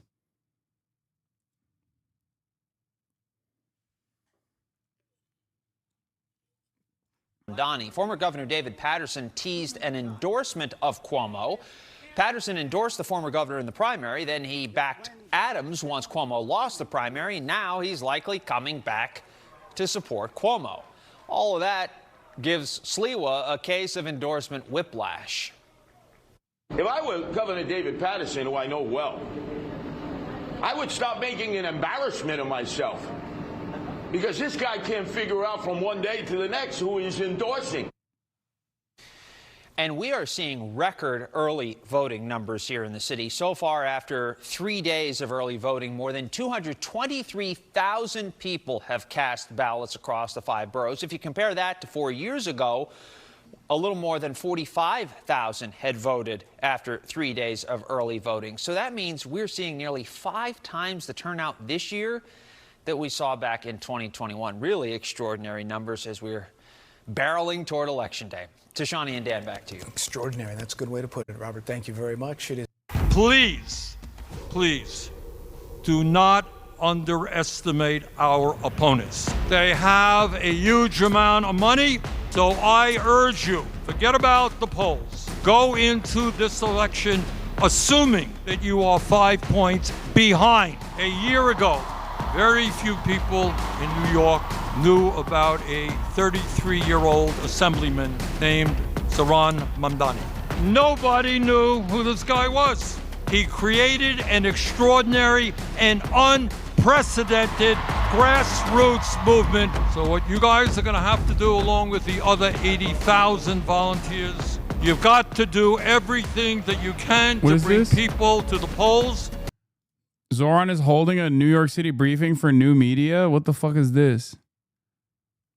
Is there a better angle? On in the campaign and finding that about a 1-minute video was more effective than videos that we had spent weeks trying to plan out, because it was one that could get to the heart of what people actually cared about and do so in a manner that didn't feel like it was a lecture. It actually just felt like it was a reflection of what you were already thinking about, and you could have a good time while engaging in it. And I think, as you said, in the next 7 days, this is a time to win an election. You didn't get the invite, brother. I live in Los Angeles. What motivates having this press conference with all of you is to reach out to New Yorkers, not just those who are already engaging with politics, but those who are just engaging with the world around them, and for many of them through the content that you all make, and trying to make the case for a city that you can afford through every single medium we can find. I mean, I can tell you I've been running for mayor for more than a year. Some of my closest friends, the only interview they have watched me give is flagrant. and I think it's indicative of the fact that politics can't just be the way that it's always been. It has to actually look and feel more like the life around us. Thank you. Yeah, it's not, it's literally inaudible. All right, let's just continue. There's a lot to cover still beyond Zohran. My guest tonight. And I do want to talent of Zohran is his ability to participate in jokes and bits, but also know when not to, so as to avoid a Cuomo, well, that's another problem moment. Yeah. Yeah. I mean, he even did that with me in our first conversation. That is the reality of not being a white dude, for the record, because you know what you can and can't say, especially when the cameras are on, when the lights are on. Like, he's normal? No. A normal person would be far more careless with what they are saying. I am far more careless with what I say because I don't have any. So what's your excuse, buddy? Because I'm not fucking running for office. I'm also an entertainer, first and foremost. So my goal is to educate people, but also make them laugh and make things more entertaining. His goal is to win elections and also to accomplish a comprehensive agenda. That's the difference. Applies this stuff because it's the truth.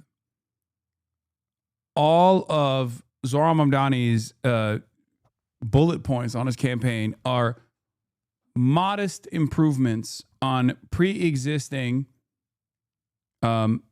state-owned and state-run social safety nets and public transit. New Jersey is a socialist utopia, what?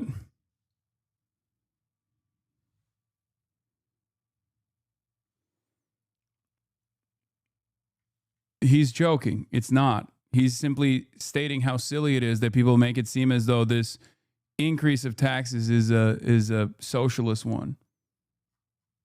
But there's lots of 34-year-olds watching K-pop Demon Hunters. Yeah, me. It is very good. And the music is very good too. You've said it so many times before, Hasan. We've been socially conditioned to expect nothing, that we deserve nothing. The simple idea of fast and free buses break people's brains. I hope Zoran wins. And I hope we can start to break this capitalist brainwash cycle that we're in. Yeah. It's true. I think that's what the forces of capital fear the most. They've gotten so comfortable with discouraging people from any sort of government intervention, especially post Ronald Reagan, that God forbid there is a little bit of confidence in the American government, whether it be the state government, the local government, or the federal government. God forbid there's a little bit of confidence in the American population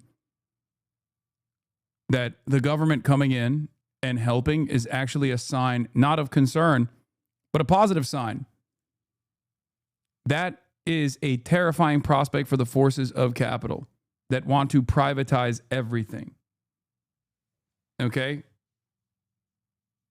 That's it.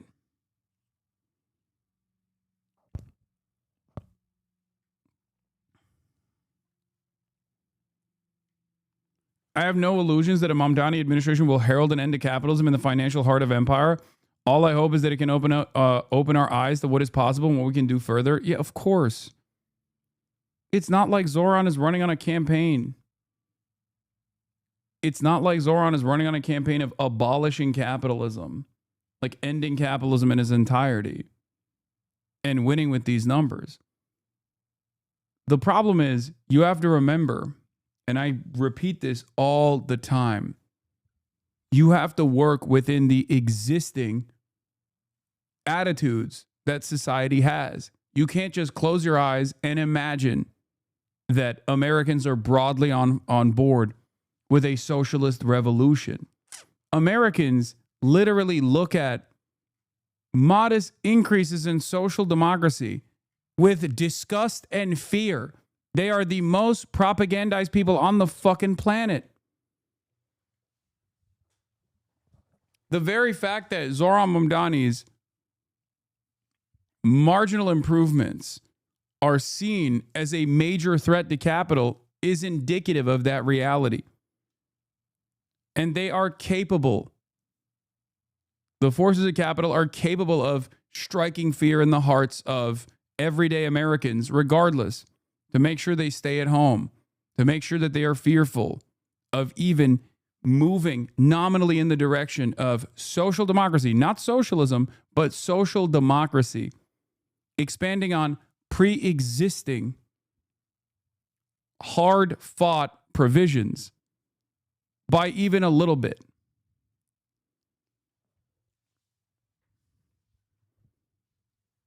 That's why I get so mad at people when they're like, oh, this person is betraying the revolution. It's like, what revolution?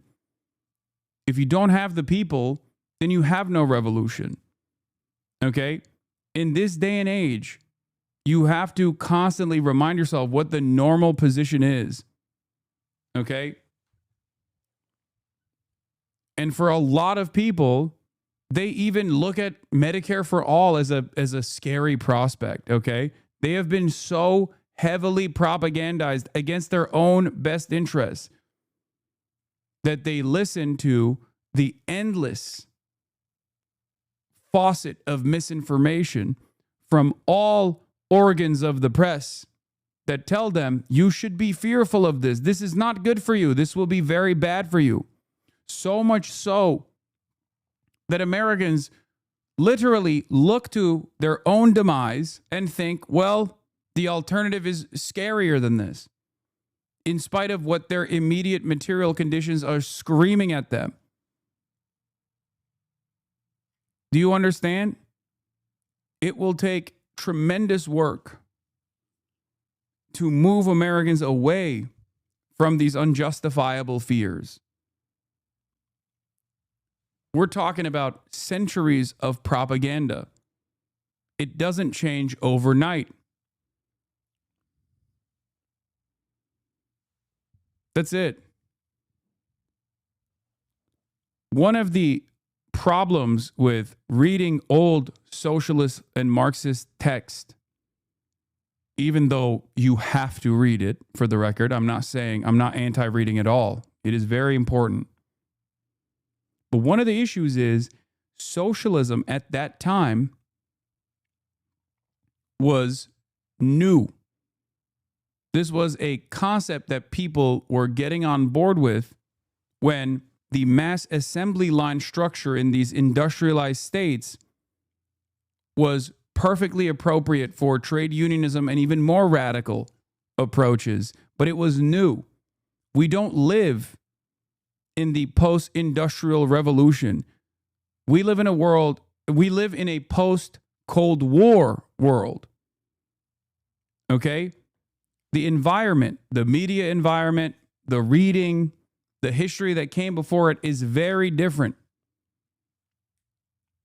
Americans have been aggressively propagandized against even social democracy, let alone socialism, let alone democratic socialism, let alone any other Marxist tendency. This is precisely why I always say you have to use and exhaust all available avenues. And if this wasn't a significant threat to the order of capital, you wouldn't have 26 billionaires dump tens of millions of dollars against the New York mayoral race. It's that simple. They recognize it. Those who hold the levers of power recognize that this, even moving the needle 1% in the direction of social democracy, is a terrifying prospect for them. They recognize it, and yet I have so many card-carrying radicals in my community that refuse to play with the existing rules, that refuse to play with the board. They just want to close their eyes and imagine an alternative reality that does not exist. And they do not want to move people towards a reality where socialism could be viable. It is, in some ways, utopian thinking that masquerades as Marxist orthodoxy. That's the problem.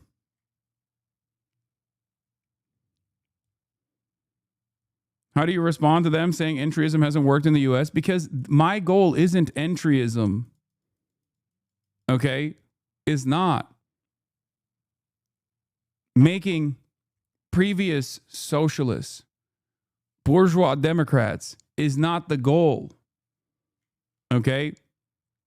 At this stage, you have to analyze what the masses tune into, what the masses believe, and work within those confines, the confines of reality, and not an alternative reality that you wish upon the masses. People make it seem as though everyone in the United States of America is a card-carrying socialist waiting to be unlocked. And there is truth to that. The working class could be educated on class consciousness. The working class could. The working class could recognize their class position. But that is never going to happen without broad awareness. It's just never going to happen until people are encountering socialism not as this scary, terrifying prospect, but an alternative, a much more viable, much more robust alternative to what has ruined their lives so far, the forces of capital. Not agreeing with entryism and supporting Zoran are not mutually exclusive for me. Entryism in American politics is just a means to an end to spreading socialist ideas and expanding the permission structure to create real socialist alternative is not a goal in and of itself. Exactly.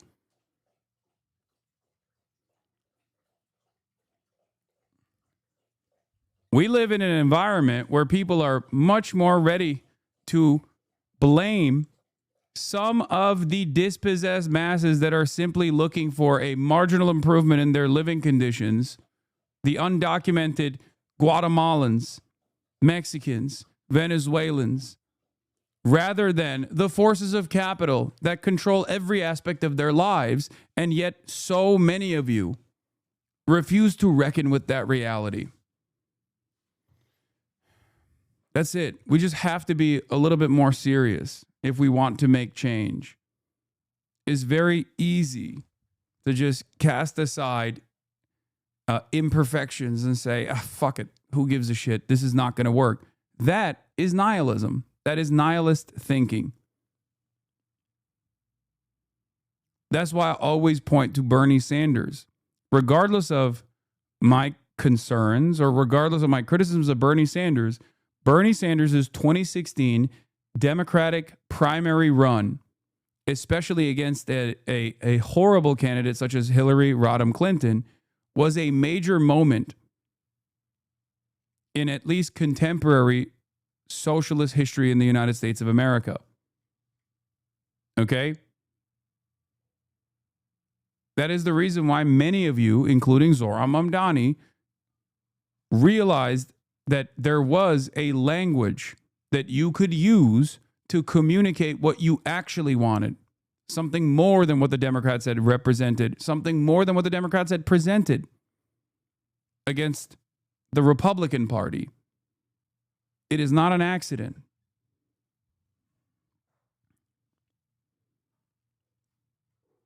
It was a huge mass awareness campaign, and they never stopped punishing him for it. They never stopped punishing Bernie for it. It's just like, even though he lost the primary, he played a formative role in giving many Americans, the dispossessed masses, the language to communicate their desires better. Overturning a century of anti-socialist propaganda. Now, of course, it's not going to magically, overnight, turn Americans into card-carrying radicals. It's not going to happen. These things take time. Many of you who are now much more further to the left than Bernie found yourselves in this position because of Bernie. The same goes for Zohran Mamdani. But shouldn't our strategy of raising class consciousness be to encourage the working class people to cut ties with the Democrats and build our own independent workers' party? I know such an alternative currently does not exist, but we have to start somewhere. Yes. But if you think you can do that right now, then look at all of the non-Democratic Party alternatives that already exist and their viability thus far. This is why I brought up the left communism and infantile disorder, or the Leninist text before, which is liberalism is the voice of the masses. We don't like it, and we all believe, or at least I believe, that there is an unlocked potential for class, especially if you build class consciousness, there's an unlocked potential for the masses to engage in revolutionary action. Or at the very least, for the masses to build a socialist party or a workers' party, if you are still hostile towards the term of socialism.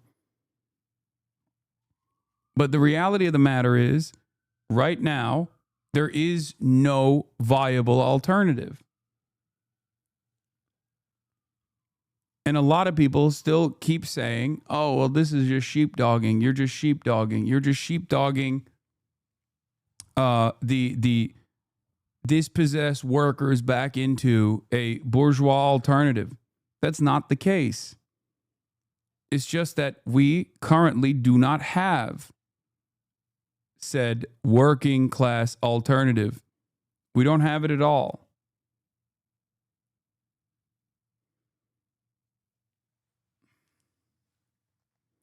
Problem is, you're not trying to convince a natural, unbiased working class. You're trying to convince a working class that for the most part does not trust or fuck with you. We are at a disadvantage, not on equal fighting ground. Exactly.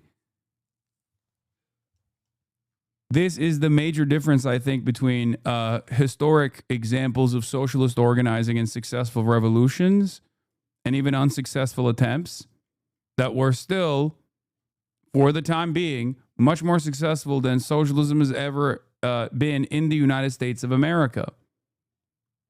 Okay?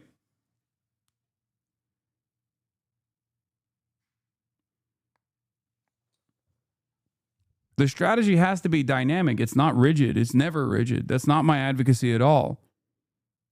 And a lot of people fail to comprehend that. You have to adjust to reflect material realities. If there is a point where there is an opportunity to partition or to create a robust, active third party, especially if the Democrats refuse to shed their bourgeois ways, then that is what will happen. But you have to constantly work off of what is actually happening. You have to constantly analyze the material conditions rather than just have a pre-canned response. That's it.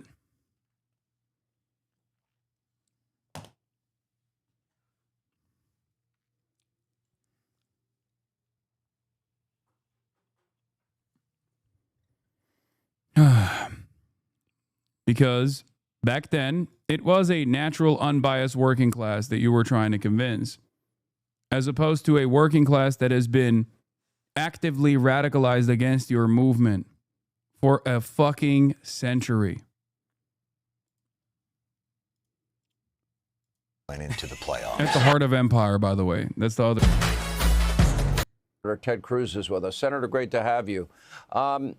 This is a full takeover. I think Bill Maher is right. What are your thoughts? We're going to get to Hurricane Melissa after this. Prisons are set up in our society. I would argue that they do not work. They do not make us safer. The instinct is to just take that person, the source of that harm, the source of that issue, and then just throw them away. Put them in. Yeah, I don't understand. Like, I mean, I know what they're trying to say. They're trying to say that he believes that prisons should be abolished, but it's pretty basic. It's pretty basic stuff. He's just saying that prisons do not actually rehabilitate people and reintegrate them into society. They're just a way to like discard some of the most underserved, underprivileged people. Put them in a cage and throw away the key.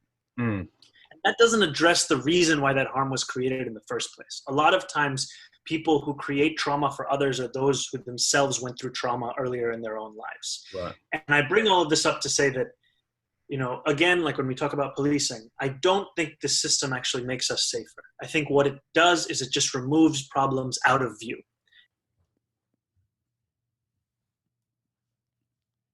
Yeah. That fuck-ass watermark? Yeah, exactly. I mean, he's right, 100%. But once again, being right doesn't matter. If the overwhelming majority position on shit is wrong, then being right doesn't matter. The best you can do is try to reframe the conversation in a way that people will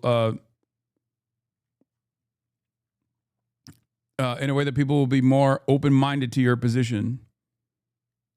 A fundamental fact that a lot of left advocates forget, which is that just because you are correct doesn't mean other people will reflect on your words. Okay? That's why one must always remember the educational journey that they went through. For some, it's not as big as a swing as going from right to socialism. Okay? Maybe some were liberals and then they found themselves in the throes of socialist literature. But for many others, this is, once again, something that they've been aggressively propagandized against. So you have to do your very best to reframe the language in a way that is more appropriate for people to accept. That's it. Look, I think the Democrat Party has lost their minds. I got to say, I was amused listening to AOC say, we're not crazy, we're sane. It reminded me of an old friend of mine who talked about what she called bimbo eruptions, which is whenever anyone says, I am not a bimbo, what does everyone think? You're a bimbo. When Richard Nixon said, I am not a crook, all of America said, you know what? He's a crook. In this instance, when AOC stands up and says, we're not crazy, the rest of America says, you're crazy. And methinks she doth protest too much. Yeah, just like when Ted Cruz says, I'm not a racist, everybody knows you definitely are. I'm not the Zodiac killer. Everybody's like, okay, well, that's what the Zodiac killer would say. There is a little bit of a truth in what Ted Cruz is saying here. It's not wrong when you do find yourself on the defense. When you do find yourself defending ridiculous slanders and smears, people end up, I mean, you offer legitimacy to it.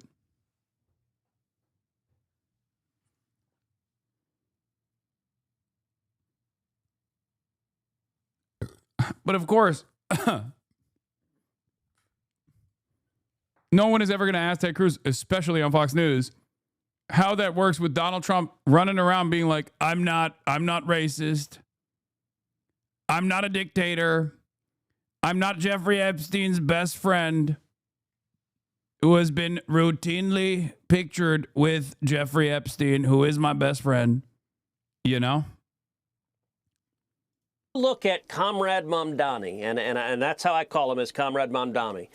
It is amazing to see New Yorkers vote for someone who is an open communist. He's not a socialist. He's a communist. He's talking about government seizing the means of production. He's talking about massive tax increases and putting the government in charge of the economy. And he is a jihadist. This is someone who went and... By the way, I mean, I fucking wish. I mean, how could he do that in the New York mayoral race? I don't know, but could you imagine? Oh, centrally planned economy in the United States of America, a robust industrial base, reshoring initiatives, good wages, more worker control, more autonomy in the workplace, all under the directive of a Democratic Party. Did a photo op with an unindicted co-conspirator. Yeah, that's my favorite. Hasan, Ted hates communists. They tortured his father, except they were not communists. It was Batista who tortured his father, ironically enough. Him and Marco Rubio both. Him and Marco Rubio both constantly fucking do that. Bro, you're clickbaiting? You mean you wish he was a communist, not a jihadist? Wait, what? Is that what he said? I was talking about... What would jihad have anything to do with central planning? Chatters. Clip culture gonna cook you, bro. Please. Famous aspect of a jihad is when you do central planning, a central planned economy. Wait, what the fuck? Is there a blip? Doesn't matter. It's all over Facebook now. Okay, guys, stop begging for the fucking clips to come, please. Sir, of the World Trade Center bombing. This is someone who his reaction from 9/11 is not the 3,000 people who were murdered, not the NYPD officers and the New York Fire Department officers who charged into the flames and lost their lives. It was his auntie apparently felt bad. This is dangerous. And I got to say, Sean, you know, there are some Republicans who are saying, OK, good. Let them elect a communist in New York. That's going to help Republicans across the country. I got to say I'm not in that camp. New York is an incredibly important American scene. It is the center of finance in America. It is the center of much of media in America. And having one of the most important American cities controlled by a whacked out leftist. And by the way, the whole party has now lined up behind this commie jihadist. And so I am hoping there is some reservoir of common sense in New York that says, let's not go that far. You're right. New Jersey is encouraging. I think we can win the gubernatorial race in New Jersey. And I think Virginia, look, Virginia, what's on the ballot there, you've got their AG candidate who in writing mused about how much he wants to murder the children or see the children of his political opponents. Yeah, if these guys were so stoked about Zoran's electoral victory and what it means for the future of the Democratic Party, if the Democratic Party was forced to reckon with the left populist flank and run more leftist candidates, and how that would have down-ticket consequences for the National Party, a negative down-ticket consequence for the National Party, then they wouldn't be crying about Zoran this hard. They would be excited. They would literally say, oh, Zoran's going to be great. Love it. You know, they would say, oh, we don't like any Democrat, but if they chose Zoran, they chose Zoran, right? Except Donald Trump literally wants Andrew Cuomo to win the New York mayoral race. Okay? Donald Trump has actively tried to throw hurdles in the direction of the New York mayoral race, claiming if Zoran wins, he's going to cut funds to New York. Like, that is insane. Obviously, if they truly weren't worried and if they were excited at the prospect of Zoran becoming a face of the Democratic Party, they wouldn't be going this crazy against them. Murdered. That is extreme and radical. And I got to say, I believe in a reservoir of common sense in our country. All right. So his father's quoted in the New York Post as saying that Nazis took their cues from the United States, history of genocide, ethnic cleansing, official racism and concentration camps. Linda Sassour, you know, that radical. You mentioned this imam that he's friends with. Yeah, Linda Sarsour is another key figure here that they're talking about. They're trying to get Zoran to sister soldier like all of these people, myself included. Ironically enough, they can't, like, it's not really working that much. But what's crazy about this, okay, they're referencing this clip about his dad, for the record. If you actually listen to what he says, you can find every detail here on Wikipedia. None of this is controversial among people who've read books. If you want to describe it as the root of all evil, that's on you. Mahmoud Mamdani here is only laying out facts, not judgment. America is the genesis of what we call settler colonialism. And the American model was exported all around the world. Abraham Lincoln generalized the solution of reservations. They herded American Indians into separate territories. For the Nazis, by the way, this is not even remotely controversial in academia. But that is the problem. Dude, look at that one little light that is just hitting Kaya in the face.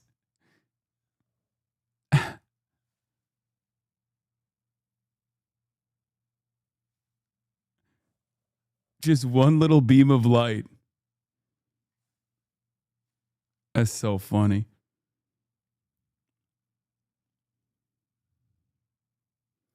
This clip is wild. My dad acted outraged at such a ridiculous notion that I sent him a breath of hard academic evidence of Hitler's 1928 speech where he said this, and he was like, America's not evil, just moving the goalposts and reiterating into his shell.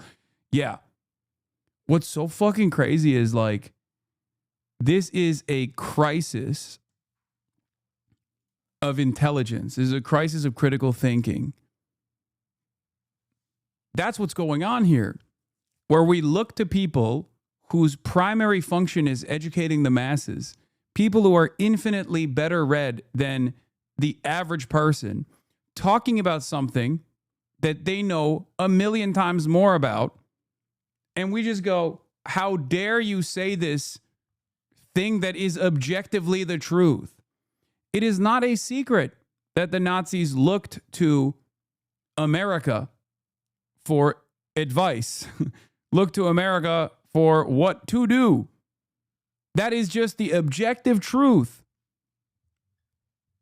And yet, when you state historical facts, because the overwhelming majority of people now do not give a fuck about historical facts at all, and instead think about their own personal feelings,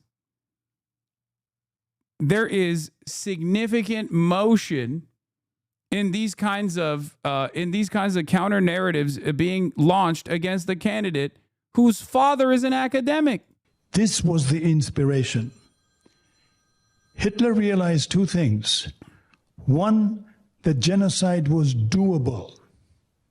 It is possible to do genocide. That's what Hitler realized. Second thing Hitler realized is that you don't have to have a common citizenship. You can differentiate between people. The Nuremberg laws were patterned after American laws. Anyway, the U.S. put Indians in reservations. The U.S. invented the model.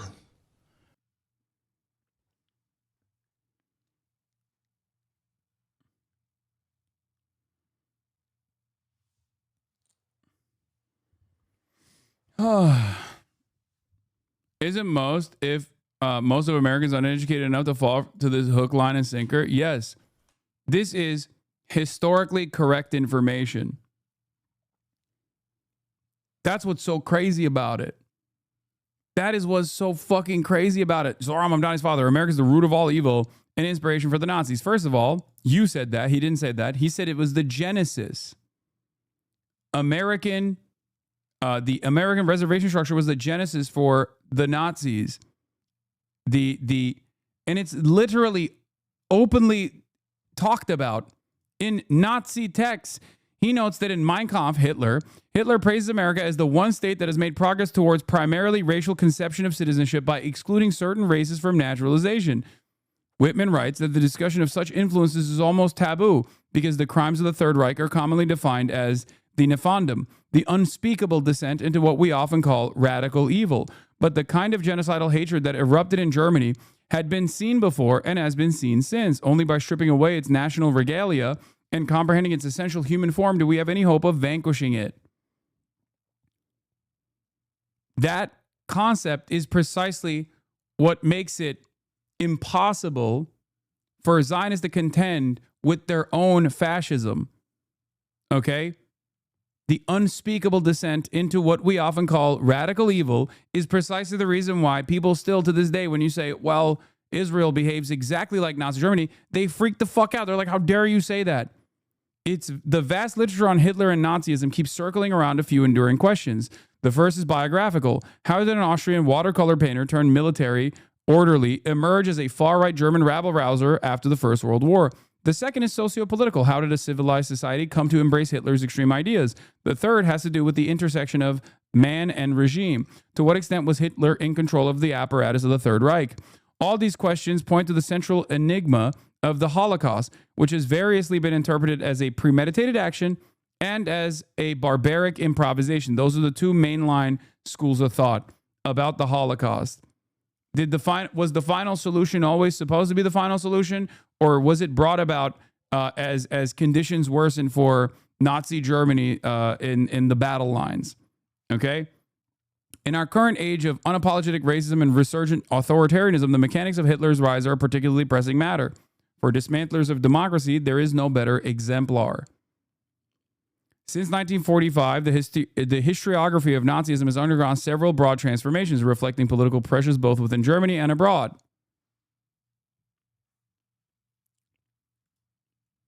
This was the other part.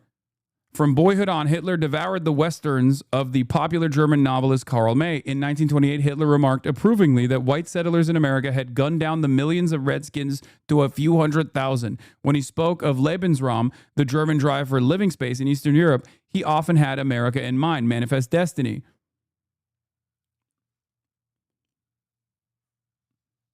Among recent books on Nazism, the one that may prove most disquieting for American readers is James Q. Whitman's Hitler's American Model, the United States and the Making of a Nazi Race Law.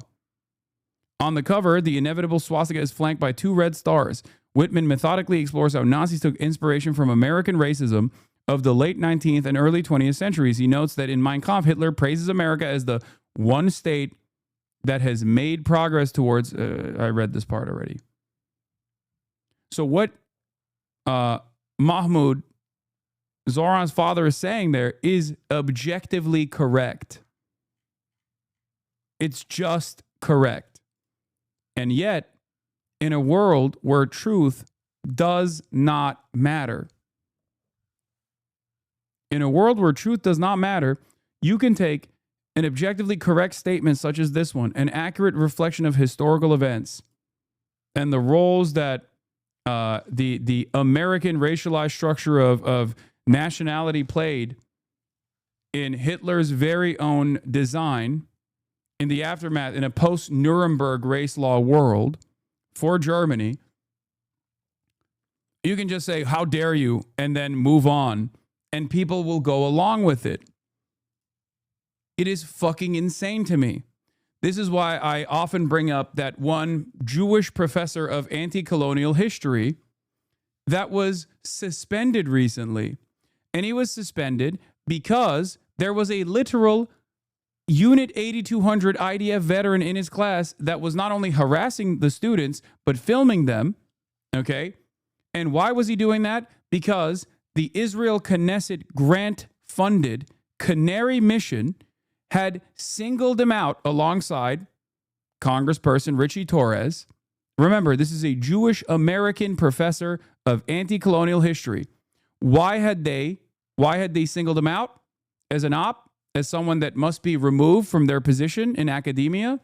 Because he correctly said that Hamas is a national emancipatory resistance group that only operates within the confines of historic Palestine.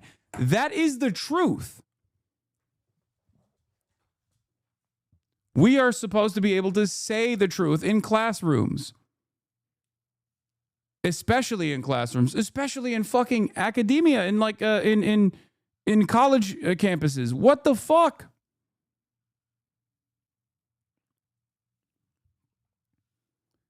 It is crazy that these guys can just turn around and be like, oh, what you said is the truth, but it offends me and I don't like it. And there are plenty of people that go along with it because they've been propagandized into thinking, no, these are barbaric slaughter monsters. How dare you say that there is a logical through line to their acts of militant resistance? Genuine question, logs, please. Isn't most of Americans uneducated? My genuine question, and I hope I'm wrong, wouldn't all these attacks be effective against Zoran and make him lose the election? No. So far, this has been ineffective, or at least has had limited effect. If Zoran also wasn't Zoran Mamdani, a brown Muslim guy, and instead was a white boy whose white father was in academia, this wouldn't work at all. It's insane because, like your pal Matt Walsh, you've never actually studied history. You MAGA folks revel in your ignorance and then act shocked and call educated scholars like Mahmoud Mamdani insane.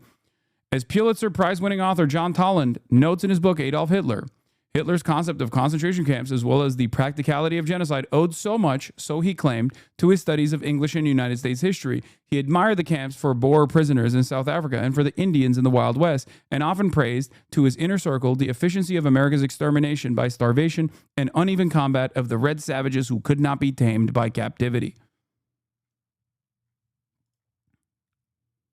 Yeah, this is one of the most insane things I've ever heard, Dave Rubin says. And I say that as someone who used to work at the Young Turks.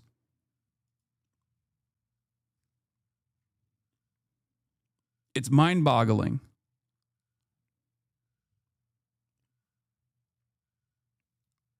This is not just a war against the truth. It's Republicans have successfully, and Americans by and large, it's not just Republicans, but like American elites have successfully waged war against critical thinking. And they've won. They've won. And you can tweak the algorithm like this so that Dave Rubin's post gets 37,000 likes, and Mehdi Hassan's correction gets 3,000 likes. Do you understand? How do you deal with it? How do you deal with the false narratives that Republicans lean into? How do you deal with the largest swaths of American society putting their own personal feelings and what they've like maybe half heard or half remembered from their shitty education? How do you put that against people who are invested in the truth?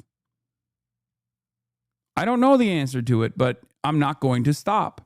Abandon the site. We need to dump capital of social media entirety. Shut up. Shut up. Shut up. Shut the fuck up. Stop. Oh my God, I'm starting to get pissed off. Yes, dude. We must close our eyes and plug our ears to where people congregate, to where people talk to one another, because people are too stupid. We must actually cut our movement in half. We must actually do everything we can to gatekeep, live in our own fucking commune. Self-isolation is not the answer to this, okay? You just have to keep fighting because you have no other option. That's it. You have to keep fighting wherever that battle may take, no matter how the institutional power is aligned against you. It doesn't fucking matter. There's nothing else you can do. That was a character witness for the blind sheikh who was, convicted in the 93 World Trade Center bombing. This is a guy that for weeks and months on end would not condemn the call for global intifada. You heard the montage. He's offering pretty much everything for free, condemning billionaires as people that shouldn't exist, and pledging to confiscate wealth and raise taxes on everybody, and everything's going to be free. This is going to be a case study. Mar's right. And it's going to have great implications because he will not be able to fulfill those promises. The Obamacare promises never fulfilled. Social Security is going bankrupt. Government schools in most blue states and cities are crap. They failed miserably. Defund, dismantle, no bail, reimagine has failed miserably. Open borders has failed miserably. So I would say we need a new app where the algo isn't abusive to the truth, not abandoning it, but competing against it. Brother, who? With whose money? On whose servers? Who's making this happen?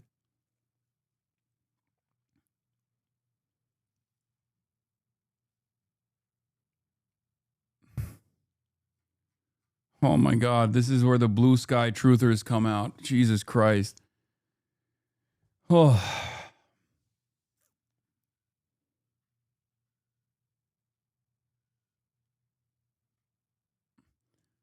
People thinking Hasan radicalizes Chat. Meanwhile, Chat trying to radicalize him. No, they can't. They can't radicalize someone who is already a radical, but has a more pragmatic approach to what must be done. This is simply a difference in opinion in tactics and methods. That's all it is.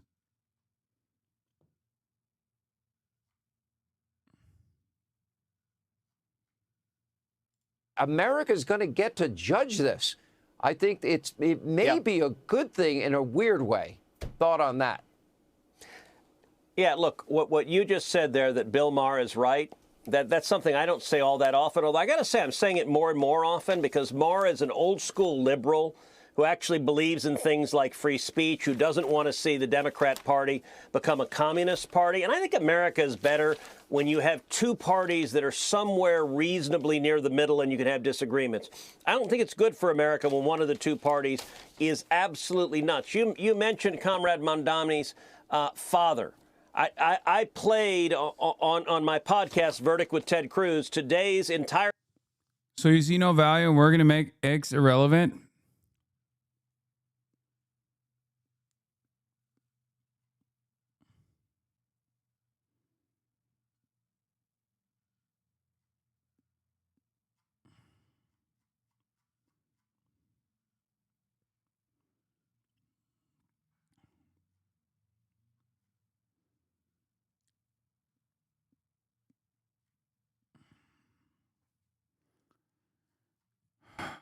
podcast is on Mamdani and laying out his radical record. His father also said that Abraham Lincoln was the model for Adolf Hitler.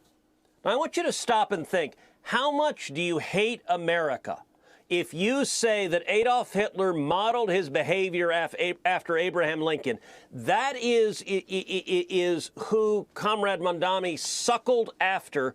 And I'm just hoping, New Yorkers, we don't want to see an enormously important city run by someone who hates America, who blames, who thinks Lincoln and Adolf Hitler are comparable. I'm just praying that there's a moment of pulling back and saying, this doesn't make any sense, because the alternative is really bad for our country. Let me ask you. You know, J.D. Vance, the vice president, slammed Mamdani for making his auntie the real victim of 9/11. Yeah. I never saw him cry over the people that died that day or their families. Brother, he was 9 years old. He was 9 years old. He was 9 years old on 9/11 in New York. If your attitude is that everyone in New York suffered on 9/11, then Zoran is a part of everyone. The problem is, when these guys cynically say everyone suffered on 9/11, they don't mean everyone suffered on a 9/11. They don't think that Muslims are a part of the in-group, okay? Even a 9-year-old Muslim boy.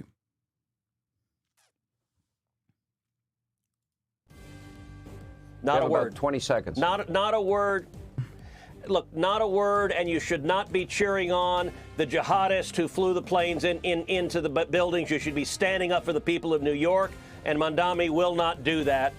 I very much hope and pray he loses. Okay, Senator, appreciate it. Don't understand it. Why wouldn't you want him to win so that you can say the entire Democratic Party is like this? By the way, Ted Cruz, I know one person who was cheering on 9/11. Or at least jorking his fucking penis on 9/11. And that man is Ted Cruz. That's what Ted Cruz was doing on 9/11. You know, many years after the fact. But if you remember, he accidentally publicly liked porn on 9/11 a couple years ago. Yeah, so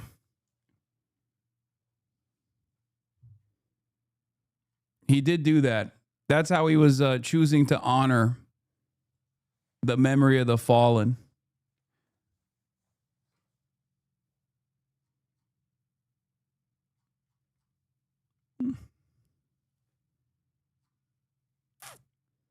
Corey Chase incest porn, no less. Yep. He was fucking horny on Maine, dude. Yep. Ted Cruz Twitter account likes pornographic tweet. Married Texas senator who once defended a ban on sex toys asked to explain how his account came to like the graphic post.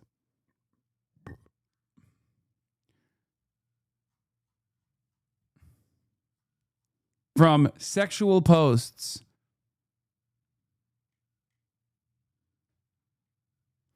Be careful showing this. I mean, it's censored. Obviously, it's on The Guardian, dude.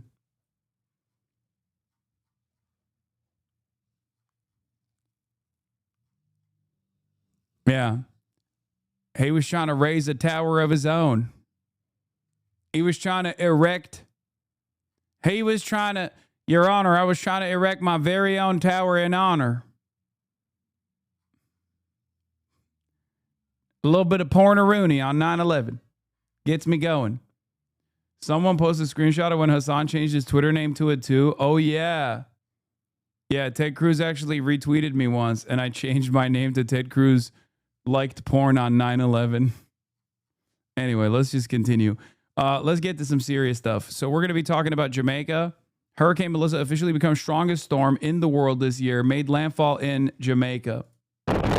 This morning, Hurricane Melissa on the cusp of slamming into West Jamaica. The monster Category 5, the strongest storm to ever hit the nation, bringing life-threatening winds up to 175 miles per hour, up to 40 inches of rain, and up to 13 feet of storm surge. At least 3 already killed during storm preps on the island. Sparks flying out of damaged power lines, residents hunkering down. Some American tourists trapped after all major airlines shut down, including Charleston, South Carolina resident Zykaelin Coley. It's very nerve-wracking being stranded on the island. You don't know anybody. Jonesboro, Arkansas residents Maritza Caver Blake and her husband were on the island celebrating their 10-year anniversary, now unable to get home to their 4- and 8-year-old kids. We've been praying a lot. They were expecting their parents back on Sunday. We don't want to tell them Mommy and Daddy is stuck in another country. Air Force hurricane hunters trying to fly into the eye of the storm, capturing this stunning video. The eye wall nearly vertical. That's the insane. turbulence so severe, they were forced to turn back.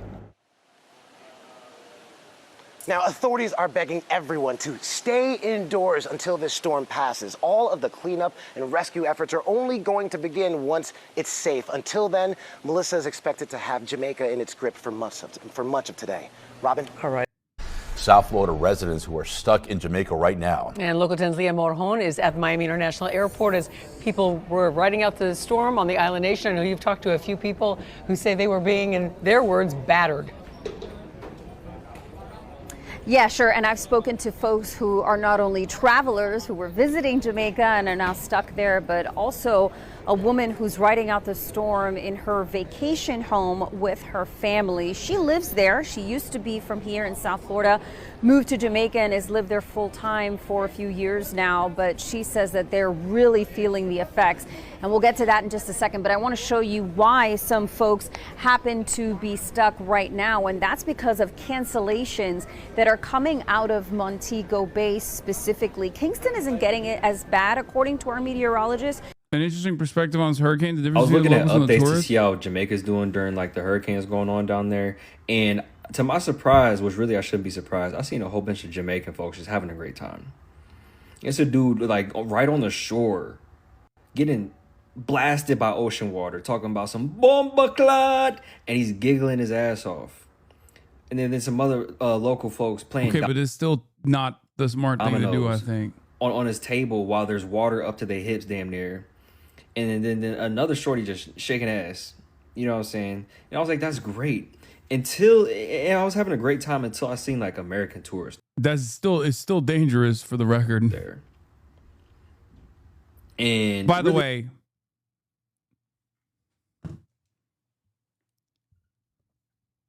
we've seen that.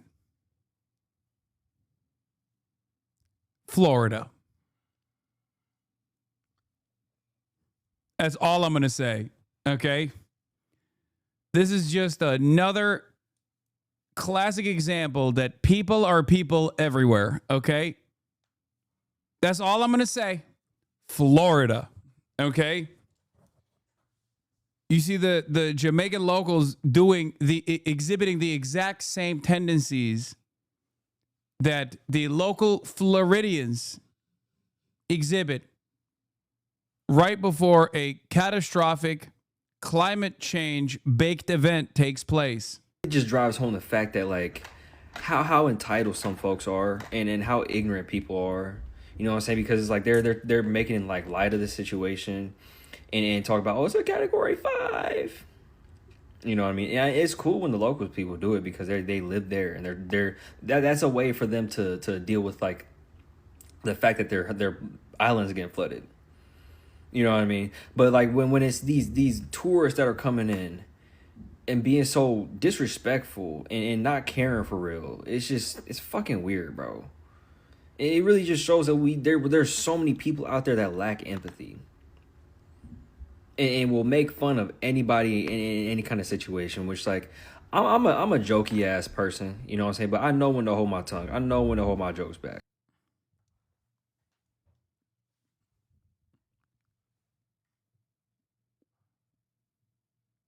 Watch the video of a meteorologist finding out live how catastrophic this is going to be. And? 180 now. 180. What's the pressure? Pressure, and this is Air Force flying into that. Yeah, this is Adam Berg. He's giving me this pressure information. is now down to 896. Oh, my Jesus Christ. Okay. All right, I'm going to hold it together here. So 896 millibars is stronger than Hurricane Milton when it made that run last year. Remember my viral moment last year? 50 millibars in 10 hours, right? It got down to 897 millibars. Now it turns out Melissa has broken or gone past Milton's record. So there's only one hurricane. There's only one hurricane in October and November in the Atlantic Basin that's ever been stronger. And that is Hurricane Wilma from 20 years ago. And by the way, Wilma was on dates earlier than the present date. Today's the 28th of October. So again, Melissa is the strongest hurricane so late in a hurricane season. So again, this is all history. It's all bad news, especially for Jamaica. And, I'll have a lot more to talk about some of what's driving this, what's producing these catastrophic hurricanes, because, by the way, this is the fourth major hurricane so far this year. 3 of the 4 major hurricanes have reached Category 4 and 5 status. 3 of the 4 or 4 of the 5? Anyway, a very large number. I think only... Not good. So we've seen flights delayed coming to and from that city, but Montego Bay, though, that one is a problem. You can see their flights have been canceled since yesterday.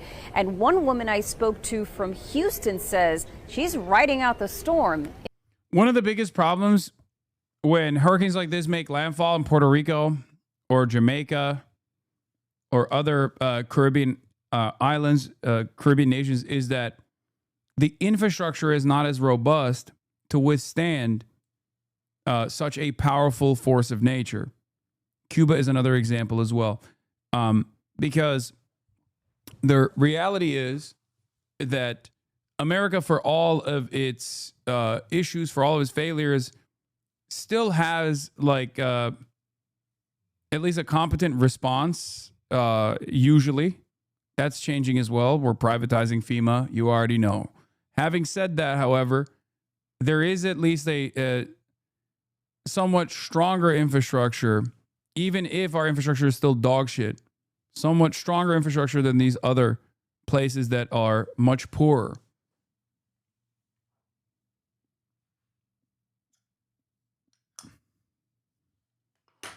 Also, when you're on an island, you don't really have a lot of places to go to other than higher elevation.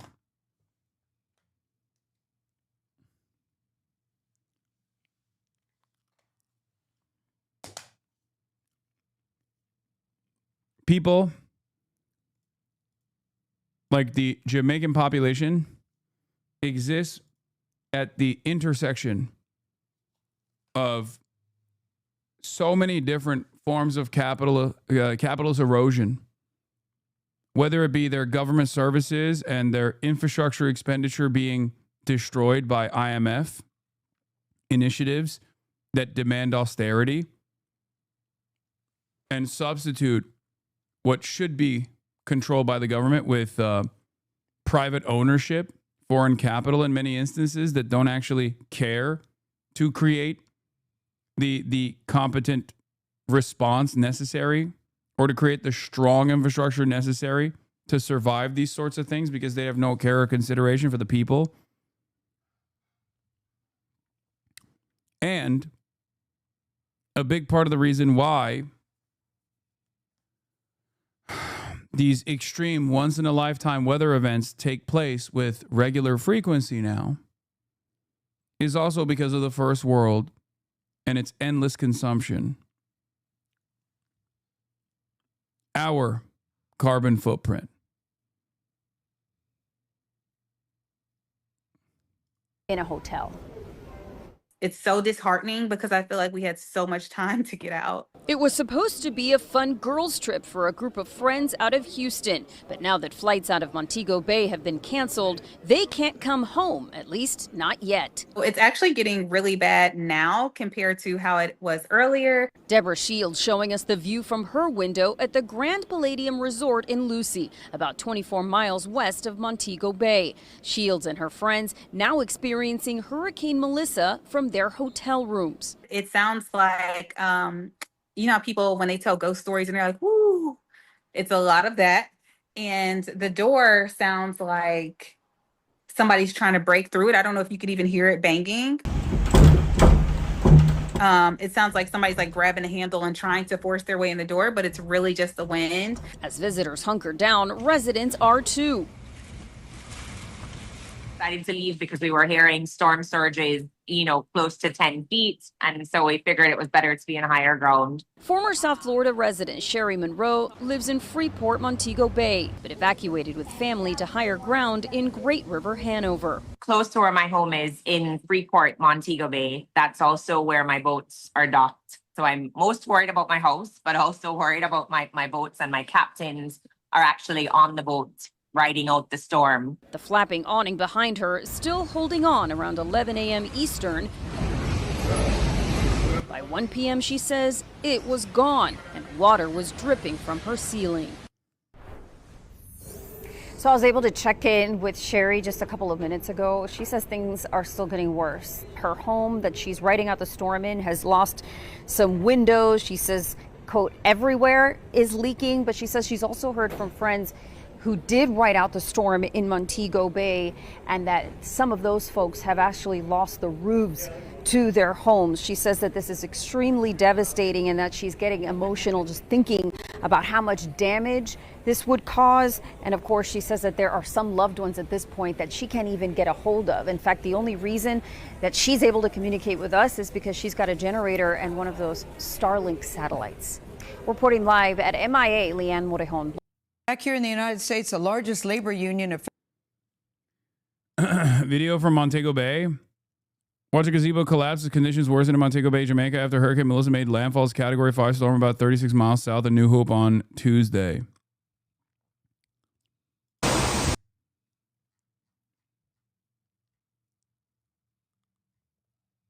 Wait, why'd you say hashtag ad? Can I give you my update, please? Okay. Go ahead, Stinky 19. It's time for the Stinky 19 weather report.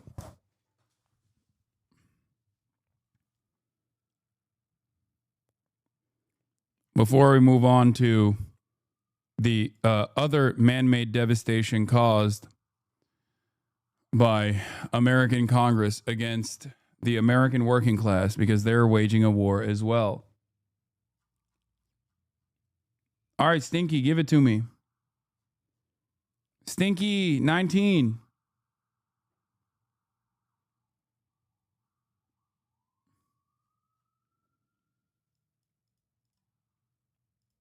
Didn't know Stinky was international. I'm sorry, chat. I'm on mobile, says Stinky. Stink it up. Yeah. You got to say, now we go to Stinky 19 for some crucial updates on Hurricane Melissa and how we got here.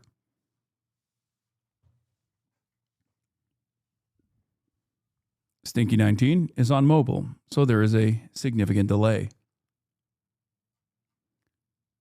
Melissa made landfall in southwestern Jamaica near New Hope at around 1 p.m. EDT as an extremely powerful Category 5 hurricane with max winds of 185 miles per hour and minimum pressure of 892 millibars.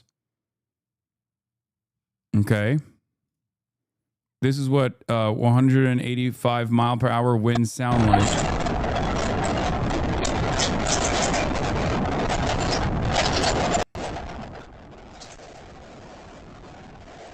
And what it looks like.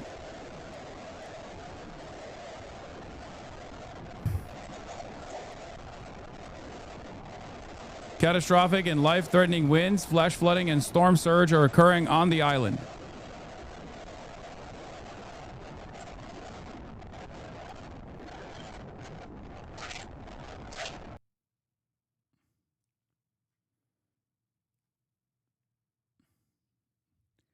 Audio files just exploded. As of 6 p.m. EDT, Melissa is a Cat 4 with a maximum wind speed of 145 miles per hour with a minimum pressure of 921 millibars. It is weakened because it is now over land and no longer being fueled by water. Melissa is 10 miles east of Montego Bay, Jamaica, and is moving across the island at 8 miles per hour. 7 p.m. update incoming. We'll update when I have it. Thank you.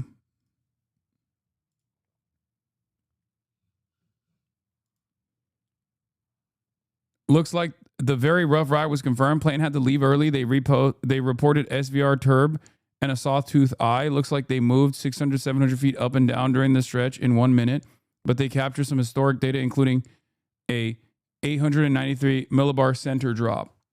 Mission for the ages.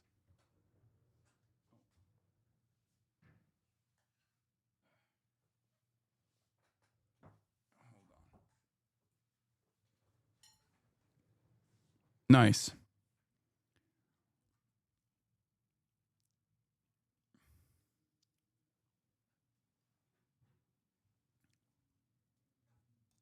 I showed the video from where the landfall happened. And now back to American devastation brought about by our congressional leaders and their lack of interest in funding healthcare.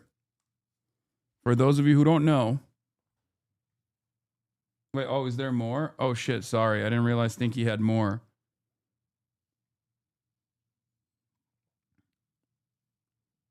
As of 10 a.m. this morning, Stinky always has more.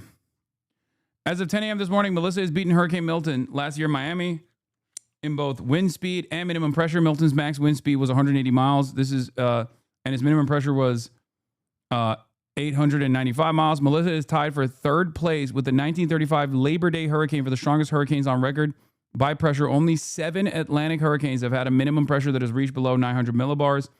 On Sunday and Monday, Melissa was stalled 100 to 140 miles off the coast of Kingston, Jamaica, moving forward at around 3 to 5 miles. This was very unusual. Hurricanes usually move at around 10 to 15. Because of the way Melissa just stalled off the coast, Jamaica has been receiving massive amounts of rain and strong winds for the past 2 days before the storm even made landfall. Yesterday, one of the Hurricane Hunter aircrafts had to leave the storm early because of the conditions within the storm. Literally the first time I've ever heard of this. These aircrafts are literally made to withstand these conditions. Yeah, repost, sorry. No, it's fine. Yeah, we just covered that. Partially because, yeah, it's man-made, brother, is what people will say, I suspect. But all right. Let's get to millions of Americans prepare to lose SNAP benefits as the shutdown continues. People are scared. Federal employees is breaking with Democrats and pushing for an immediate deal everybody say to end everybody say thank you, Stinky. this government shutdown. Thousands of federal workers will not get their scheduled paychecks this week. The shutdown now may have an even bigger impact starting this Saturday. Caitlin Huey-Burns has that part of the story. Aaron Annis is one of more than 40 million Americans who rely on federal food assistance. We're just people that just need to eat and have some security in our lives. That's what it's about. But due to the government shutdown, that help may soon run out. The USDA has declared that there will be no benefits issued beginning this Saturday, November 1st. For Annis, it's a daunting deadline. The Pennsylvania native never thought she'd need SNAP benefits, but 3 bouts of cancer and a double knee replacement left her unable to work. Having those resources, what does it mean for your life? Everything. It means everything to me.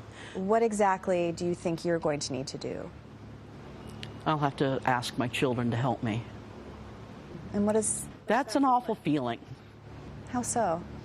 For them to have to help me. Even in... It's a little tough to think about sometimes. She'll also turn to her local food pantry. Shyla Ulrich is CEO of the Central Pennsylvania Food Bank and is expecting demand to increase. People are scared. It's a moment where people don't know and understand what's about to happen, whether or not they'll get those benefits should the government open back up or when. And while lawmakers continue to point fingers, the best way for SNAP benefits to be paid on time is for the Democrats to end their shutdown. They shut the government down, then they left town, and now they're nowhere to be found. Anna says she just wants politicians to talk to each other and find a solution. This should not be a political issue. This should be a human privilege to be fed. Now, the USDA announced that it cannot legally tap into a contingency fund to help pay. Bullshit. That's bullshit. The notion that the USDA cannot legally tap into its contingency fund is a legal hurdle that the Trump administration itself put on the contingency fund. It's a fucking contingency fund. What are you talking about? That's literally why it fucking exists. States are now going to sue the federal government, by the way, to ensure that this doesn't happen. For SNAP benefits, saying that that's reserved for natural disasters. But there is a Republican proposal here in the Senate to pay for those benefits. But Nate, it's unclear whether or when that would get a vote. Yeah, and we will stay tuned. Caitlin, thank you.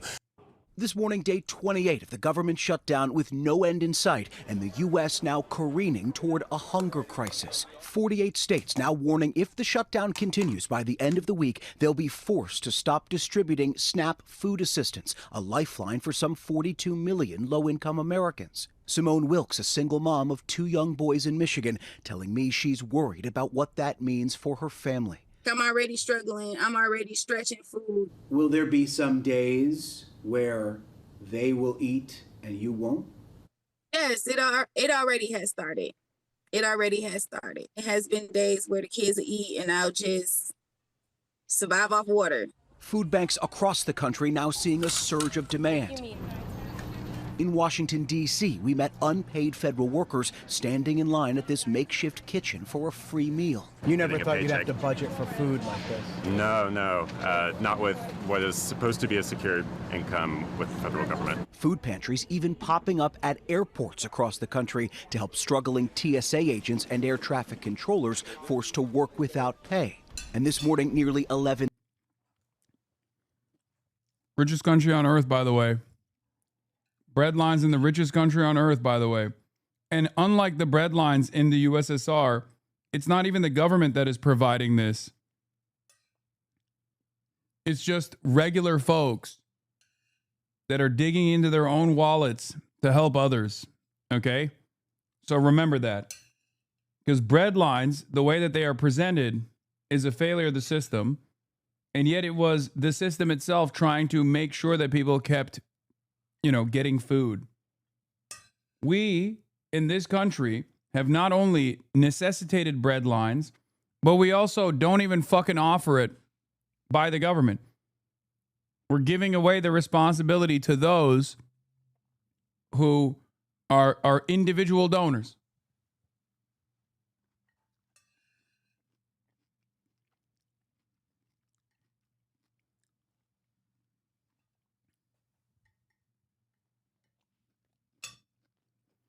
Keep the shutdown. I'm enjoying watching half the left make fools of themselves. Interesting. Are you a billionaire or a multimillionaire perchance? Because if you're not, and I say this as someone who is a very loud critic of the Democratic Party, if you're not a billionaire or millionaire and you're celebrating this shutdown without recognizing why it's happening, let me explain it to you. Okay?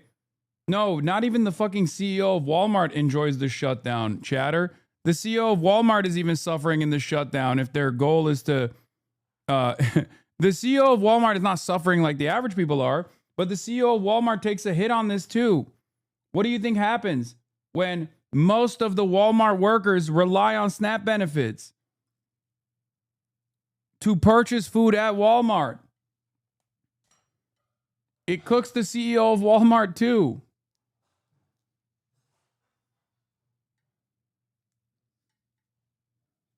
Or at least the profit margins of Walmart too.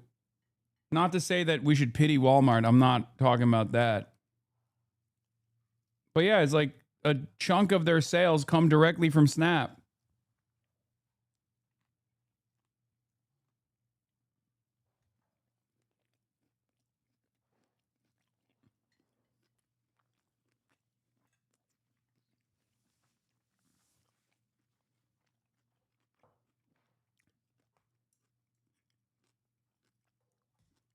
But the reason why this shutdown is continuing is because Republicans do not want to offer ACA subsidies so that the states where people need additional help from the federal government to literally subsidize their already incredibly costly healthcare premiums don't get it. That's the only reason why they are refusing. That's the only reason. They are dangling the starvation of 40 million Americans as a counter to the healthcare, like millions, tens of millions of Americans losing their fucking healthcare. That is the weird Sophie's choice that the Republicans have presented. It's fucking insane. 1,000 air traffic controllers like Peter Lefevre missing their first full paycheck. Pay stubs like this one obtained by ABC News showing $0. The prospect of going another pay period without pay is weighing on the minds of myself and all the people that I work with. Here on Capitol Hill, Missouri Senator Josh Hawley has introduced a bill to fund SNAP even during the shutdown, but Senate Republican leaders don't appear sold on giving it a vote, instead calling on Democrats to vote to reopen the government. And Democrats have said first they want Republicans to negotiate with them on preventing insurance premiums for skyrocketing for some 20 million Americans on the Affordable Care Act. George. Jay O'Brien, thanks. Now to Amazon, planning to cut thousands of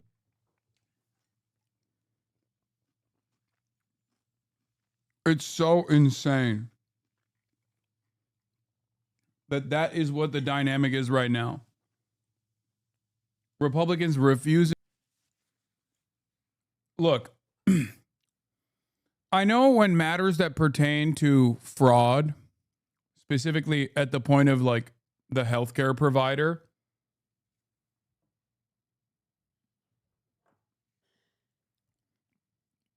get me so heated. And I end up using language that can be weaponized against me. But I feel like this type of fraud, waste, and abuse, like real fraud, waste, and abuse, done at the corporate level in a country like China, would be punished. In a country like the United States of America, however, you get to become Rick Scott. Just saying.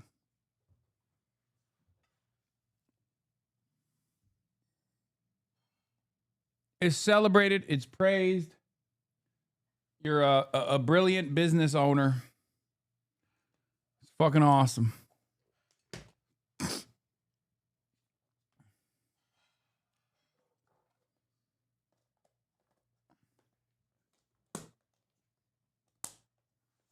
What should happen to Rick Scott? He should be thrown in prison. It's pretty crazy that if you're a corporation, you can do like mass fraud that leads to so much harm, and you could just like settle. Like if a person killed that many people, they would be thrown under the jail. But if a corporation kills that many people, they can just pay for it. Like it does truly blow my mind that that's just how we operate. And the people behind these decisions are also never punished. You can pay for it. You don't even have to admit guilt. You get like a fat compensation package on the way out for making those decisions because those decisions actually created tremendous profit, increasing shareholder value.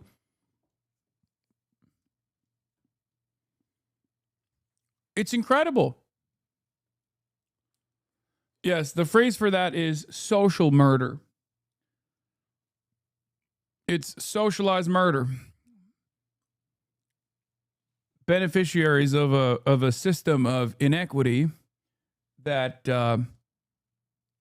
advance for-profit devastation, like devastating policies that end up killing tens of thousands, if not millions of people over a long enough timeline. On the other side, however, corporations are people. That's precisely the reason why they have the capacity to engage in speech. That's why they can give unlimited funds to specific candidates by way of super PACs. Because they're still people. They're people when they are moving the political agenda. They're persons. But when it comes down to punishments for crimes that a people could commit, And they're corporations. What are you going to do? Punish the corporation? God forbid. Everyone's just doing their jobs.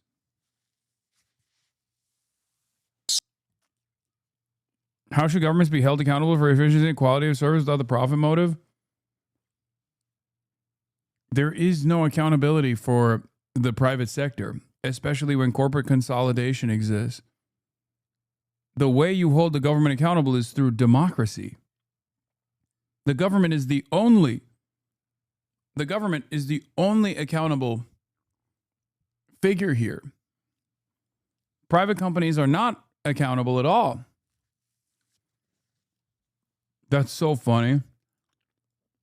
This is unironically the maximalist capitalist position, by the way, which is like, I don't understand. Like, what's the capitalist profit incentive for the government to provide healthcare? And then ensure, well, like, what's the incentive to make sure that healthcare is actually good?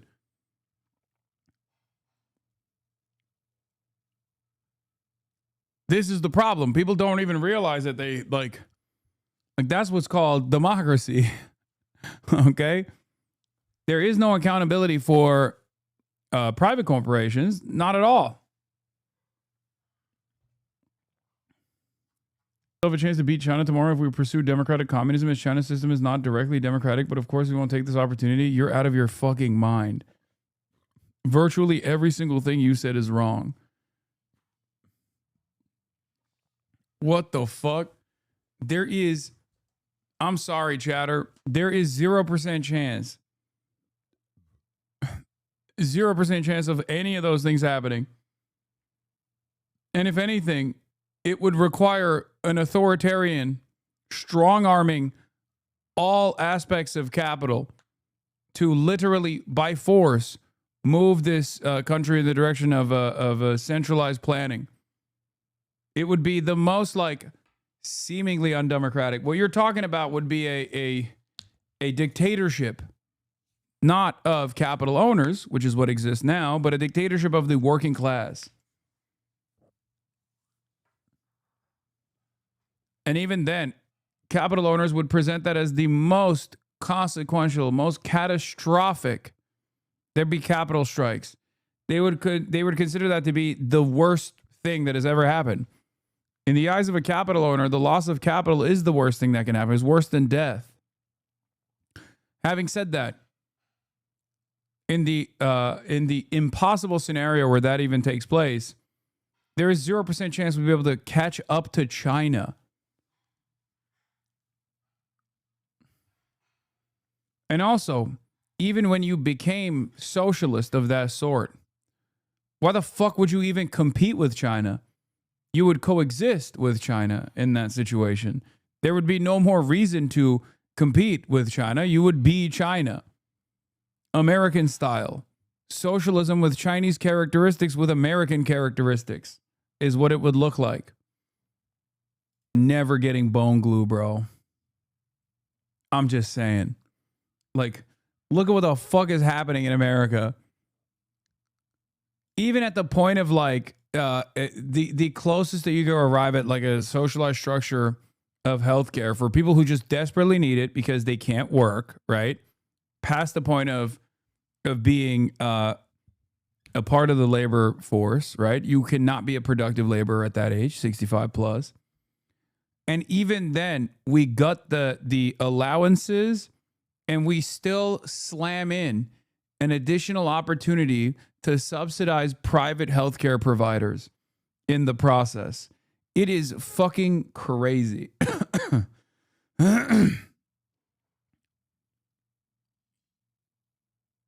We're going to get literal bone glue, gluing my bones because I can't afford to go to the hospital.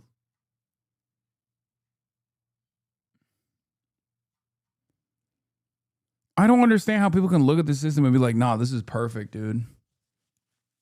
This is, I wouldn't even say this is a consequence or an unforeseeable consequence of capitalism. This is the point of public-private partnership, is so that somebody out there is an expensive middleman that doesn't need to exist at all, that will artificially inflate costs just so they can turn a fucking profit. Funny people thinks China is good. Wait till everything you eat are made with sewage oil. Wait, what? Sewage oil? That's awesome. Are you saying that everyone in China is eating sewage oil? What's sewage oil? Like, are they...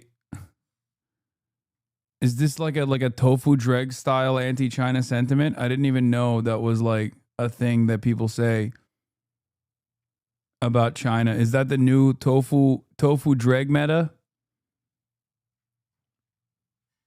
2012 Chud talking point. The food production is scoop oil from the sewer.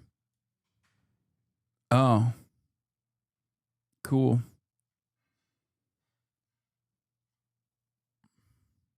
Chinese racism from 2009. Hell yeah.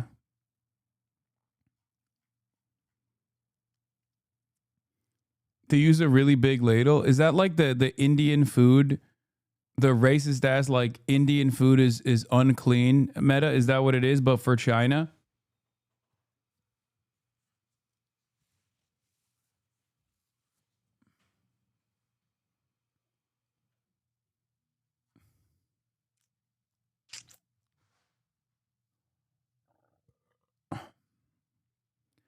I'm from Hong Kong. I know because they killed us. It's gutter oil is a stereotype about bad oil in Chinese cooking. Because... What is this? Ew. Chinese cooking demystified. Be a scandal. If that's the case, how can we possibly make sense of these videos today? Now, to do so, I think it's really important to understand that manufacturing gutter oil for human consumption is very illegal. But collecting, manufacturing, and even selling it to restaurants is not. Now, that's gonna seem counterintuitive, but I promise that it makes a ton of sense. Timing me out for telling the truth? No, I didn't time you out. You got Fossabot, dummy. You got timed out by Fossabot. It's not a matter of people being okay with this. It's a matter that they don't know. They'll listen to the TV man, all the stuff. You wrote a long ass thing. That's why you got fucking cooked.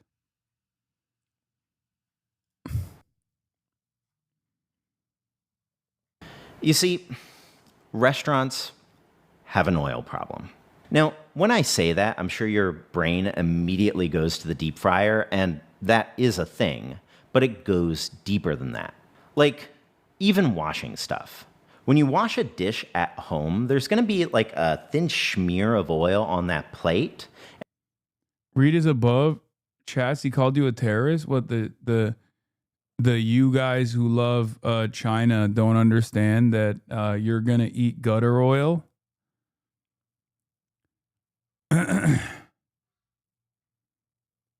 Socialized medicine doesn't work as well with large populations. Fucking bullshit.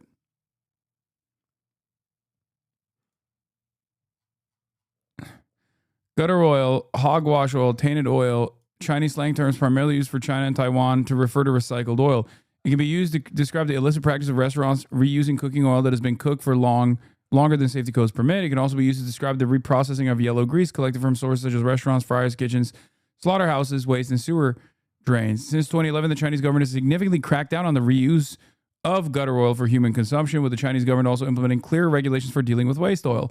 Selling gutter oil in China can result in a lengthy prison sentence or the death sentence with reprieve. For example, in 2014, businessman Zhu Chuanfeng was sentenced to the latter for selling gutter oil. That same year, a major gutter oil scandal was uncovered in Taiwan. In 2015, Ye Wen-song, who was the chairman of a Taiwanese food company, was sentenced to 22 years imprisonment with a fine equivalent of $1.6 million for selling 243 tons of gutter oil.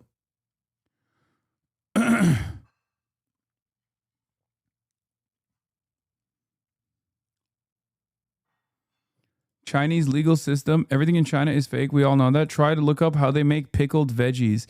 China legal system is a joke. If you have money, no one can torch you. Yeah, unless you're fucking the founder of Alibaba or numerous other, like, this is such a funny thing to say about China. Yeah, sure. Throughout their development, have there been hangups? Absolutely. Okay. But you are directly talking about America when you say this. This is the one thing you can't say about China. If anything, this is the exact opposite in China. Okay. You can say, oh, they only they only crack down on people who are not party loyalists, for example, right? They only crack down not on party loyalists or people who are close associates of the party leadership structure or whatever the fuck, like that. Okay. But you can't say across the board that the Chinese legal system is a joke. If you have money, no one can torch you, because that is the one country on the planet, that and Vietnam, I would say, those are the two countries on the planet where they do torch you in spite of your money.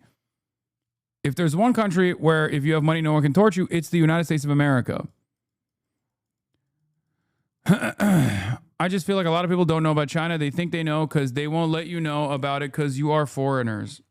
Okay. I don't know if you know this, but like, you know, you got 1 billion people in your population that have access to the internet and can talk to people all the time. I talk to Chinese people. I am related to Taiwanese people that live in China, in mainland China. Like, this is not like the DPRK. You can't just like keep things a secret. You know? That's precisely the reason why I would say that's precisely the reason why nowadays it's much harder to cook up narratives about China, like the ghost cities. You know? You know about the little red house and the chain woman? No, I don't know what that is, but that sounds also insane.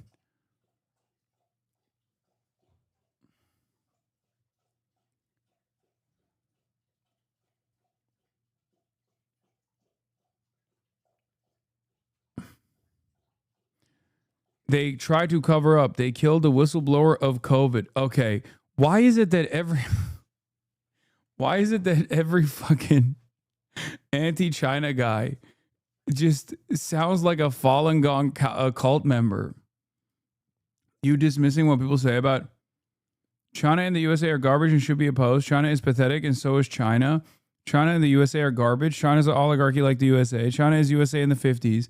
You dismissing what people say about China is dangerous, Hasan. China should be called out just like the USA. So Hasan is openly, China banned WikiLeaks. So Hasan is openly supporting CCPs. So Hasan is openly supporting CCP's oppression of people. What the fuck is going on? What is happening in the chat right now? What is happening in the chat? Hello? Where are these guys coming from? What the fuck?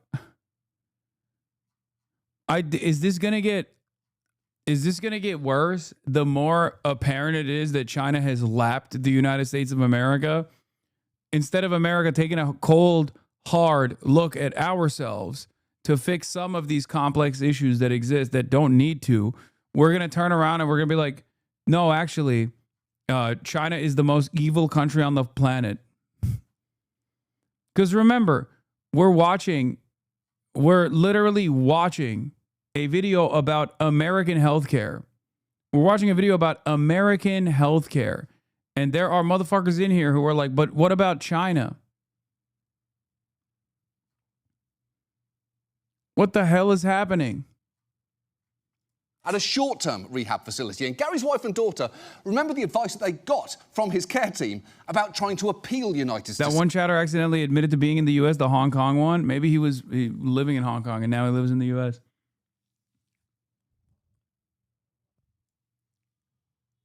There was a thread on Twitter yesterday or the day before about how you didn't immediately shit on China. It's dumb. Yeah, of course. Why the fuck would I do that? Yeah. What the hell? What is the expectation? I just... It's the cope mind virus. I know. Keep coping. Be at painting it like a paradise. You don't even read the language. I mean, Chinese workers are jumping off the roof of factories, and Hasan thinks China is a worker's paradise.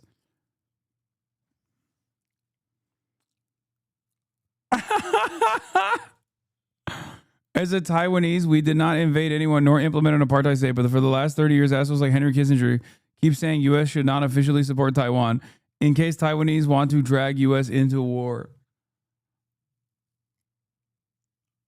I like that you fucking hate Israel, which I respect. Okay. And then you turn around and say the number one thing that Israel defenders say when defending Israel. Where you go, you know nothing about China and CCP, yet keep painting it as a paradise. You don't even read the language. No, this person is probably Taiwanese. That's for sure.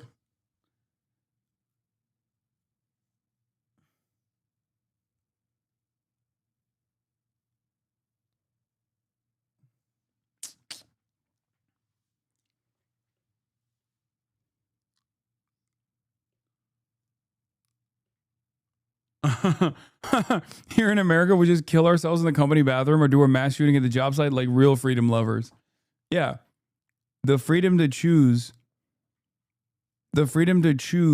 your own destiny in the United States of America. Also, yeah, I don't know if you saw this Taiwanese chatter. A warm welcome to APAC's first delegation to Taiwan as we deepen strategic partnerships, invest in advanced tech, and enhance our defense capabilities. We look forward to closer Taiwan, U.S., Israel cooperation on security, trade, and beyond, promoting peace across the Taiwan Strait.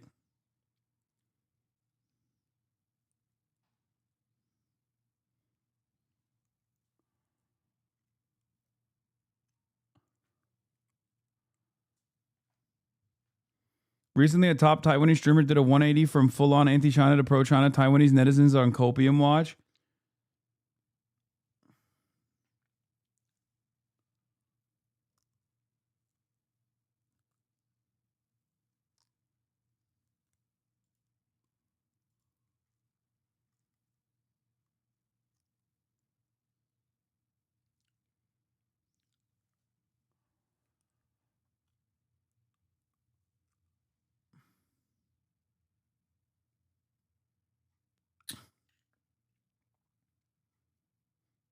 Anyway.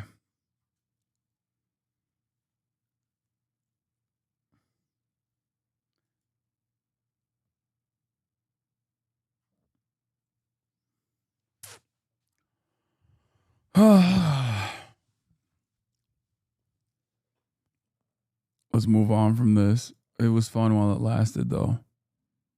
This is like hating all of Egypt, Saudi, Pakistan, etc. Chatters are quick to say delete Taiwan. I mean, I wasn't doing that. Taiwan has no options. Let's be real. They have to. This is what their role is over there to begin with.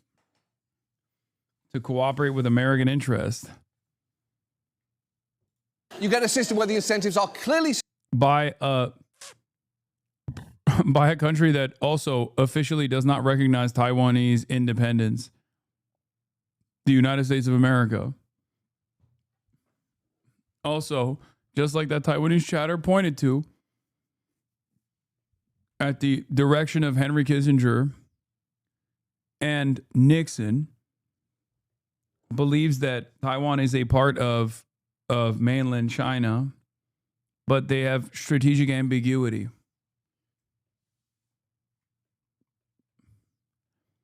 Now, I don't think a lot of this matters ultimately because, you know, they're just chilling. Kind of seems like it's an entire country comprised of people that just don't want to rock the boat overall, which I also respect. Set up. It's enough of that. Let's get back to more fresh hell in America. Amazon to lay off thousands of corporate workers. Corporate workers. Our chief business correspondent, Rebecca Jarvis, joined us with the details on that. Good morning, Rebecca. Yeah, good morning, Michael. It's nice to see you guys. And these are deep, deep cuts. Amazon is planning to cut 14,000 corporate jobs starting this week. It is one of the largest rounds of layoffs in the company's history. Why would Amazon be doing this right now ahead of the holidays while the company seems to be doing well? Well, in a note to employees this morning, they say the world is changing quickly. This generation of AI is the most transformative technology. That's a disgusting way to describe the treatment of the Uyghurs as if it's peaceful. No, that's not what I said. I've actually never said that. I think you misunderstood what I was saying. In comparison to what Israel has done to the Palestinians, it is not a comparison. But Americans, okay, I think I need to stop. I think I need to stop doing commentary in general. Maybe the TikTokers were right, because it's virtually impossible for me to do this when it's just a weird way to frame it. Is it a weird way to frame it because it hurts your feelings? Is that why it's a weird way to frame it? Kaya, I get. Oh my God, Kaya, no, Kaya, back up. Come here. Come here. No, you're. Oh my God. Why do you always do this? Why do you always do this? You always tangle yourself over my fucking microphone. Get out. Get out of there. Get out of there. That's crazy. She literally will go and lay on top of the microphone and like tangle herself in the microphone cable. I don't know why. It's her favorite fucking thing to do. It does not hurt my feelings. Look, I know as much about the issue as the Last Week Tonight video, and that nearly made me cry. Oh my God. Okay, then shut the fuck up.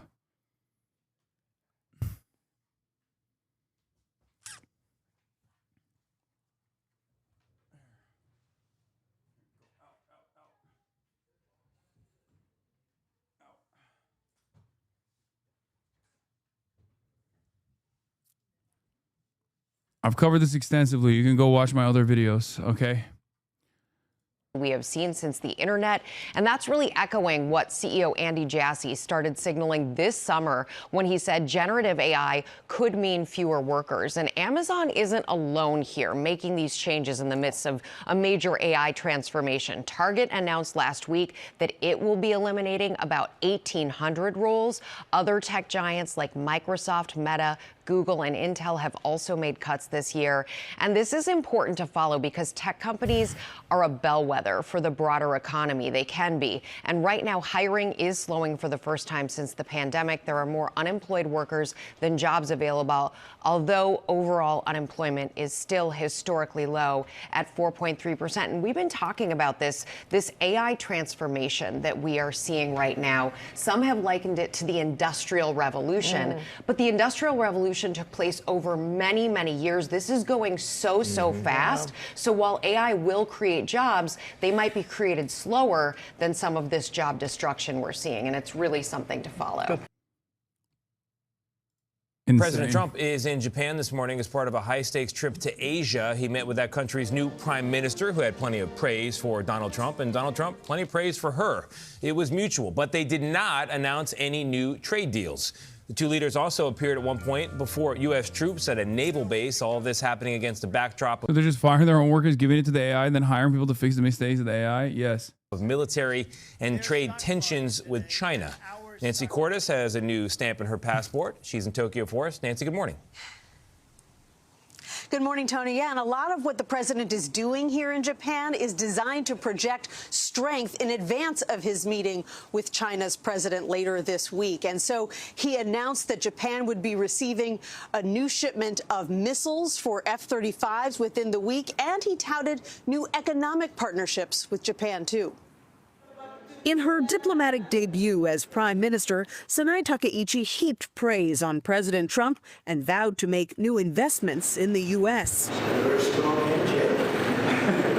By the time they toured a U.S. aircraft carrier south of Tokyo, the two were fast friends. The first female prime minister in the history of Japan. Woke. He's so woke. He's woke.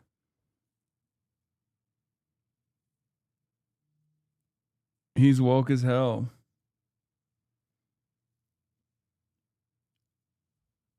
The first female. Yeah, Japan will buy the F-35s. They will get more missiles. They must build their military. Japan's new Minister of Finance may have read Noah Smith's Weeb economy book. She tweeted an endorsement of it back in April when he was visiting Tokyo and met her. Oh no, providing advice about the tariff situation. Oh no. Oh, Japan has fallen.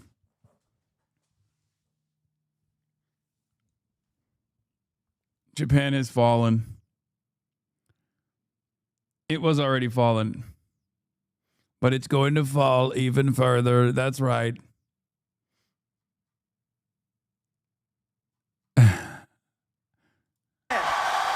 Madam Prime Minister. They signed an agreement to work together to extract critical rare earth minerals, key components in everything from cars to fighter jets. We are an ally at the strongest level. It's the third such agreement Trump has signed since China threatened to restrict access to its own rare earths.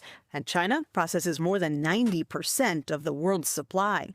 I think that. Yeah, good luck to Donald Trump.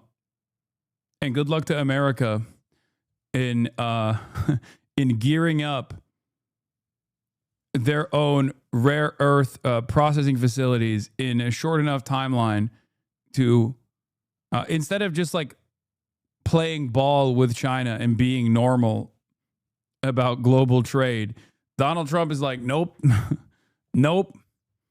We're going to go around and we're going to find new places to do this, new facilities. Chinese have withheld it because they're in a poker game with the United States. Nicholas Burns was U.S. ambassador to China under President Biden. He says the world is watching to see if Trump and China's President Xi Jinping can diffuse 6 months of trade tension. What's the impact for American consumers? Again, trade tension that Trump caused. Trade tension that single-handedly was started by Trump. We are so many news cycles removed from this. And it's just like, we have to remember, he broke this. Okay? He broke this single-handedly. Okay? Trump did this. I hope people don't forget that Trump did this. He is the one who did this. Okay? He did it. And it makes no sense for him to do so. And there is no alternative, especially at the domestic front. And instead, he's relying on a sequence of other vassal states in the region, some of which are very close in trade relations with China. Okay, that's also something to remember here. Like very close in both proximity and trade relations to China, to decouple everyone around China and America from China, the manufacturing hub of the planet. And also our most consequential trade partner. Like 30% of all of our manufacturing comes from China. And Donald Trump doesn't want that to happen anymore because he wants to go to war with China. But it's pretty funny that like this patchwork of rare earth mineral extraction and processing only is happening because he is trying to posture against China and decided to fuck the board up. Our own design on global trade. Consumers if President Trump and President Xi don't strike a trade deal? Well, continued high tariffs would really be consequential for the global economy. It would grind to a halt. If China's 30%, what are the other? Mexico and Canada. Most of the trade between China and the U.S. Chinese officials say they reached a, quote, preliminary. Where the fuck do you get this idea that he wants to go to war with China? You just be saying too much sometimes. First of all, it's not just Donald Trump. This is the position. Hello? Which fucking American leader has postured towards having more amicable relations with China? Even if you were to say, no, not just trade war, man. What the fuck? No, not just trade war. You're talking about the American government that openly stated that they're spending $1 billion+ in creating networks of anti-China propaganda around the globe. No, not just trade war. The trade war comes first. If you can try and successfully decouple yourself from your over-reliance on China for manufacturing, which, again, who knows how that will work, or who knows how many years in the future that will actually be a success. But if that's what you're posturing towards, the reason why you're doing that is so that you can engage in some kind of Cold War directly with China. And it's not exactly a hidden thing. Our politicians, both on the Democratic Party side and on the Republican Party side, actively say that this is what they want to do. America presents China as the greatest adversary. The major difference between the USSR and America during the Cold War versus China and America right now is trade. The USSR did not have such a complex trade relation with the United States of America.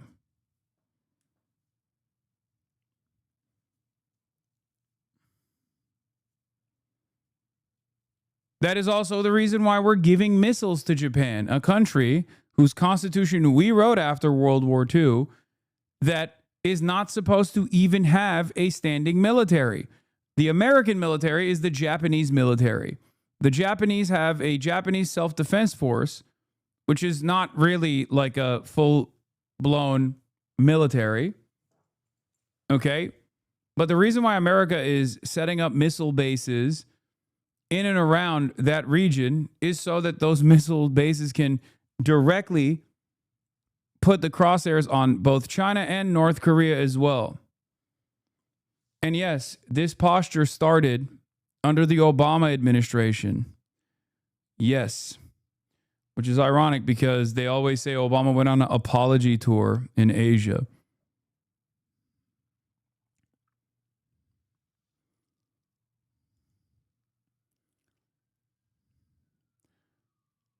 This is likely the American plan: decouple trade with China. That once the money is saved, they try to bait China into taking Taiwan, probably by declaring Taiwanese independence, and use that as an excuse to our allies to invade China or at least sanction them or go to war in the full Cold War.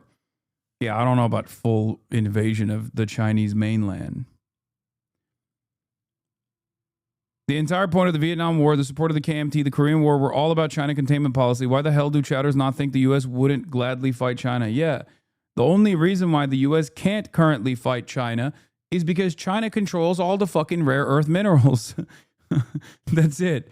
And not only that, but also is responsible for 30% of all American trade. This is a terrifying prospect for future generations because they are actively trying to decouple trade from China so that it's at least a little bit easier to engage in Cold War. Maybe not hot war, but at least Cold War against China.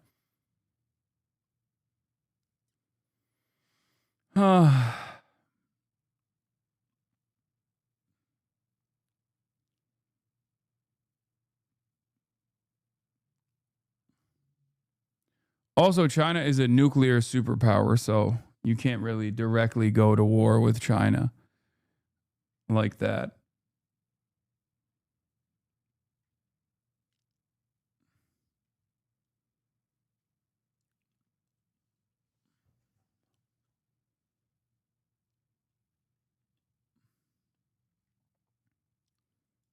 Consensus with Treasury Secretary Scott Bessent in talks over the weekend.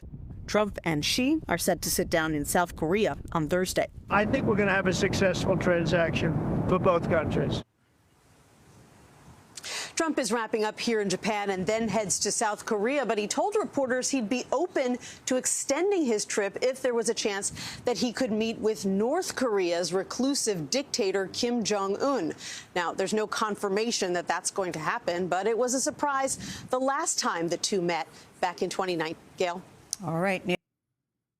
What is this? New internet celebrities like Jake Paul and Mr. Beast are paying armies of clippers to saturate social media clips with clips of their videos. This is the story behind Anthony Fujiwara, 23, the secretive mastermind behind celebrities clipping campaigns. Oh, shit.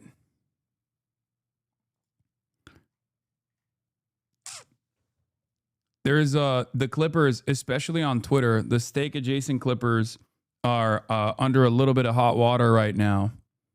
Gaza update, please. I gave it earlier in the morning. You can rewind if you would like to by subscribing to the HasanAbi Broadcast.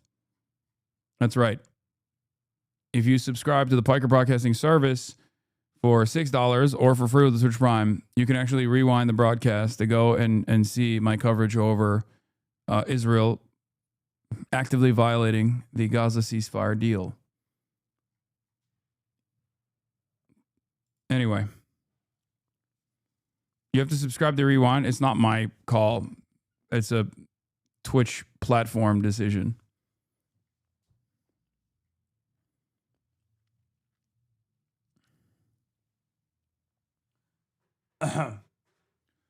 Yeah, there's two different things that are going on, and but it's somehow related to the Clipper stuff too. Mr. Beast employs over 1,000 Clippers who create short versions of his videos and share them on social media to steer audiences to his YouTube channel. Clipping, a marketing service, pays independent editors $50 for every 100,000 views that snippets of YouTube shows get on social media apps, and also charges clients a subscription fee. The company, founded by 23-year-old Anthony Fujiwara, has generated about $7.7 million in sales so far this year and works with clients including YouTube personalities, record labels, and podcasts to boost their social media profiles. It's hard to imagine that Mr. Beast, the most popular YouTuber, needs help getting and keeping fans. But behind the scenes, Jimmy Donaldson employs the equivalent of a vast call center, more than 1,000 Clippers who push short versions of his stunt and challenge videos in front of online audiences and steer them to his YouTube channel, which boasts 448 million subscribers. You should do the same and promote socialism. Yeah, what do you think the HasanAbi Clips industrial complex is? That's literally what it is. But behind the scenes, Jimmy employs the equivalent of a vast call center. For a recent campaign, Donaldson's team paid independent editors employed by a startup called Clipping $50 for every 100,000 views that snippets of his YouTube shows got on social media apps, according to a post on Discord, the chat app where the company does business. These contracts identify a viral moment, embellish it with a funny slogan, and feed it into services like TikTok and Instagram.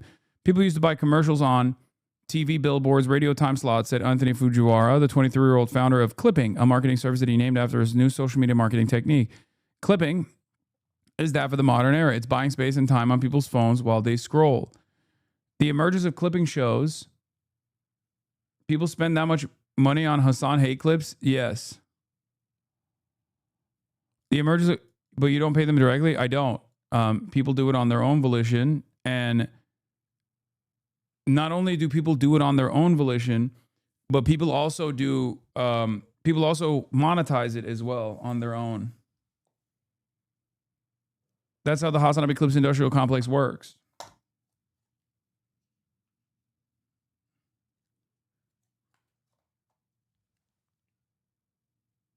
They're calling you the Wemby of the Zoran rally?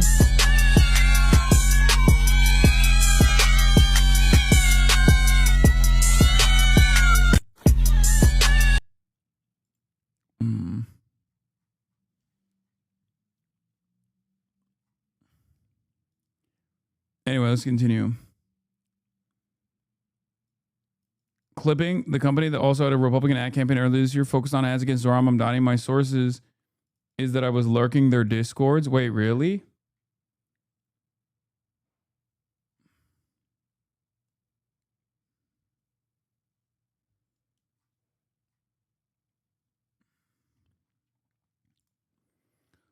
In one YouTube Shorts clip posted by an account called Reels Official, Mr. Beast prompts comedian Andrew Desbordes, or Drewski, to dunk a basketball. Under the clip, a character from Amazon Inc.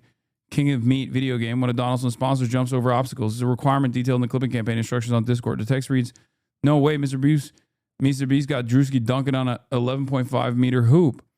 Fujiwara declined to comment on his business with Mr. Beast, who has launched his own clipping operation called Viro. Clipping doles out $300 to $1,500 for every 1 million views a clip gets across all the apps, according to data on Discord. On top of that, clients pay the company for a subscription fee of $2,500 to $10,000 a month, and sometimes more, according to Fujiwara. Behind the company sits a stable of 23,000 clippers, contract editors who create short-form versions of celebrities' longer content on YouTube, Instagram, and Twitch. One clipper, Faisal Ali, who's 23 and based in Pakistan, said he earned $600 making clips for Donaldson. He even hired 2 subcontractors who edit the videos and receive the percentage of his payout. The key to having clips find their way into consumers' data feeds is to identify a hook for the first 1 to 2 seconds of a video. Think of it like fishing, he said. Fujiwara started editing YouTube videos in 2018 when he was a 16-year-old attending high school in Los Angeles. His parents, who emigrated from the U.S. to Japan and Costa Rica, pushed him to make money from a young age. YouTubers whose clips Fujiwara edited went from 0 followers to 100,000 in a month, he recalled. Celebrity gamers took note, and soon Fujiwara was receiving inquiries from popular Fortnite players. Not a gamer himself, he applied what he knew about popular soccer videos to clips of video gamers killing their opponents. During the pandemic, Fujiwara began studying strategies for going viral, popularized by by self-described misogynist influencer Andrew Tate and his controversial Hustlers University School for teaching money-making skills. In a conversation with gamer influencer Aiden Ross, Fujiwara recalled discussing Tate's strategies and the potential for short-form video marketing. So far this year, clipping has generated about $7.7 million in sales, much of it in crypto. Oh my God. Clients, including the managers of YouTube personalities, record labels, and podcasts, are allocating growing pots of money, in some cases more than $10,000 a month for contracted clippers.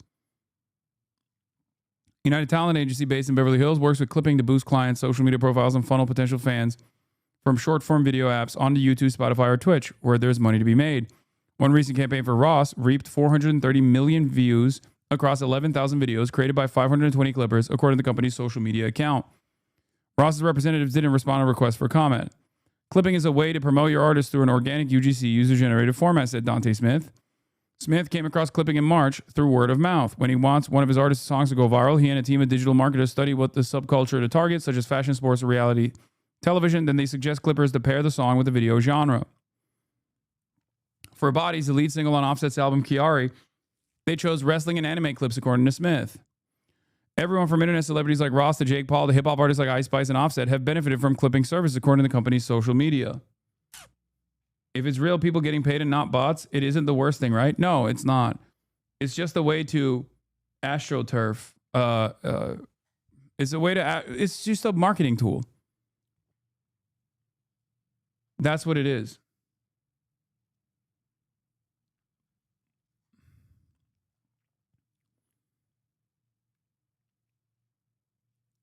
It's just a way to fucking farm out slop. But yeah.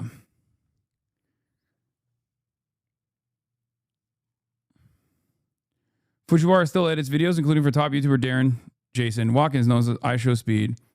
For others, though, he outsourced clipping to his contractors. This year, he incorporated the company. If we wanted to pay taxes and be legal, or for someone to come in and invest, we need proper books, Fujiwara said. So far, he's batted off interest from people who want partial ownership of his company. I took a bunch of meetings with management companies based in LA, heard their advice, and then just did it all myself. Smith, the Capital Workers executive, said that in 2026, he'll try and run clipping campaigns for back catalog music, as well as new singles. He credits Fujiwara with building an infrastructure for how things are moving in the digital space today with the fluidity to adapt. So, but they're not marked as sponsored posts or anything? No, but they don't need to be. If they're not marketing anything, I'm also surprised that this is not being handled by bots in general. But this is literally how the stake stuff operates as well. You get a bunch of people, some of which are in like India and Bangladesh, and then others who are in America even, right? To take this exact same service and slap on a stake logo on it off of whoever the fuck's content they want to. It's presented as a news aggregation service. A lot of the Twitter impression farmers do this, and they've been underwater recently.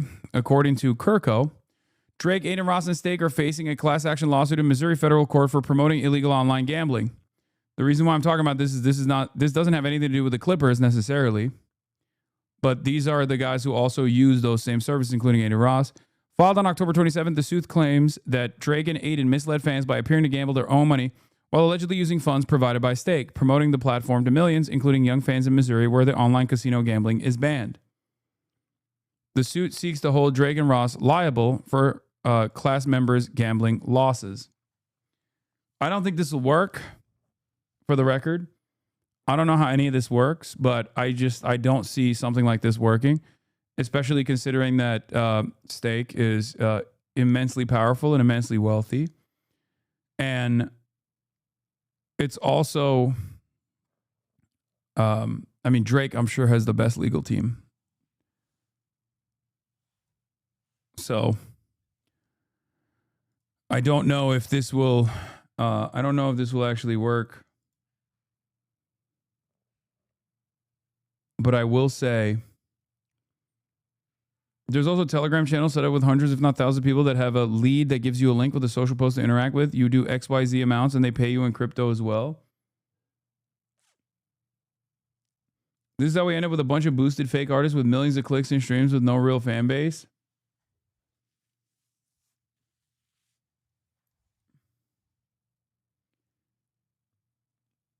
You sure? Look at what happened at the Super Bowl last year. Do you think people pay for negative clips of you, or do you just live rent-free in their heads? I mean, I have no evidence. I have no evidence beyond the fact that, like, a lot of those Stake sponsored clippers are directed by Stake. And not only that, but also, yes, they do despise me. Stake does. I mean, out to the laptop. Just do no. Come. They used to do these kinds of broadcasted talks, and back in the day, whenever they used to do it, they would openly talk about their disdain for someone such as myself.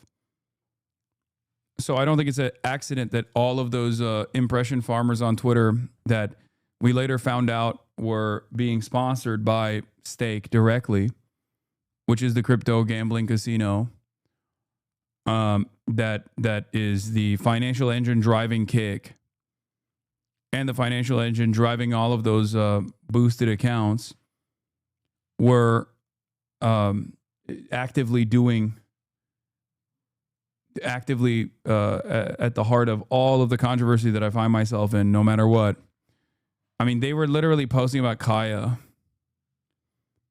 They hate the Twitch CEO and they hate me.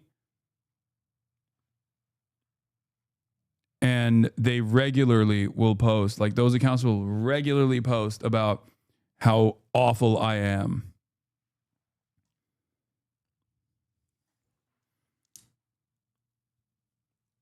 All the time. And they haven't stopped, really. Since Stake got kicked off of Twitch, they have not stopped.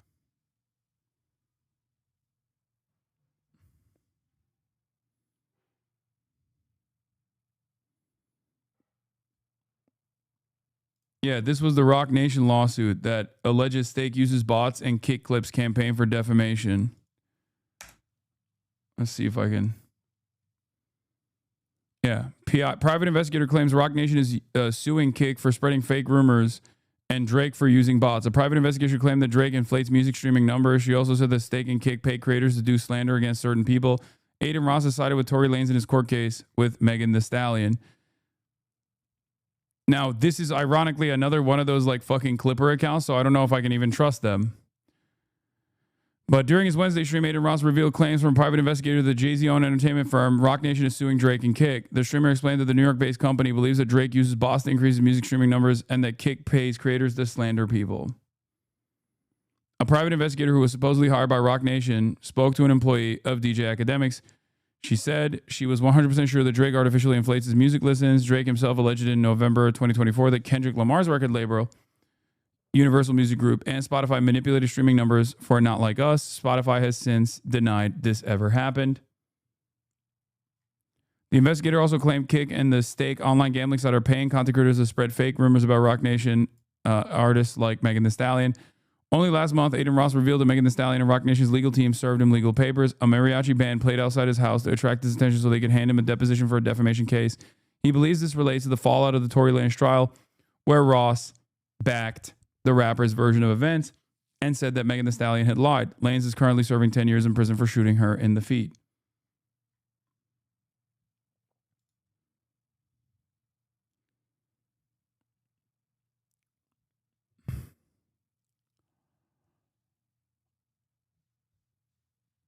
But now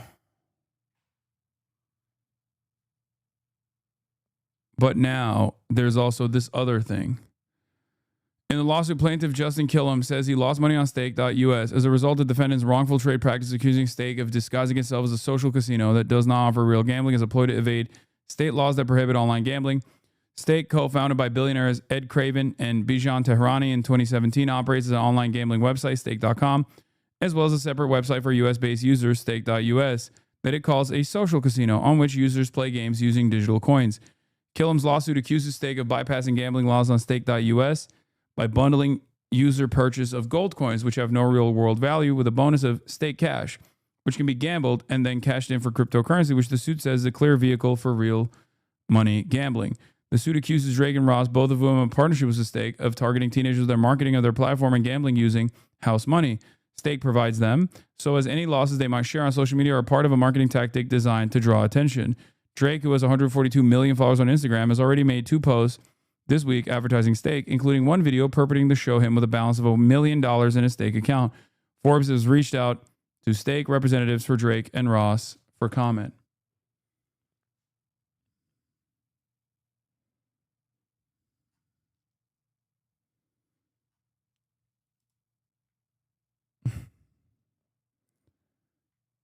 Yeah. So, yeah, Stake garnered attention earlier this year for an apparent advertising push that involved X accounts posting memes and other content with a small Stake logo at the bottom, though it's unclear whether Stake was behind these posts or paid creators that add the Stake logo to their content. In response to one of the viral posts of an adult film actress that included the Stake logo, the United Kingdom's Gambling Commission launched an investigation into the platform. In February, the commission said gambling company DGP Europe Limited, which partnered with Stake for its United Kingdom operations, would shut down the Stake platform in the country. Ed Craven and Bijan Tehrani are both worth $2.8 billion, according to Forbes estimates. Stake.com generated $4.7 billion in revenue in 2024, Forbes previously reported. Craven and Tehrani are also founders of Kick, a live streaming platform they launched as a rival to Twitch. Have you noticed an increase in hate since the anti-gambling saga from years ago? Yes. Yes. Non-stop. And there's really, of course. What, you think it's a fucking accident that every single Kick streamer has launched their own personal hate campaign against me at one point, including people who I've never heard of, people who I've never interacted with, or including people that I have literally opened my home to? Yes. That was the OG. It was like me and Pokey.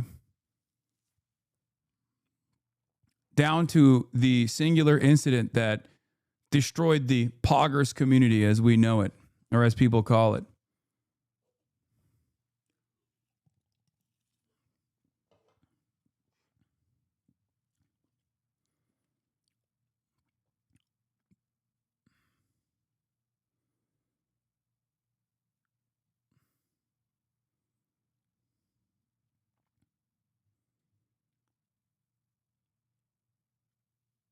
Anyway. It's just, he is so, I mean, the dudes that own that website are just, they're running a money printing operation. There's nothing you can do about it. They are incredibly, incredibly wealthy.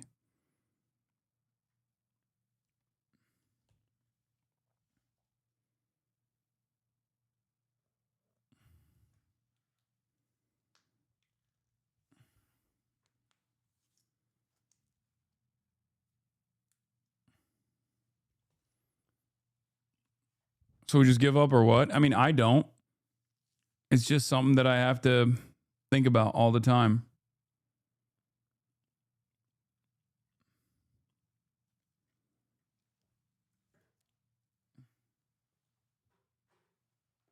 It is what it is. I was beginning to Twitch up until the offline TV days back when I had a League of Legends addiction.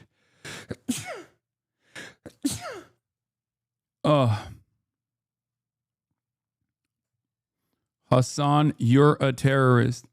See, the impact of those hate campaigns remain in this chat.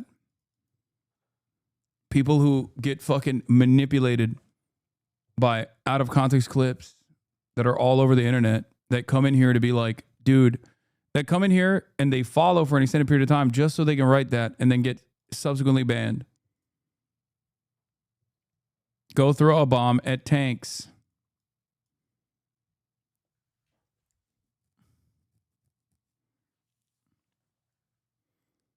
Like, that person is not paid to do this. He's just doing it for free 99. Go give kids bombs to transport. See?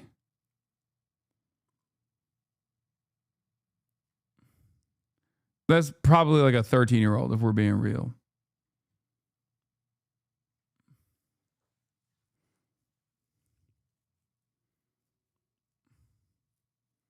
It's so funny to say go throw a bomb at tanks.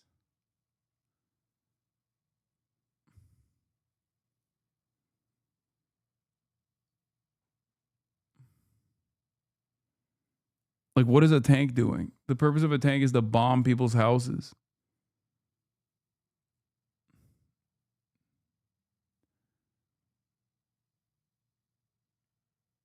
But yeah.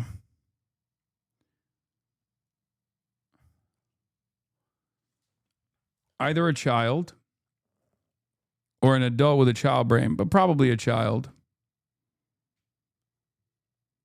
Most likely a child. Don't you have homework to catch up on, chatter?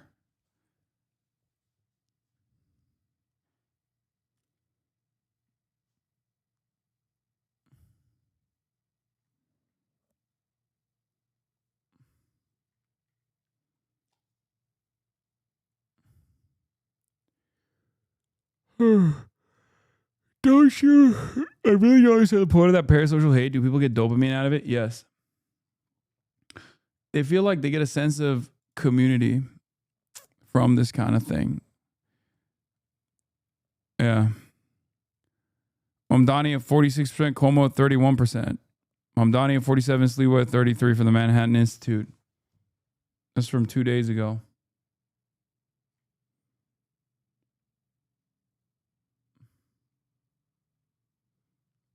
It's not a...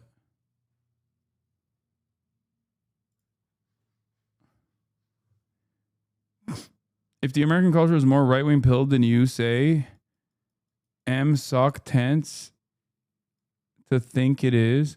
To someone with more reactionary opinions, you probably look like a terrorist, like how cats are scared of cucumbers because they think they're snakes. It just doesn't take much for someone. Oh shit, they got site-wide banned. Sorry, chatter. You got cooked.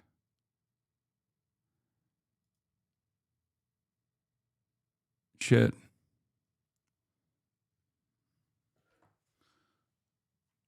RIP to that chatter's account. Trump posted this? What the fuck?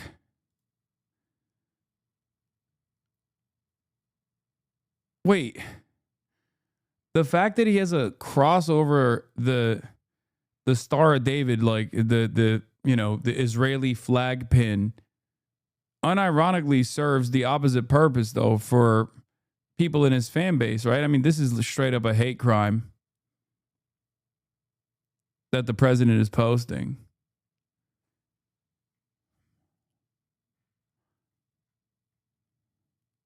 This is an account that auto posts Trump's Truth Social posts. At least it's real and not AI. I agree. True. Both sides are bad. Democrats, Republicans, they all suck. Oh, wow, Morty, you've achieved political enlightenment by saying absolutely nothing. Stand on something, you coward. Yeah, both parties suck, but not in the same way. Democrats suck because they won't fight. Republicans suck because they love oppression. One's weak, the other's evil. But aren't Democrats radical leftists, Rick?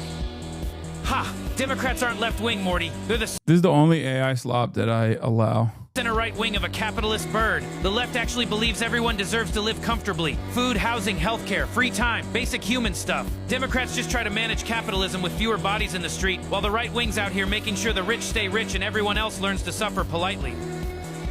So what's the difference then? Ideology, Morty. The left wants a system built around people's needs, not profit margins. The right thinks comfort should be earned through endless labor. That's why conservatives brag about cutting SNAP benefits from 42 million people. They don't see starving families, they see lazy freeloaders. And the Democrats, they issue a strongly worded tweet and call it progress. But Rick isn't being a centrist, just trying to be reasonable?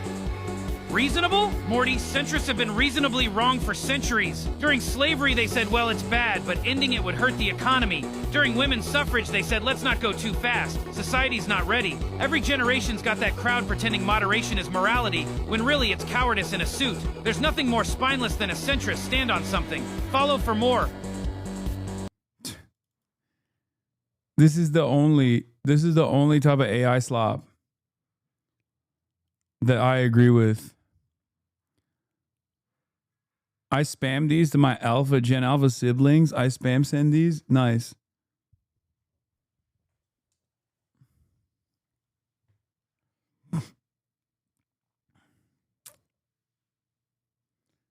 There's even crazier versions of this too.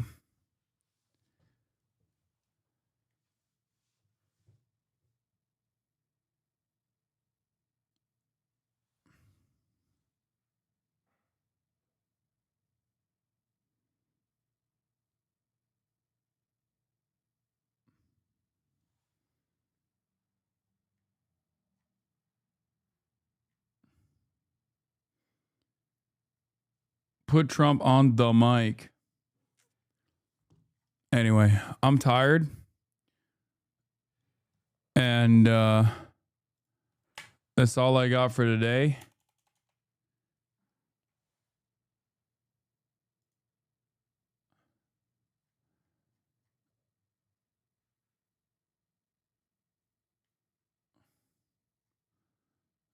But I'll try to do some spooky gaming tomorrow. Okay? Hey,